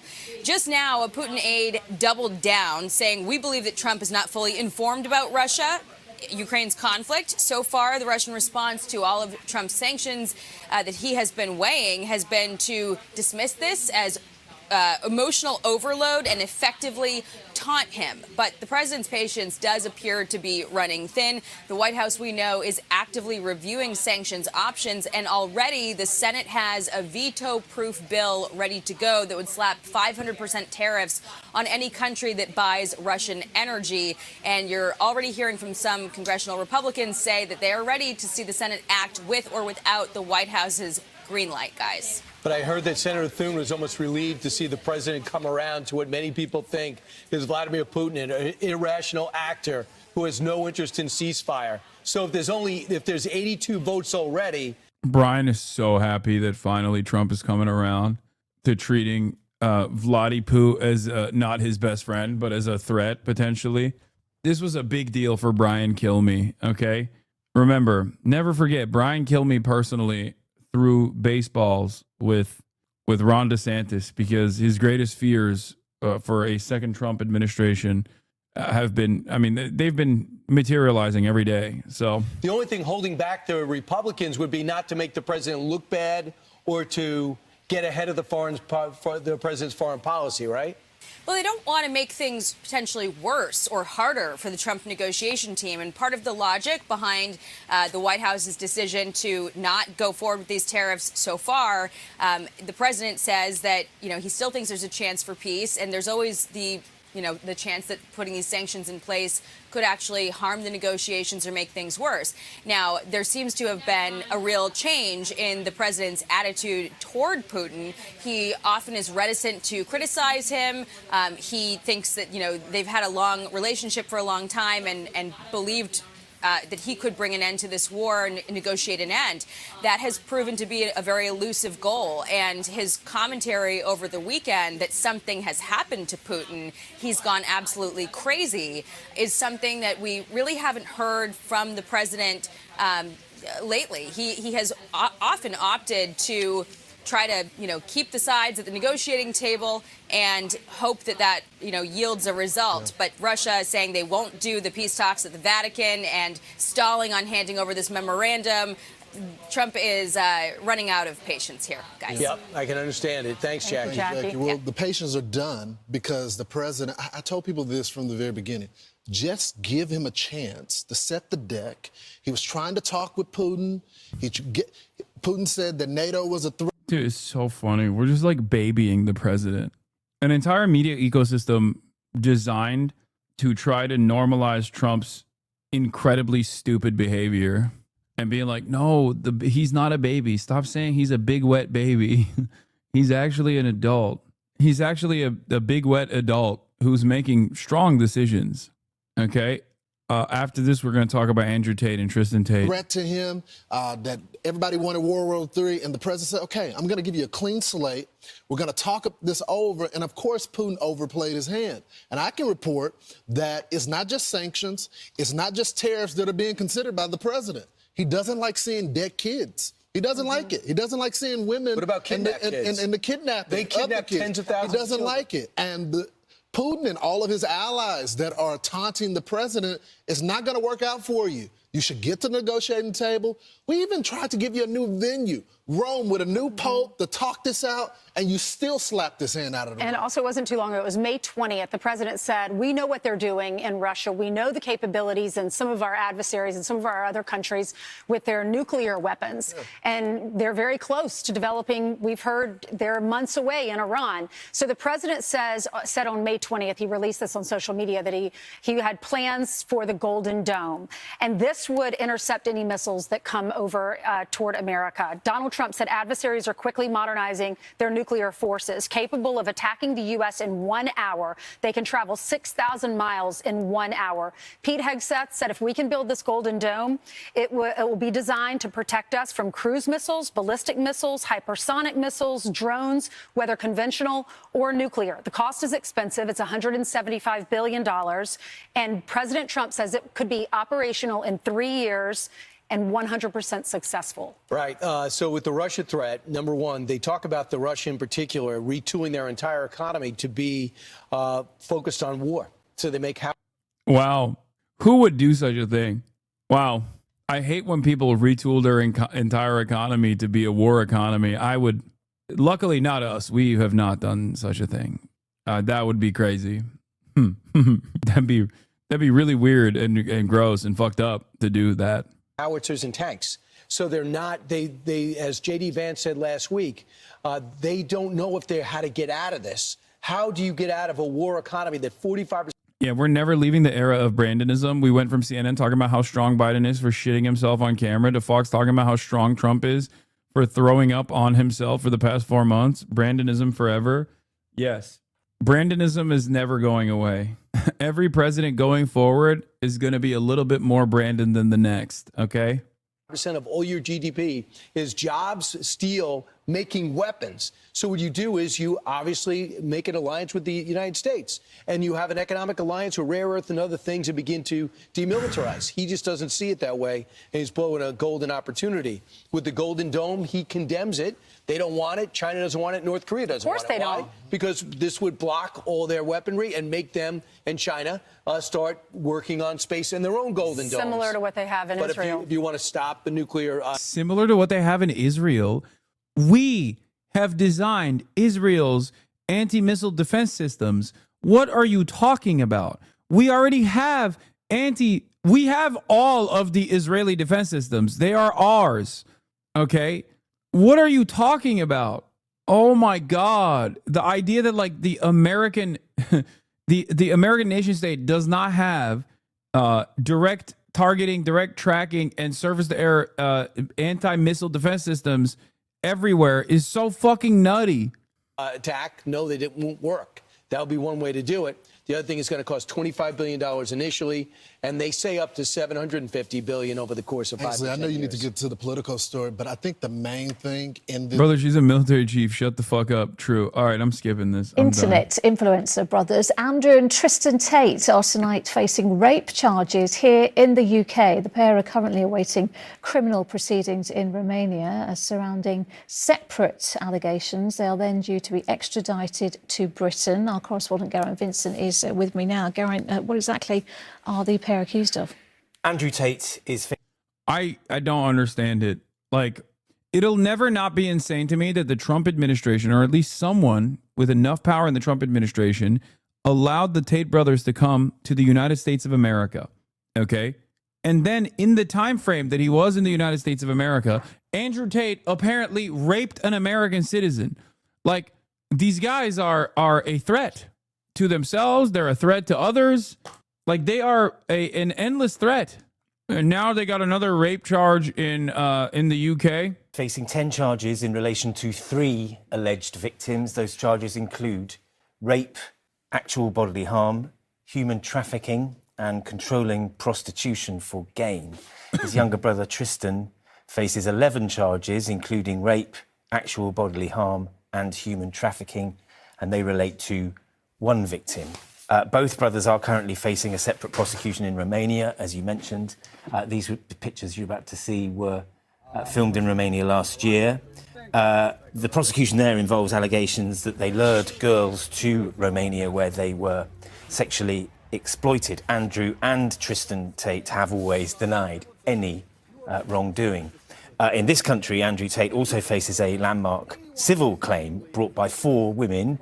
Landmark because it's the first time a claim has been brought against anyone for the crime of coercive control, a claim Andrew Tate also denies. Now, to describe Andrew Tate as an influencer, Lucrezia, is somewhat to underplay his significance, I think. He's got millions and millions of followers on social media. His videos have been viewed hundreds of millions of times, and there have been grave concerns voiced by the police in this country about the misogyny in much of that content. If you believe everything that's on Google... Wait, what the fuck? Why did this come up? Well, that is your prerogative, my friend. And if you think that makes you sound smart in the modern world after the 3 years we've just been through, to say that I read a piece of paper that tells me to believe X, so I believe X, and I ignore my own personal experiences, and you think I'm that not makes you asking you to ignore your own personal experiences. I'm simply asking you to look at the data. So let's change the subject because you've just proven your point. Okay. Andrew, do you believe, well, you didn't really prove anything, but it's cool. Do you believe the earth is flat, or do you believe the earth is spherical, round? Aldi has his headphones on. Oh, he took his headphones off? He gets very stressed sometimes, and Yeah, it's cool. It's important, sometimes you can't take the heat. Sometimes you can't take the heat, so you gotta get out of the kitchen a little bit. Andrew, do you believe the earth is flat or round, spherical, globe? Round. Do you believe it's round, right? But when you walk outside, it feels like it's flat. Brother, and I it looks flat, it feels flat, but you believe it's round. Why do you believe the earth is round? Because I have personal experience that would prove to me that the earth is round. Oh, you have personal experience. What happened? Did you go up to the fucking moon? Is that how you figured it out? Exactly. I flew up into space and I looked down on Earth and I saw a big circle. That's crazy. Okay, you don't have to. Hey, listen, you don't have to concede on that point, but I think you and I both understand the importance of scientific The rape charges are not true. The guy can buy any hole. It doesn't make sense. Okay. Very cool. Famously, rich, wealthy, powerful people never engage in rape. The idea that rape is conducted simply because you need to fulfill your sexual desires is insane. I already banned that chatter. Okay. Rape is not about, rape is not a substitute to masturbation. Okay. People don't rape because they're like, oh my God, I was really horny and then I ended up raping somebody. People rape for power, to have power over someone. Didn't you rape or have sex with a minor that one time? No. What the fuck kind of insane psychopathic fantasies do you have in your mind? What a fucking insane thing to just say. Why are you fantasizing about this? Why is that in your brain? Absolute psychopath. But yeah, with respect to rape, it's not like stealing food because you're hungry, okay? Didn't take long for the schizos to come out for this one. I know. I'm guessing we did indeed already cover the Mexican dude threatening to dome Trump. No? All the Hustlers University graduates in the fucking chat. The importance of empirical evidence in that one, right? Or you know, all our fun. science. Okay. Let's look at North Korea. Just be like, oh man, North Korea is so dystopian. Just to look at them. This is so weird. I know that America stands with Israel. I know that you stand with Israel. North Korea is extremely misunderstood. They have sacrificed their citizens' freedoms and a lot of money, all for aura. Over 80% of North Korea was destroyed in the Korean War, and over 1 million civilians were killed after. You know what's crazy, by the way? Bro, having a debate pro-science, these were dark times. Brother, that was the archetype. I mean, that was the prototype, sorry. That literally is, like, Andrew Tate has had unimaginably damaging consequences on American political discourse for an entire generation. Like, Andrew, you can, look, by trade, I track online radicalization specifically on the right. Okay? Why did you stop reacting to the Andrew Tate interview? Did the chatter scare you? Yeah. No, I just moved on because I've already debated the man. There's not much more else to do there. But what I was trying to explain is this, okay? I track online radicalization specifically on the right. There's the Gamergate era. There's the centrist gamers who there are the centrist gamers who turned far right, okay? That was a big deal. After rapid radicalization from the initial skeptic community that was built under the George W. Bush administration.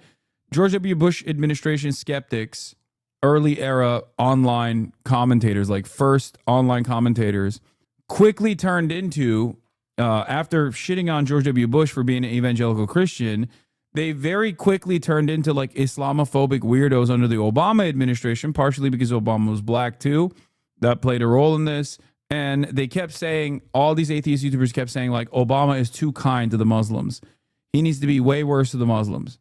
Okay? Obama was a great Muslim annihilator, for the record. It's not like he was kind to the Muslims, but because his middle name is Hussein, because he's black, Reddit Atheist went crazy mode.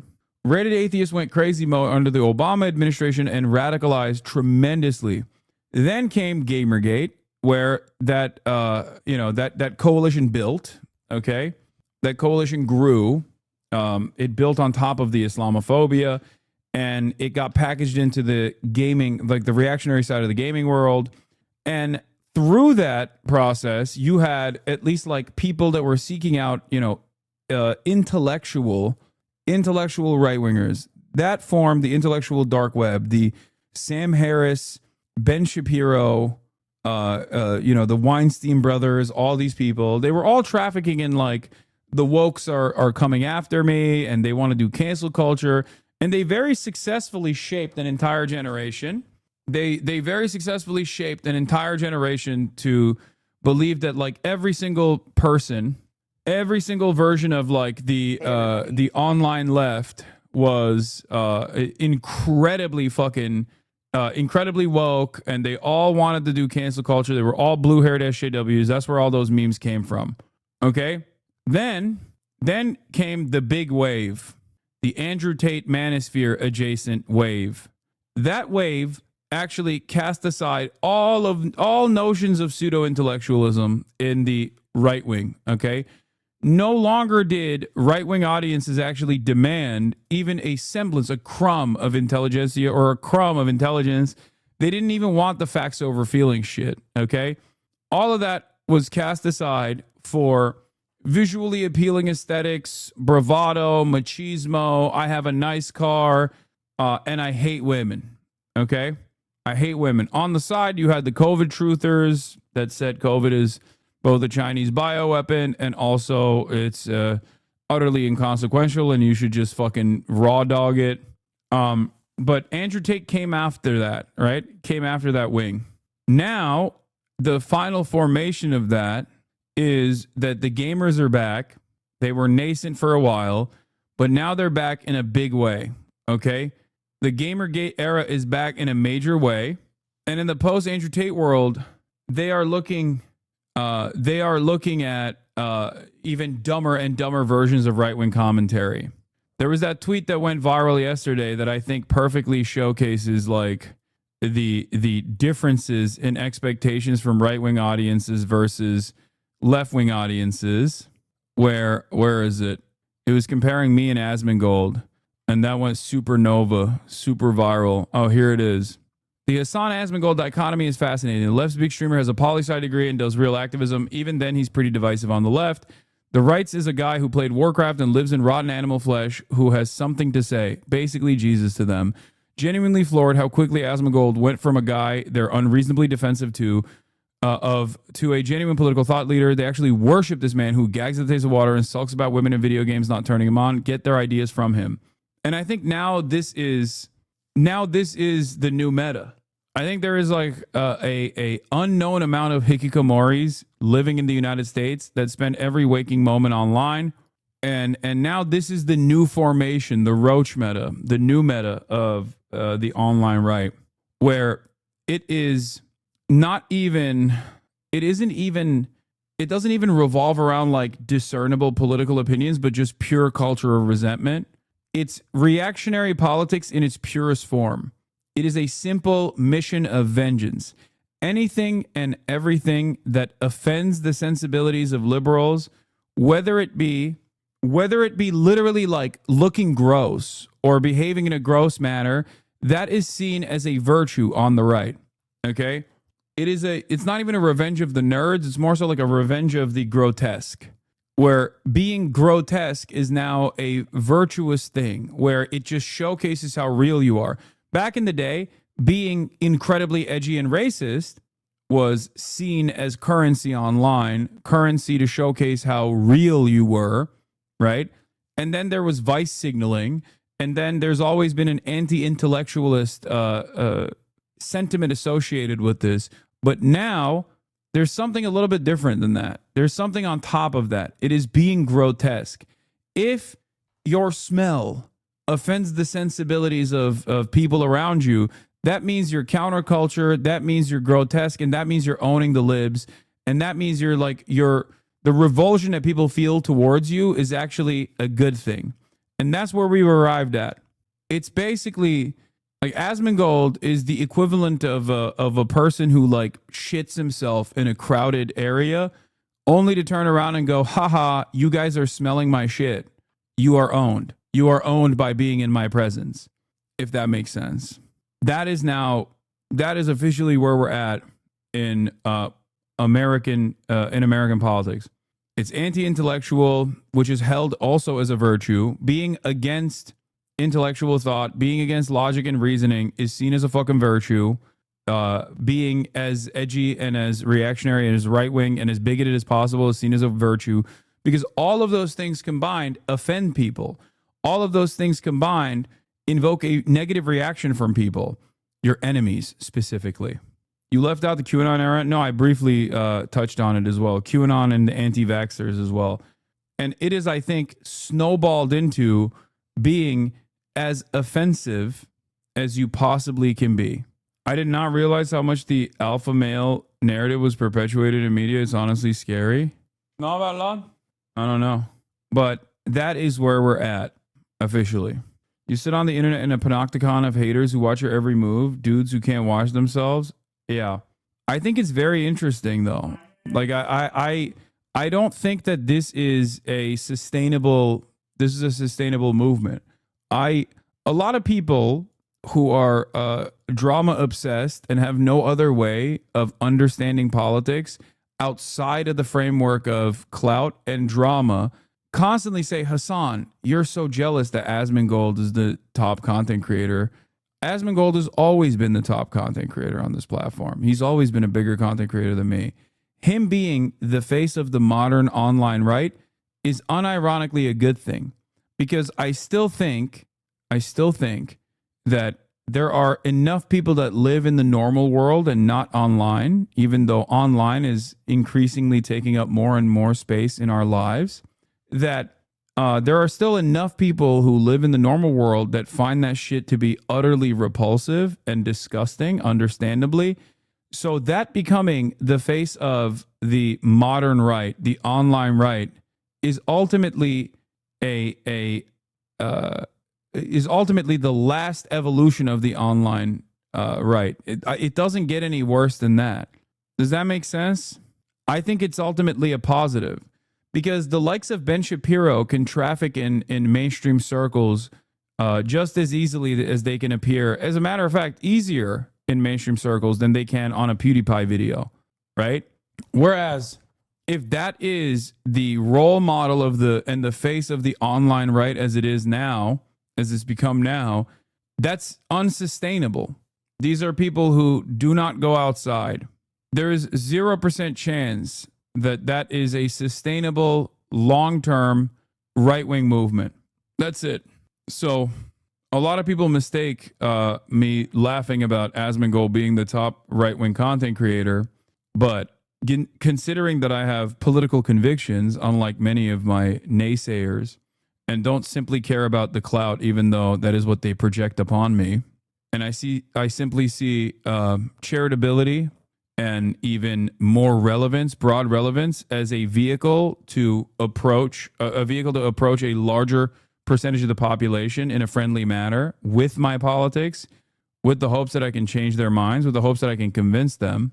Because I have a grander political objective in mind and political convictions that I care about more than anything else, that I see this as a wonderful gift, a wonderful natural evolution of reactionary sentiment, basically turning into this inevitable gross outcome.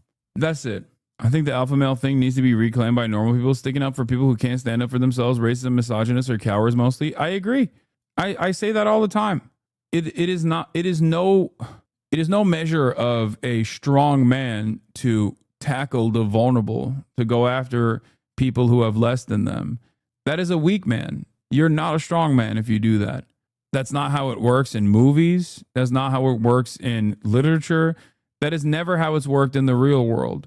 Like, can you imagine having a strongman character designed around like one of these alpha male podcasters?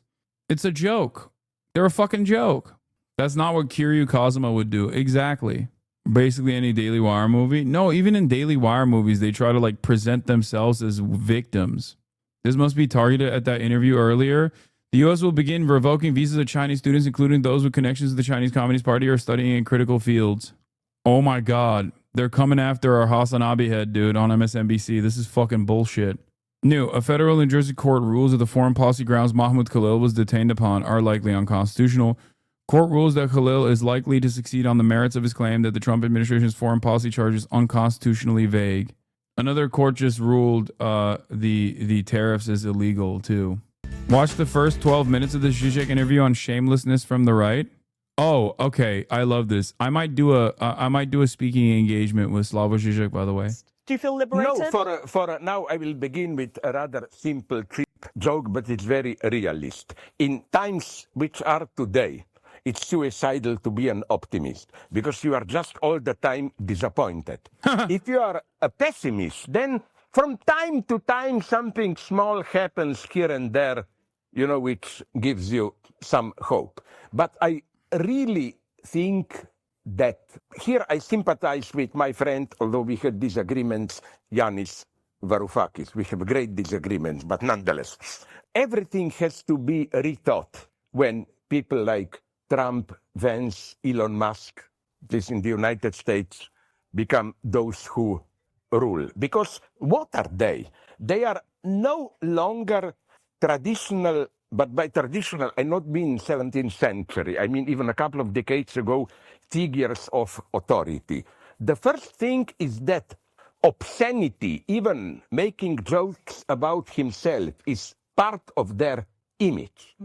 That's why I found something terribly wrong with all those left liberal comedians like Jon Stewart who just repeat these regular jokes making fun of Trump. Sorry, Trump is already a caricature of himself in some sense. But kind of first Yes, is everything tragedy has then to as far be, so that I don't lose time, sorry, rethought here, especially, I'm saying this without any trace of irony, very seriously, with a standard feminist attitude, which tries to blame, somehow find it's patriarchy and so on.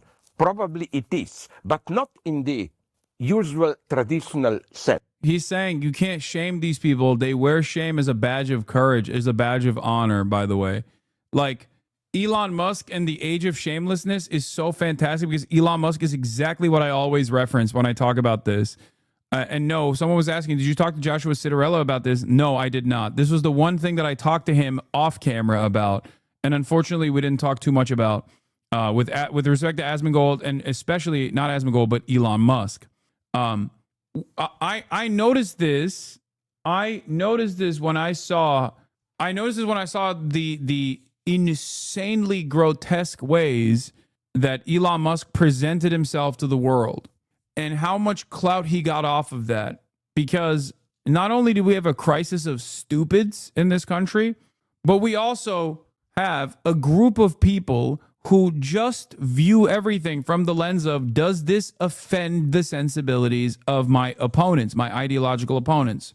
And because they've presented liberals, this blob of liberalism, as like the elites that dominate society that are ruining everyone's lives, they think behaving in this like cringe manner and in this grotesque manner that offends the sensibilities of most people is still ultimately a good thing. It's almost like the online culture becoming taking a stronger foothold in the real world.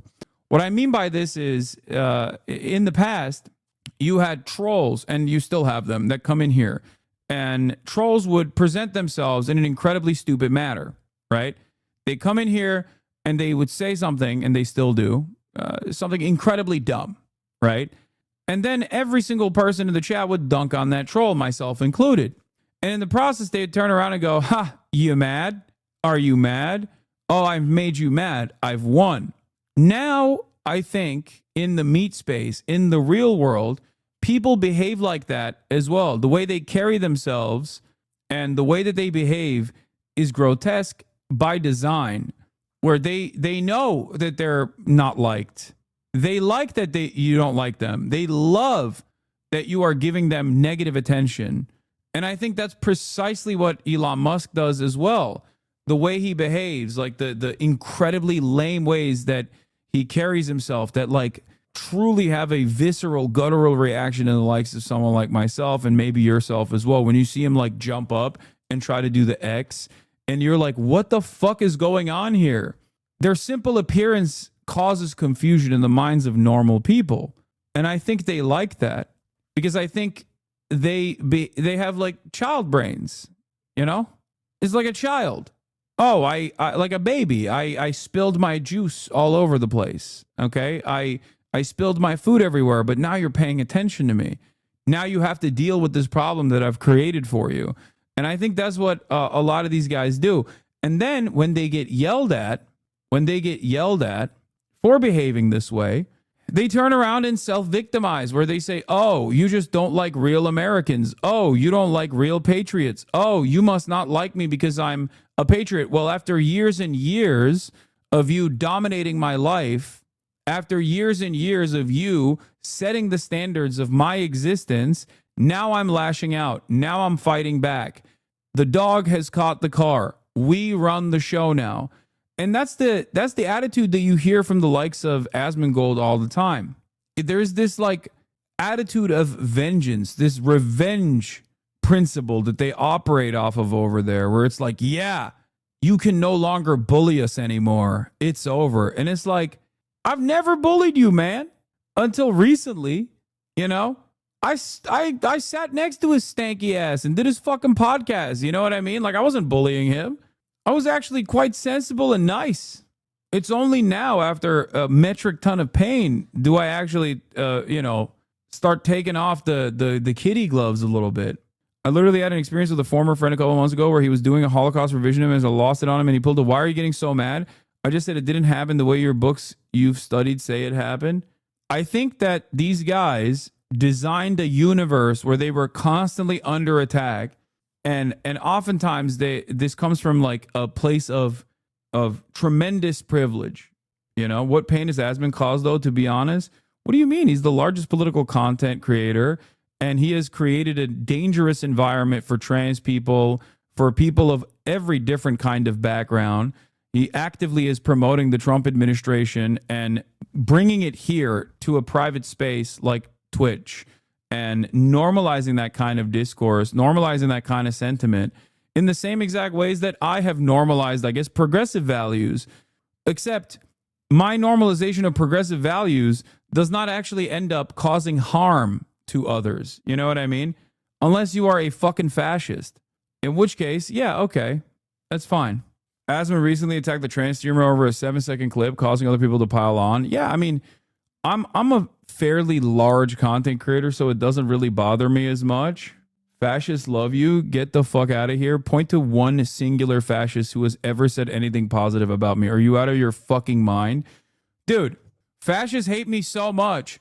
Anti-Semitic neo-Nazis are aligning with Ethan Klein while simultaneously going, I can't believe I hate Hasan so much. I'm aligning with the Jew on this. Like, what the fuck are you saying? There are literal neo-Nazi anti-Semites online right now that are behaving as though they love Ethan Klein specifically because he hates me. You understand that? They love you because you divide the opposition. You are close to controlled opposition and a chaos agent. You're just saying things that literally do not make sense in this conversation at all. That is not correct at all. I'm dividing the opposition. Yeah. By what? Existing? By what? Holding true to my values? Oh, man. If someone despises me, it's probably a primary marker that they are fascist adjacent in their politics. Check logs, it gets worse. There goes Turkish intel again. Armenian genocide, because she doesn't, and you work at the behest of Turkish intelligence. They don't live free. You couldn't get a job in China, you clown. Built by the blacks. That's what a terrorist would say. Two separate issues, but you keep dividing us against fascism like a good Erdogan lapdog. Progressives won't lose raises, and Trump is good for their brand. AOC is in a safe seat, full stop. If you focus eyes on belt and waist, you don't get cooked. Follow the waist, don't bite on fakes. Oh shit, he's a gaming watcher. Turkish agent. Endorse Kamali, you compromised Turkish chaos agent. You're a good person even if you're a political commentator. You're a good dude even if I can't get off you as a Turkish agent. Bro, you're a sellout. It's not a genocide, you clown. It's a normal fucking war. How does it feel? It feels like there is some like liberalism in your brain. How does it feel that like all of these other like supposedly liberal spaces that you occupy are diametrically opposite to your worldview? I mean, a little bit of racism, a little bit of liberalism. Absolutely makes sense. To defeat fascism and tyranny, you need to build alliances. I've never been against building alliances. Do you still believe it's a war? I've never denied the Armenian genocide, but here you are denying the Israeli genocide of Palestinians. How does that work in your mind? Politics watcher, but a big gaming frog? Yeah, I can't ban him because he's a gaming watcher. What are the liberals doing to fight fascism? Anyway, let's get back to the politics of shamelessness. I here refer to the best of critical theory. Already in the late 30s, Adorno, the great one, wrote a wonderful text where he emphasized that figures like How do these oligarchs get off by being hated? It's not about oligarchs. It's about a demonstration of politics. Okay? you get to show how real you are, especially online. In the past, you got to show how real you were online, your authenticity, by saying edgy shit, by saying racist shit. Okay? Nowadays, you get to showcase your authenticity, how real of a soldier you are for conservatism in the modern era, by being a repulsive individual. Hitler, they are not paternal figures. They function in a totally different way. Now there are debates, how do they function? One nice Freudian theory is that, you know, in his Totem and Taboo, Freud has this mythic history of there was Urvater, primordial father, who terrorized all the family, raped, had sex with all women, and then sons gather, kill the father returns as a ghost, a symbolic authority. That's how we get normal symbolic power. Lacan gave a proper interpretation of this. He said Freud got it wrong. First comes the symbolic W. father. Ray, who drafted me? Where's the draft stream? I got drafted on the 5th round. I don't even know what for. What did I get drafted for, chat? What did I get drafted for? Creator League? From last summer. He's going to go absolutely binocular. What is this I mean, for? Under your leadership, anything is possible. Silky taken off the board. Some people might have thought he'd be a free agent, but loyalty wins at the end. Rage, thoughts on that pick? It broke my heart. I was saving Silky because I knew people were going to sleep on him. I was going to snag him a little bit, probably next round. But shit, can't no more. It is what it is. All right. What am I getting drafted for? Yeah, you're on the clock. I'm going to go with lead of 4th. That's a straight athlete. As an athlete, that's it. And he tall as hell. I don't know how he hasn't been picked up. I think it's because people don't know. That's a good PFP. So do you think Ray made a diabolical mistake selecting? I want you to pay. I want you Silky. no. Listen. I want you to pay attention. When Ray was about to pick Lee the 4th, I 200 IQ'd him. He's a puny brain. I said, "Oh yeah, pick Lee the 4th." He's like, "No, hell no," and he switched his pick. That was a good pick. But I 200 IQ'd him. You will. You can't be doing that, bro. I gotta pee. Hold on. Go ahead, I Mark. didn't pick Sinner yet. Lee the 4th off the board. The RDC room is deliberating right now. Again, they will have 2 picks. They still got a lot of talent on the board. We got Jenna Bandy, 3-time champion. We got Juju Newman, Carson Bree. They play college ball. The Newman brothers. First pick we picking is Jenna Bandy. Jenna, yeah. Oh, we'll keep it. We'll keep it. And that's a sleeper too. Y'all don't know. Jenna won like 4 House of Highlights, Steve. That's a steal. She got intangibles for sure and experience. Listen, the draft preparation is definitely paying off for RDC. Who are they targeting for the next pick? Swag. What's up with you, FaZe? Swag. What's up with you, Swag? What's up with you, Swag? Hey, Swag, welcome to the Dream Team. Primarily a video game player, but people don't know back in the day he did play ball. He played in a knockout match. That's another nice pick for the Dream Team. Squad is coming together pretty nicely, if I do say so myself. Rage, were you looking to take any of those? Swag, because, that's my FaZe brethren, but I ain't worried about it. You feel me? Too bad, Rage. Move on. All right, Rage, it's back to you. Who are you thinking? A lot of tough picks here. I think I'm going to go, being that I'm a feminist, I'm going to go Bree Green. She's one of the most skillful talents on this list. Still don't know how she hasn't been picked up. I'm playing dodgeball, basketball, and flag football. I'm cooked. But we respect and admire that pick regardless. I suck at dodgeball and I suck at flag football. I was testing to see if the other... And I'm halfway decent. Obviously, they're not. Yeah, no, they're clearly not. I'm halfway decent at basketball. Pick. I'm and cooked. A good pick because she could really hoop. How many people total? It's okay you're on the troll team. I've never played football in my life. I've literally never played football in my life. Wait, there's 37 people and they picked me in the top 20? That's insane. Brother, just run a post and slightly jump. How can you be bad at flag football? I don't know what running a post is. Okay, this team is actually nasty. You're being traded for future considerations. When is this supposed to happen? Ziaz might murder you? Yeah, he would fucking kill me. You are a blank slate. Listen to coach. My coach is Ray? What the fuck does he know about football? He's from Taiwan. Yeah, I know he doesn't know anything about football because he picked me. I'm from fucking Turkey. Leave it up to the dude from Taiwan to pick a Turkish guy to play football. We're fucking cooked. Wait, do they play football in Taiwan? Because it's so fucking U.S. dominated? Maybe they do. I don't know. Yeah. I don't know. That wouldn't shock me if people in Taiwan play football. Kind of like a flag football is non-contact. It don't matter. That makes it harder. Don't tell Ray you're Chinese. No, he'll appreciate it. He'll appreciate that I'm Chinese. White Chinese. Just don't get injured this weekend. Wait, is this happening this weekend, by the way? The 500K Creator League draft? Is that like supposed to be... Are the events this weekend? Brother, he hates China. Bro, it's fine. Boy, look at the schedule. 627 dodgeball, 725 slam ball, 822 flag football, 926 knockout, 1024 5v5 basketball. Wait, what the fuck? This just goes on and on. Dude, what the hell did I... There's a sport every month. Where are we playing? Dude, I don't know anything.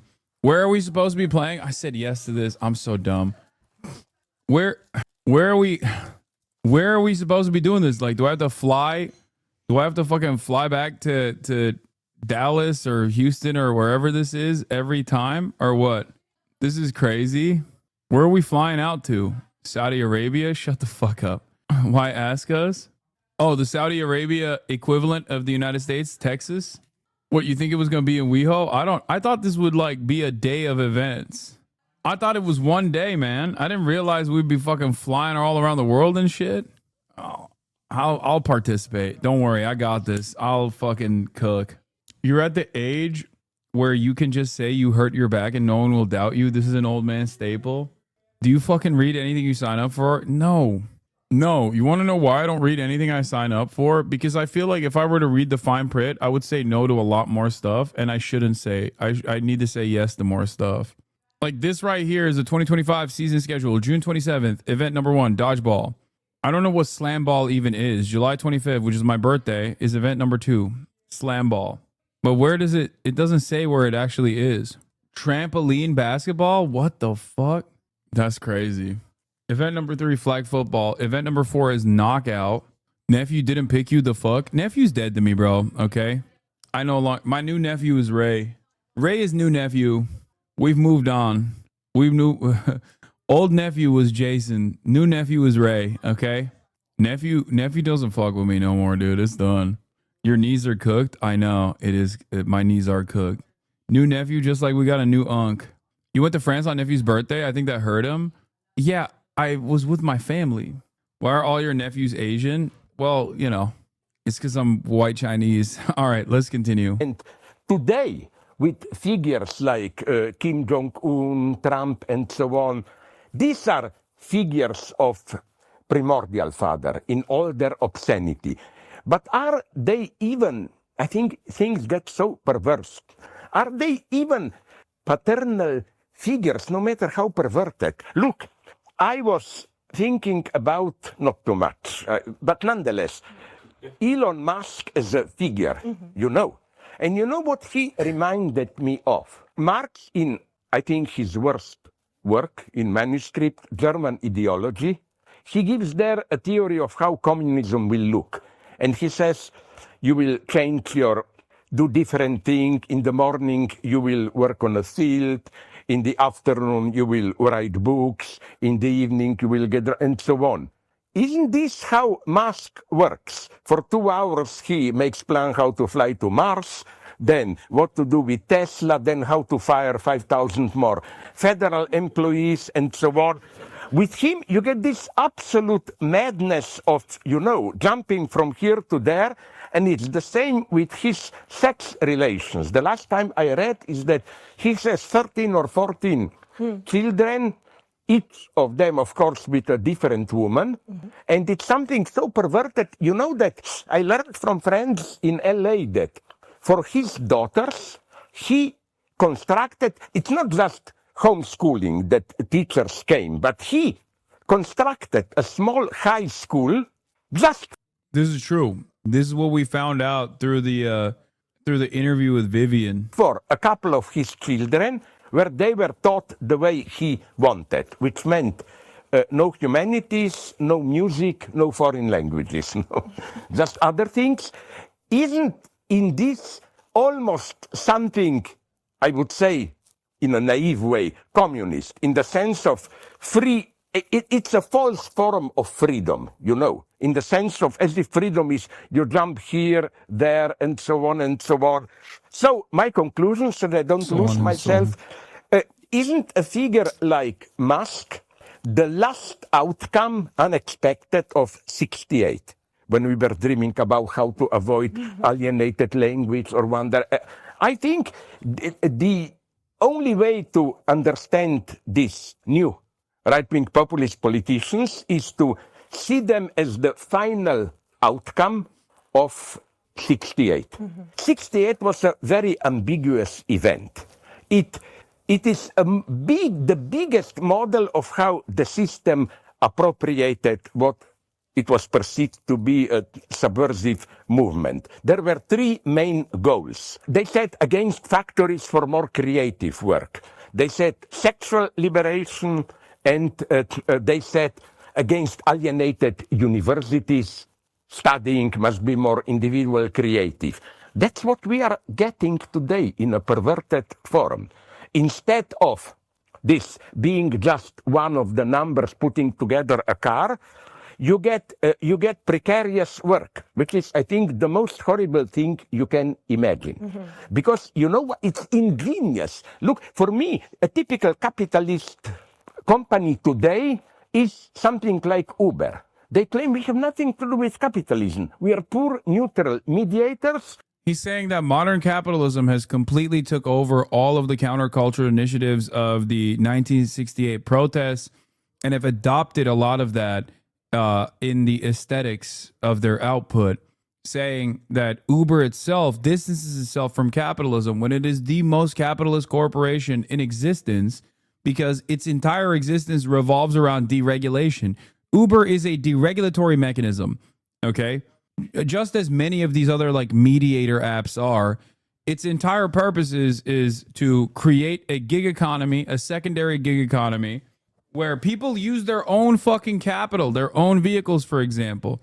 It's considered disruptive, but it's actually the only thing it's disrupting is the limited amount of labor protections and limited amount of regulation that exists within the capitalist structure. We have people who offer something, cars, drive, and people who need them. We just bring them together. Yeah. And the idea beneath it works so well ideologically, is that you who think you are exploited, you are all small capitalists. They claim, look at the precarious worker. If you're Uber driver or work artificial... Yeah, there's chatters in here saying the same thing as well, which is like, Uber presents itself as like disrupting capitalism, giving you the tools to become a little capital owner yourself. Ironically enough, you are not a capital owner at all in that process. You are even lesser than the average laborer that at least has like benefits, a benefit structure, and a compensation structure that is like a compensation structure that is supposed to give you money for as long as you work there. On a computer, you own your means of production. So Marxist exploitation. Yeah. How can you be a victim if you are a perpetrator? A victim, yes. Yeah. So this is how this lesson of against alienated factory work was appropriated. Then education. Well, you see this realized not only in the United States, but now in England, how precisely this higher class humanities department. Now, I know what happened with my friend Frank Ruda in Dundee, at Kingston here, and so on. They claim precisely this is abstract university, not connected with real life, and so on. And sexuality, it goes by itself. What you get this so-called free sexuality and so on, which is very commodified. It's not so. Just to finish, I think that I was there. I'm old enough in 68. Like I was 17, 18. I was not participating, but observing it. And my impression was that something bothered me already at that point. This hidden anti-feminist aspect, which was hysteria was perceived as a bad term. Hysterics just provoke, but they really want a new master. Perversion was supposed to be good. The big lesson, and Freud already said this, it's wonderful. Freud says, nowhere is the unconscious more inaccessible than in a perversion. Because would have thought it's the opposite, Isn't the pervert one who brings out all the... Oh yeah, private equity has moved into the plumbing and electrician industries now. Yeah, they're gonna hit that as well. This is an area of disruption. It's great. You can have an app, and then eventually you can have an app that connects all of those apps. One major app to rule them all. Uber, where you can order your food, order cars to drive you around, order delivery, and then order a plumber and order an electrician. And even order a laundry, like order dry cleaning. Dirty stuff, does all the disgusting things. No, Lacan also returns to Freud here and says that every power structure needs at its hidden Your women obscene friends underground are so fake. Perverts to do it. Lacan's critique of 68 is very interesting. Wait, why? He opposes him. Wait, why is my 127... Pajama Party with a Yard whine about it? Episode number 127. What are you guys talking about? I did this podcast. I did this podcast too. We never did a Fear End episode, but I was on whine about it. My episode will come out too. Himself to this formula, which was popular, if you speak a little bit French, jouir sans entrave. Enjoy without obstacles, My first... Don't you think this tech can be used to actually give workers autonomy in some way, like actually creating a secondary peer-to-peer marketplace for goods and services? I don't think the economy could function in any form in the future without it. No, I don't. If that was the case, Uber would have been incredibly beneficial for the service sector, but it wasn't. It's the same as AI and all of the technological improvements. Technological improvements, including AI, is good, okay? Lifting the existing burden of menial tasks and route tasks and menial labor isn't necessarily a bad thing. It's a good thing, okay? The problem is, under capitalism, it is used as a mechanism to displace the existing labor force and simultaneously make the remaining labor force work the additional productivity, the additional productive output of the previous, much larger labor force for the same price, or sometimes even a lower price point. It is not AI and technological innovation that is the problem. It is capitalism that is the problem. Because capitalism dictates how that technological innovation is used, and every matter of technological innovation will be used against the workforce, because capital owners and their interests are diametrically opposite to the interests of the much larger laboring class. That's it. And they dominate. Capital dominates our existence. Capital dominates our planet. And the interests of capital dominate everything. I wouldn't even say capitalism is diametrically opposed to innovation. At certain instances, it is. In certain instances, it is. Like putting a limiter on technological innovation on the medical front. Why? Because let's say your patent is running out and you're no longer and you no longer retain the patent over this novel chemical compound, and therefore there's no need for additional R&D expenditures. That is, what? No, but it's good. Okay. Yes, Elon Musk. It's pure sexual freedom. Yeah. And actually disassociated, because he uses IVF, I think. Lacan says something very interesting. He says, you revolutionaries want to get rid of the master, but you will get a new master which will be even worse. And I think Lacan was way ahead, not that he was a genius, he was lucky, ahead of his time. These guys, Elon Musk, Trump, are the new masters that wouldn't have been possible without the 68 revolution. In what precise sense? No. Here, Lacan says something wonderful. He says, my lesson, what I'm trying to teach you, protesting students, is don't lose the sense of shame. There is nothing subversive in losing sense of shame. And I think this is so important today. Okay, it's usually to take, but not just there, how Israel is doing in Gaza. And I'm not simply saying Hamas is innocent and so on. Things get much more complex there. The latest data prove, do follow news, that Israel was financing Hamas. It's a very dark game. My God, this is why they arrested now a billionaire friend of Netanyahu. But let's drop this. What I'm saying is that, where do I see shamelessness? It's a minor example. I forgot his name. You know that co-director of No Other Land, the Palestinian guy. You know what shocks me? Not the fact that he was beaten and so on. I don't think Israel is necessarily much worse than others here. I think all of them torture, beat, and so on. But what shocked me is that you saw the scene, it's all recorded. Settlers come, provoke him, they beat him, then the police arrest him, take him, claiming for health reasons. He's just chained to whatever for 20 hours, set free. No explanation. We are more and more approaching this open shamelessness, you know. The good old times where at least you felt the need to somehow provide a false version and so on. Okay, let's speak about Trump then. Yeah. Because this is an example of the shamelessness you speak about in some ways. Yeah. In many ways, the embodiment, the spirit of shamelessness. Yeah. You say October 7 ruined Slavoj. No, Slavoj Žižek has had a incredible run of having horrible takes in the last, I would say, 10 years or so. One might say Trump ruined him. Ukraine, Russia also eroded his sensibilities. He's had bad takes on immigration. He's always had bad takes on trans people. He's always been a weirdo. But I do think that a lot of his work that revolves around ideology, a lot of his there's still a lot of he has good takes and bad takes. It's kind of like Norm Finkelstein. You know what I mean? You don't have to agree with everything he's saying. He's been giving European takes recently. Yeah, he is a fucking Euro supremacist for sure. E.g., never asked Norm about Ibram X. Kendi. Yes, do not. Worst mistake of my life.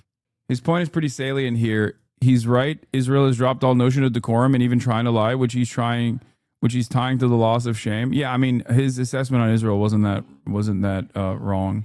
Wait, are you saying people from former Yugoslavia sometimes have ethnocentric takes? Yeah, it's shocking. Zizek in here, he literally, oh God, here we go. Zizek dick riders are also some of the most annoying people on the internet, okay?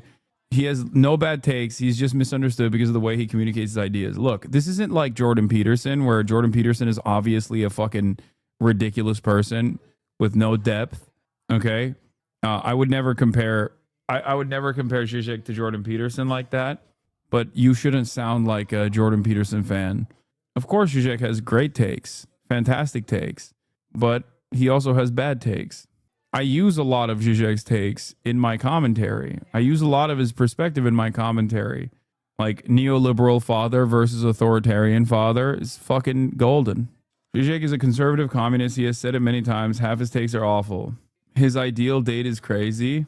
Zizek's on that Christopher Hitchens trajectory. Given a long enough timeline, he'll completely show his ass with a terrible Taker 3, but the core stuff he's known for is solid enough. Okay, again, I wouldn't even compare him to Christopher Hitchens. Come on, guys. Come on. This is no. There is no comparison between Zizek and Christopher Hitchens or any of these like pop philosophers, okay? Or pop psychologists as like Jordan Peterson. Anyway, I just wanted to show the culture of shame. Slavoj 100% fucks. Unlike Hitchens, Slavoj is an actual thinker. All right, let's look at North Korea. The US started bombing them. Timur Lane did the same thing to Georgia 600 years ago. And when I was in Uzbekistan, I nearly pissed on his grave. I just didn't want to be thrown in an Uzbek jail for crimes committed 600 years ago. And Georgians are still mad, including me, about shit that happened 600 years ago. Now, you can only imagine how North Koreans feel about the US doing the same thing to them, which is how you get their leadership with their attitudes. We can't really talk about North Korea without conflict of nations. which is exactly why they're sponsoring this video. Conflict of Nations is a free online Crazy. PvP military strategy game that is based on a World War III scenario, so around 2 years from now. The ability for communists from former socialist states in China to be insane conservatives is kind of nuts, but I wouldn't expect anything less. It makes sense. First of all, they're old. And I think like social progress from their era is very different. Like the last time your brain was open, if the last time your brain was open to new ideas and new thought as far as social liberties goes was third wave feminism, then good luck understanding anything else that has come after that. Okay? That's like, what do you expect? They're boomers.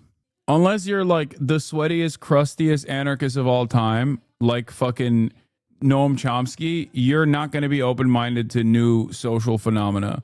The only people that stand the test of time like that are the most, the most ridiculous in many ways.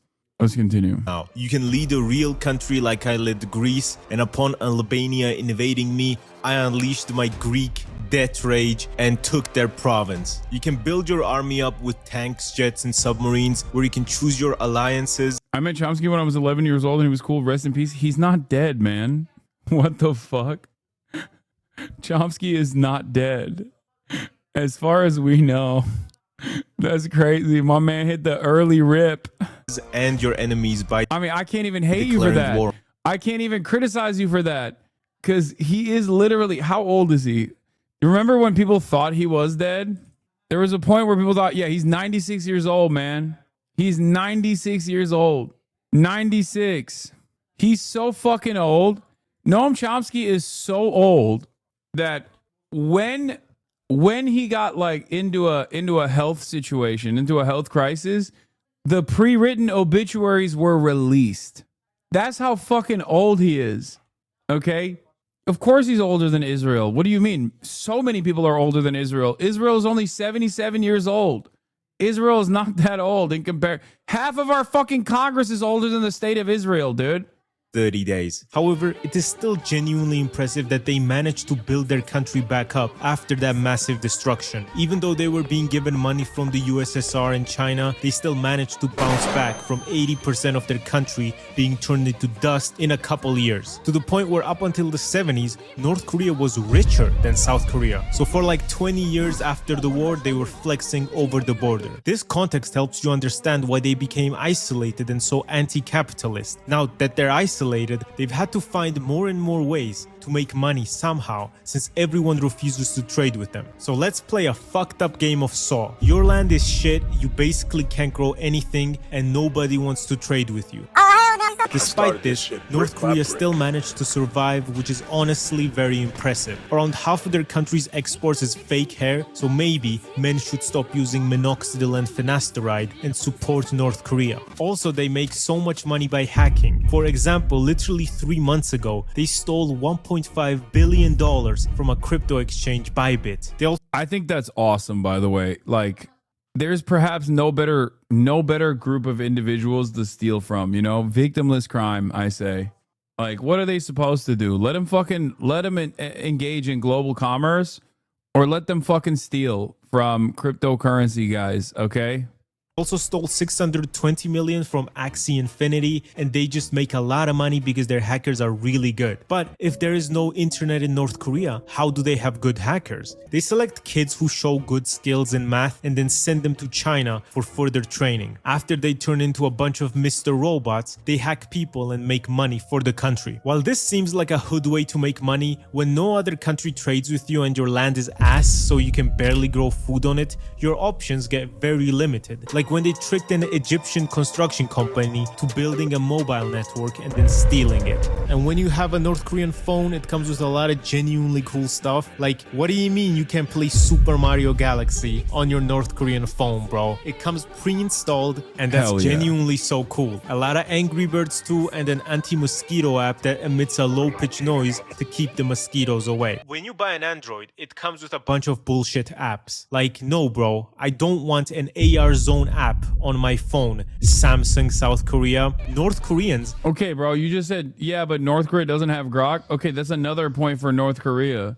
Why are we just posting North Korea dubs right now? You're just posting their dubs. Get Super Mario Galaxy. They also have access to North Korean internet, which is around 5,000 websites which are strictly controlled. And to get any new apps on your North Korean phone, you have to go to a physical app store where they install stuff for you. Hey, yo, why the fuck does a metro in Pyongyang look better than the metro in the hood I grew up in? This shit looks like a fucking coal mine, and they haven't fixed it for the past 7 years. Hell nah, bro. My government is so bad. Fucking North Korea cares more about their people than the Georgian government. Genuinely, look at this shit. Their metro looks objectively very good. And in Tbilisi, my old station has had no fucking roof for the last 7 years. The thing is, the North Korean leadership is objectively evil. For people that are supposed to be anti-imperialist, they sure do love sending their soldiers to Russia to fight against Ukrainians, which just doesn't make any sense, because the only reason North Korea is like this is because the US bombing the shit out. Okay, bro, let him have that. You know what I mean? Like let him have that. This is when the first news broke out. When the first news broke out that they were sending troops to Russia, I was like, come on. Like, they ain't got nothing. They can have a little treat. You know what I mean? It's the most like destroyed place on the planet. It's probably one of the most fucked up. It's one of the most fucked with country on the planet, dude. El Tegasan unsubbed. Bro, there was new reporting. Yeah, Gatsu needs to stop pocket watching the North Korean soldiers, okay? also, I saw reporting about how the North Korean soldiers were just indiscriminately firing at every drone that passed over it, and they ended up dropping Russian drones as well. So then the Russians had to just no longer have drones around the North Korean soldiers. So they had to basically avoid, they had to make sure that their drones were avoiding the North Korean troop positions. Because, like, you know, they're just having fun. They're just having fun. Like, they don't got internet. You know what I mean? They don't got internet. They don't got internet. Yeah, this is, exactly. North Korean soldiers were shooting down every drone they saw, Ukrainian and Russian. According to Russian mill bloggers, it got so bad, Russian drone pilots had to create an alternative flight path to the front to avoid flying by any DPRK units. It's fake news. The porn addiction stuff is probably propaganda, and so is the drone stuff, most likely, but still, they're taking no chances with drones. Yeah, they're used to it from the fucking South Korean, from the fake Korean border, the poop drones that kept dropping poop on top of them. So now they don't even fuck around with any drones. They see a drone, they drop it. Out of them. And now they decide to send their soldiers to fight against Ukraine, who are in the same position North Korea was, by being bombed. Except they didn't even start the war first. The main reason they're doing this is, of course, because of money, and also that they... Okay, Gatsu. Yeah, they didn't start the war first. Yeah. Yeah. Okay. I mean, everything he said up until this moment is like correct. Need allies, so politically it makes sense, but it also just goes to show you that their morals are whatever keeps their regime and the rule of the Kim dynasty together. And for a country who teaches their kids that North Korea is the most morally pure and superior country to others, and also Kim invented those chairs. Facts. All others are evil, it's pretty hypocritical, which is why they have stupid laws, such as when you visit the... I don't know, maybe I'm crazy, but like, it is pretty funny to be like, wow, North Korea, awfully hypocritical of you to to go out and do war at the behest of one of your only allies on the planet. Like, yeah, they got nothing. The Kim statues, you have to take flowers to them and you have to bow down to them. And of course, if they actually wanted good for their population, they would not just load them with propaganda with the intent to strengthen the Kim dynasty, and the people get nothing in return. And in their propaganda, like, I think the most consequential aspect of this is like how much the complete blockade over North Korea benefits the Kim dynasty. That part is correct. Like, they definitely, I think, take advantage of that fact. Have they also improved the living standards, all things considered? Certainly. But all in all, I think it's mutually beneficial to the Kim dynasty and, I guess, the rest of the world. Well, not really necessarily, but like rest to the United States of America, at least. Hasan, look up Red Velvet performs in North Korea. South Korea is depicted as a puppet of the US. And I mean... Maybe they be happy. I mean, heartbreaking. The worst person you know just made a good point. All the newspapers are related to the Kim dynasty, but generally North Korea's propaganda department always works overtime. Like when they produce this Hollywood type scene with Kim in all leather and sunglasses firing a missile. And also, not many people know this, but North Korea makes so much movies and they are all available on YouTube. Next time your significant other wants to watch a movie and you don't know what to watch, be like, I got you, babe, and put on Our Lifeline DPRK 2002 English sub part 1 of 2. Most North Korean movies are about anti-American and anti-Japanese sentiment. Us American men love young boys. He's like, American soldiers, they're pedophiles. Along with glorifying the Kim dynasty of war and patriotism. Okay, I know what we're watching. I know what we're watching next. God damn. Or this one movie where a woman had to quit her factory job to become a housewife and she wanted to go back to the factory to serve the country. And her husband got mad at her because he wanted her to be a housewife and take care of the family. But then she still returned to work, and one time the husband's train broke down, and what does he see? His wife helping fix the train. And then he realized, damn, women are important to the workforce. But the funniest part of this feminism, yeah, more woke than America. Checkmate. This movie was that the conclusion was that women are still supposed to clean the house and raise the kids and work a factory job at the same time. So it wasn't progressive in any way you would think. Shut up, Gatsu. You don't know any better. That's feminism. She was abiding by Jusha principles. Just adding more responsibility. And in their movies, they use prosthetics to make Americans, and in one of them, they just dressed up a dude with a blonde wig, and he was supposed to be a white woman. I apologize, North Korea. I was not familiar with your game regarding femboys. Hey, you're not one of those silly men that's dressed like a woman, are you? No, baby, I'm the real thing. And the worst thing ever is that they have nukes. Now, honestly, I trust North Korea with nukes way more than I trust Israel, Russia, India and Pakistan, or Iran. The fact that those countries have nukes... See, Gauss was a coward. He should have said America. Let's be real. He should have said America in there too. Out of all of those nations, America is the only one that deployed, not one, but two, on civilian territory. Like... all those other countries, many countries have deployed nukes in testing. America used them in contest.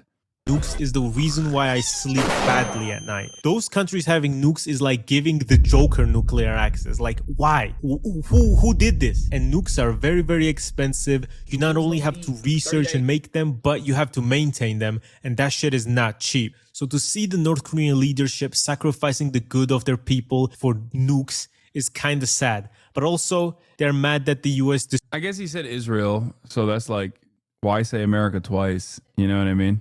It's like Israel is implied. Destroyed their entire country, and they're sort of overcompensating right now. As you probably realize, they care very much about their looks and their aura. All dictators are obsessed with big things, such as when Hitler wanted to build a Volkshalle, the biggest enclosed building in the world, or when another prominent dictator, Rishi Sunak, wanted to build the world's biggest library in Birmingham. And North Korea has built the biggest stadium in the world. And the second is in Czechia, where there was a rave hosted, and me and Leo actually went in. It was pretty cool. They also have this big building in their capital called Yugyong Hotel, and it was supposed to be the tallest building in the world. I genuinely don't know who they thought could use this hotel, since North Korea's border policy isn't exactly the same as any other country. So the tallest hotel in the world, but you don't allow tourists in. Who the fuck was supposed to stay in there, man? It was supposed to house 3,000 guests over 105 floors, 5 restaurants at the top, nightclub, everything. It was supposed to be baller, but okay, that's pretty sick, dude. What do you mean? Why are you hating? One day. Never ended up opening. Instead, building a library in Birmingham is like building a liquor store in Mecca.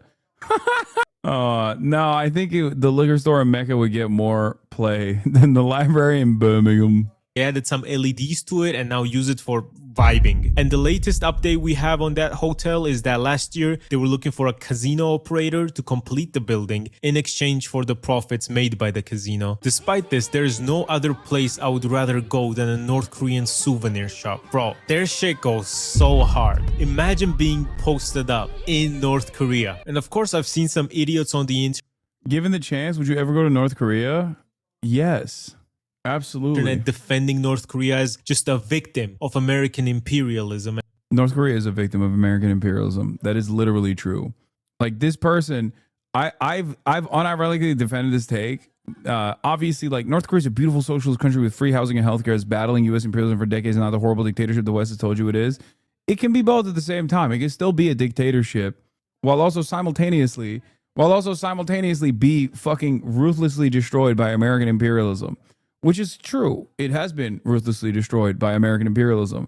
Most people don't think that that is the case, which is why my point when I was defending her take was that while she's approaching North Korea with rose-colored sensibilities, she is closer to the truth than the average liberal is that thinks like North Korea is eating rats and also a victim not of American imperialism, but instead of like the monastic or the monarchy structure that exists within the Kim dynasty. Thought you fucked off, ruined my day, that. Why ain't you fuck off then? We don't want no library in Birmingham. We don't want libraries in Birmingham, Governor. Why are you fucking trying to bring a library to Birmingham? You insult me and you get broomies. Multiples, shankies in a fucking nightlight.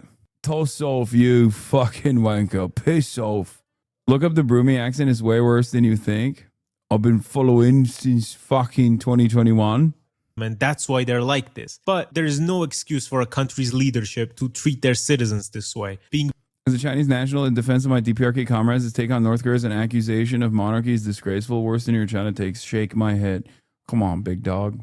Like, if the Kim family had simply a symbolic place as the head of state and they did not have unimaginable control over every fucking outlet of propaganda and virtually every aspect of North Korean existence, I would say I'd be happy to entertain it. Okay? I'd be happy to entertain what you're saying. It's not legally a monarchy.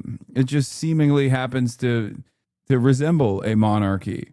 By far the most restrictive country in the world, to the point where they kill their own citizens if they attempt to leave. And because of this, a lot of North Koreans that try to escape get caught up in some sort of human trafficking or just get shot. Such as when this 24-year-old North Korean soldier said, you know what? Fuck this shit, man. I want to watch anime and goon. And then drove a car straight through the fucking border, crashed, got shot 5 times by North Korean soldiers, then passed out after crossing the border where he was rescued by South Korean soldiers and survived, and it was all on video. I would not want to be this man's kid because he'll say, oh, you don't know what real struggle was like. I had to get shot 5 times.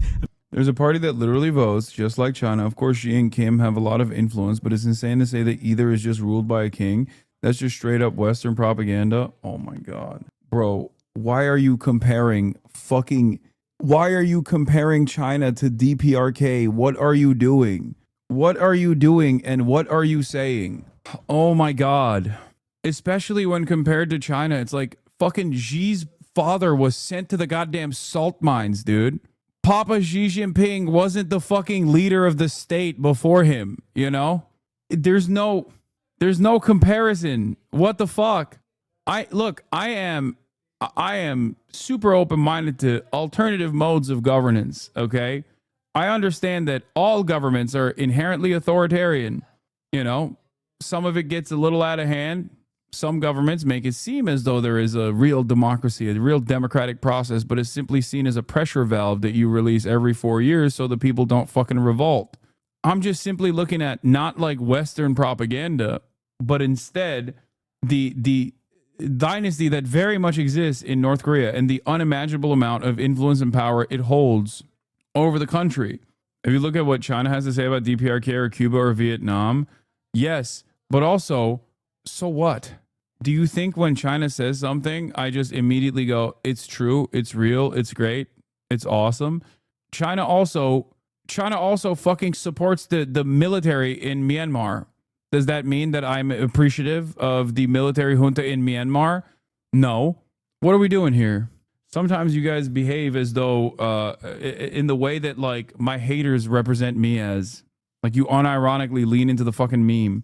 And pass out with an 11-inch parasite in my body and then show you the video on his phone. See, this is me, and your broke ass, dumbass, shrimp dick ass doesn't even want to do math. But despite all this beef, North and South Korea have one thing in common. They both have a shit birth rate, to the point where a video surfaced of Kim Jong-un crying because he leads a country of incels. Knowing you lead an incel country is a tough pill to swallow, but this makes the entire Korean peninsula situation even more intense. Because now, besides both of them having very good militaries, now they are also in a battle of whose people will die out from low birth rates first. And North Korea is gonna win this one. Their birth rate is not at replacement level, which is 2.1, but South Korea is literally the lowest in the world at 0.75 children per woman. But North Korea executes their citizens over literally anything. It's like the one clip. You shout like that, they put you in jail right away.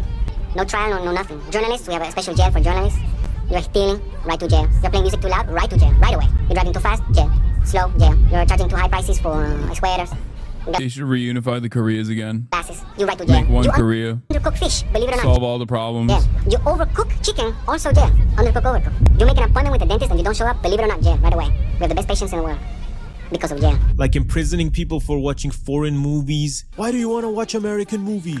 Your point that Chatter was correct, but Xi Jinping's father was absolutely not poor or a salt mine worker. No, he was. I said he was sent to the salt mines, and not literally a salt mine.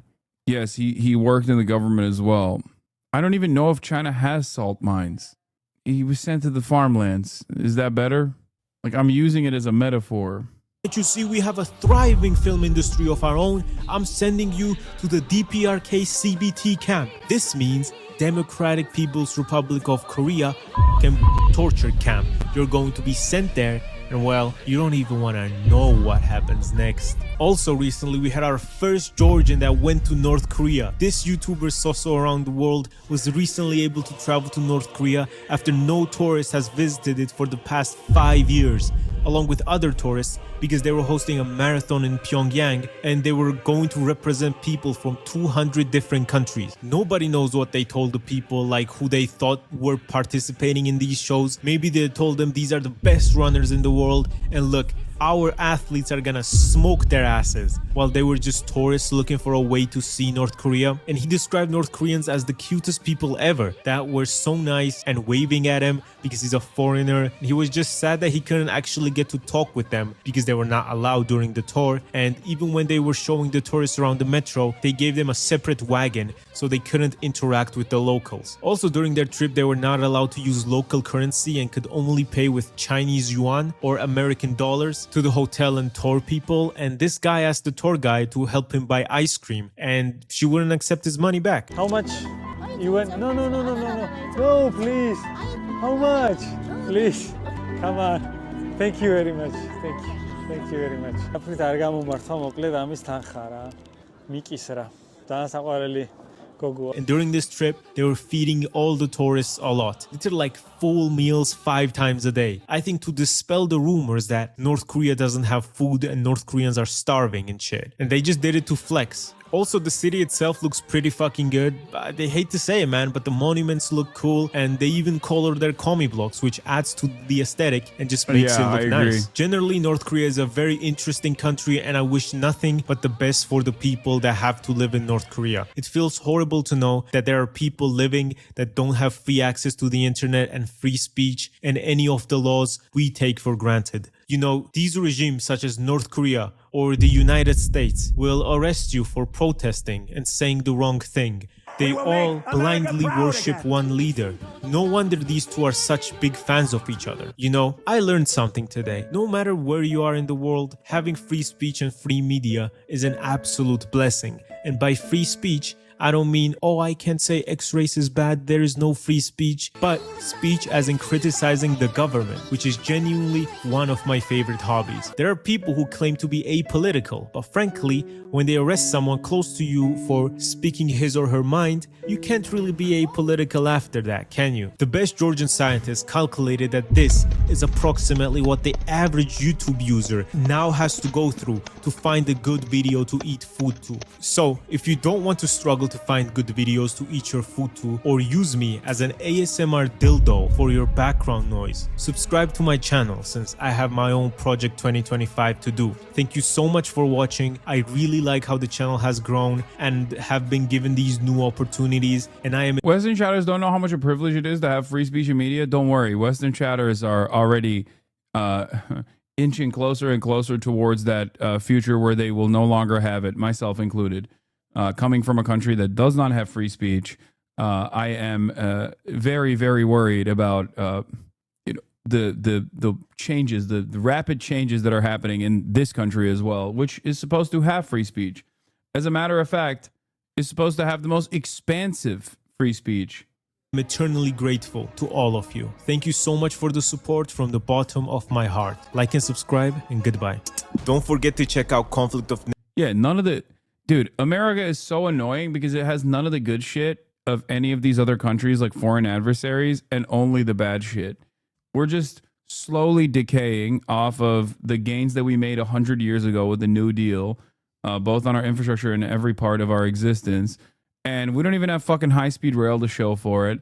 I hate it. I hate it so much. Anyway, my mom, dad, and my brother are here. I'm going to go hang out with them. So I'm ending it at 5 hours and 53 minutes. Not even 7 hours today. How long? What? How long are you banned? Ha ha ha. Free speech. Am I right? What did this guy say? I didn't even get to see it. You got blocked way before you could have an impact. Anyway. Anyway, I love you guys, and I will see you tomorrow. Peace, everybody. Bye-bye. I'm going to go hang out with my family. Sunny Los Angeles, California, says Hasan. The starlight to the starlight to the topic just begun.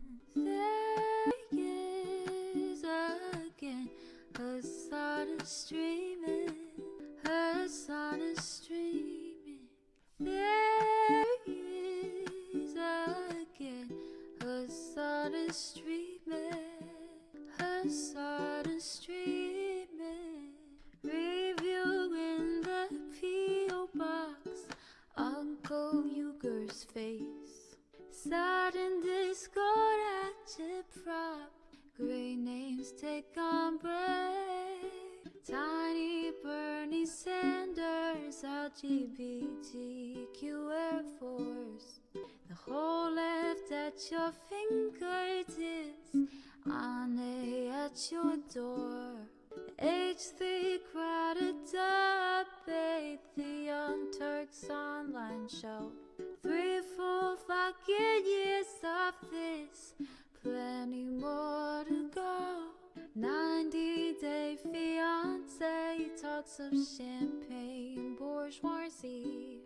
A Trump rally live reaction, a mass riot at DC.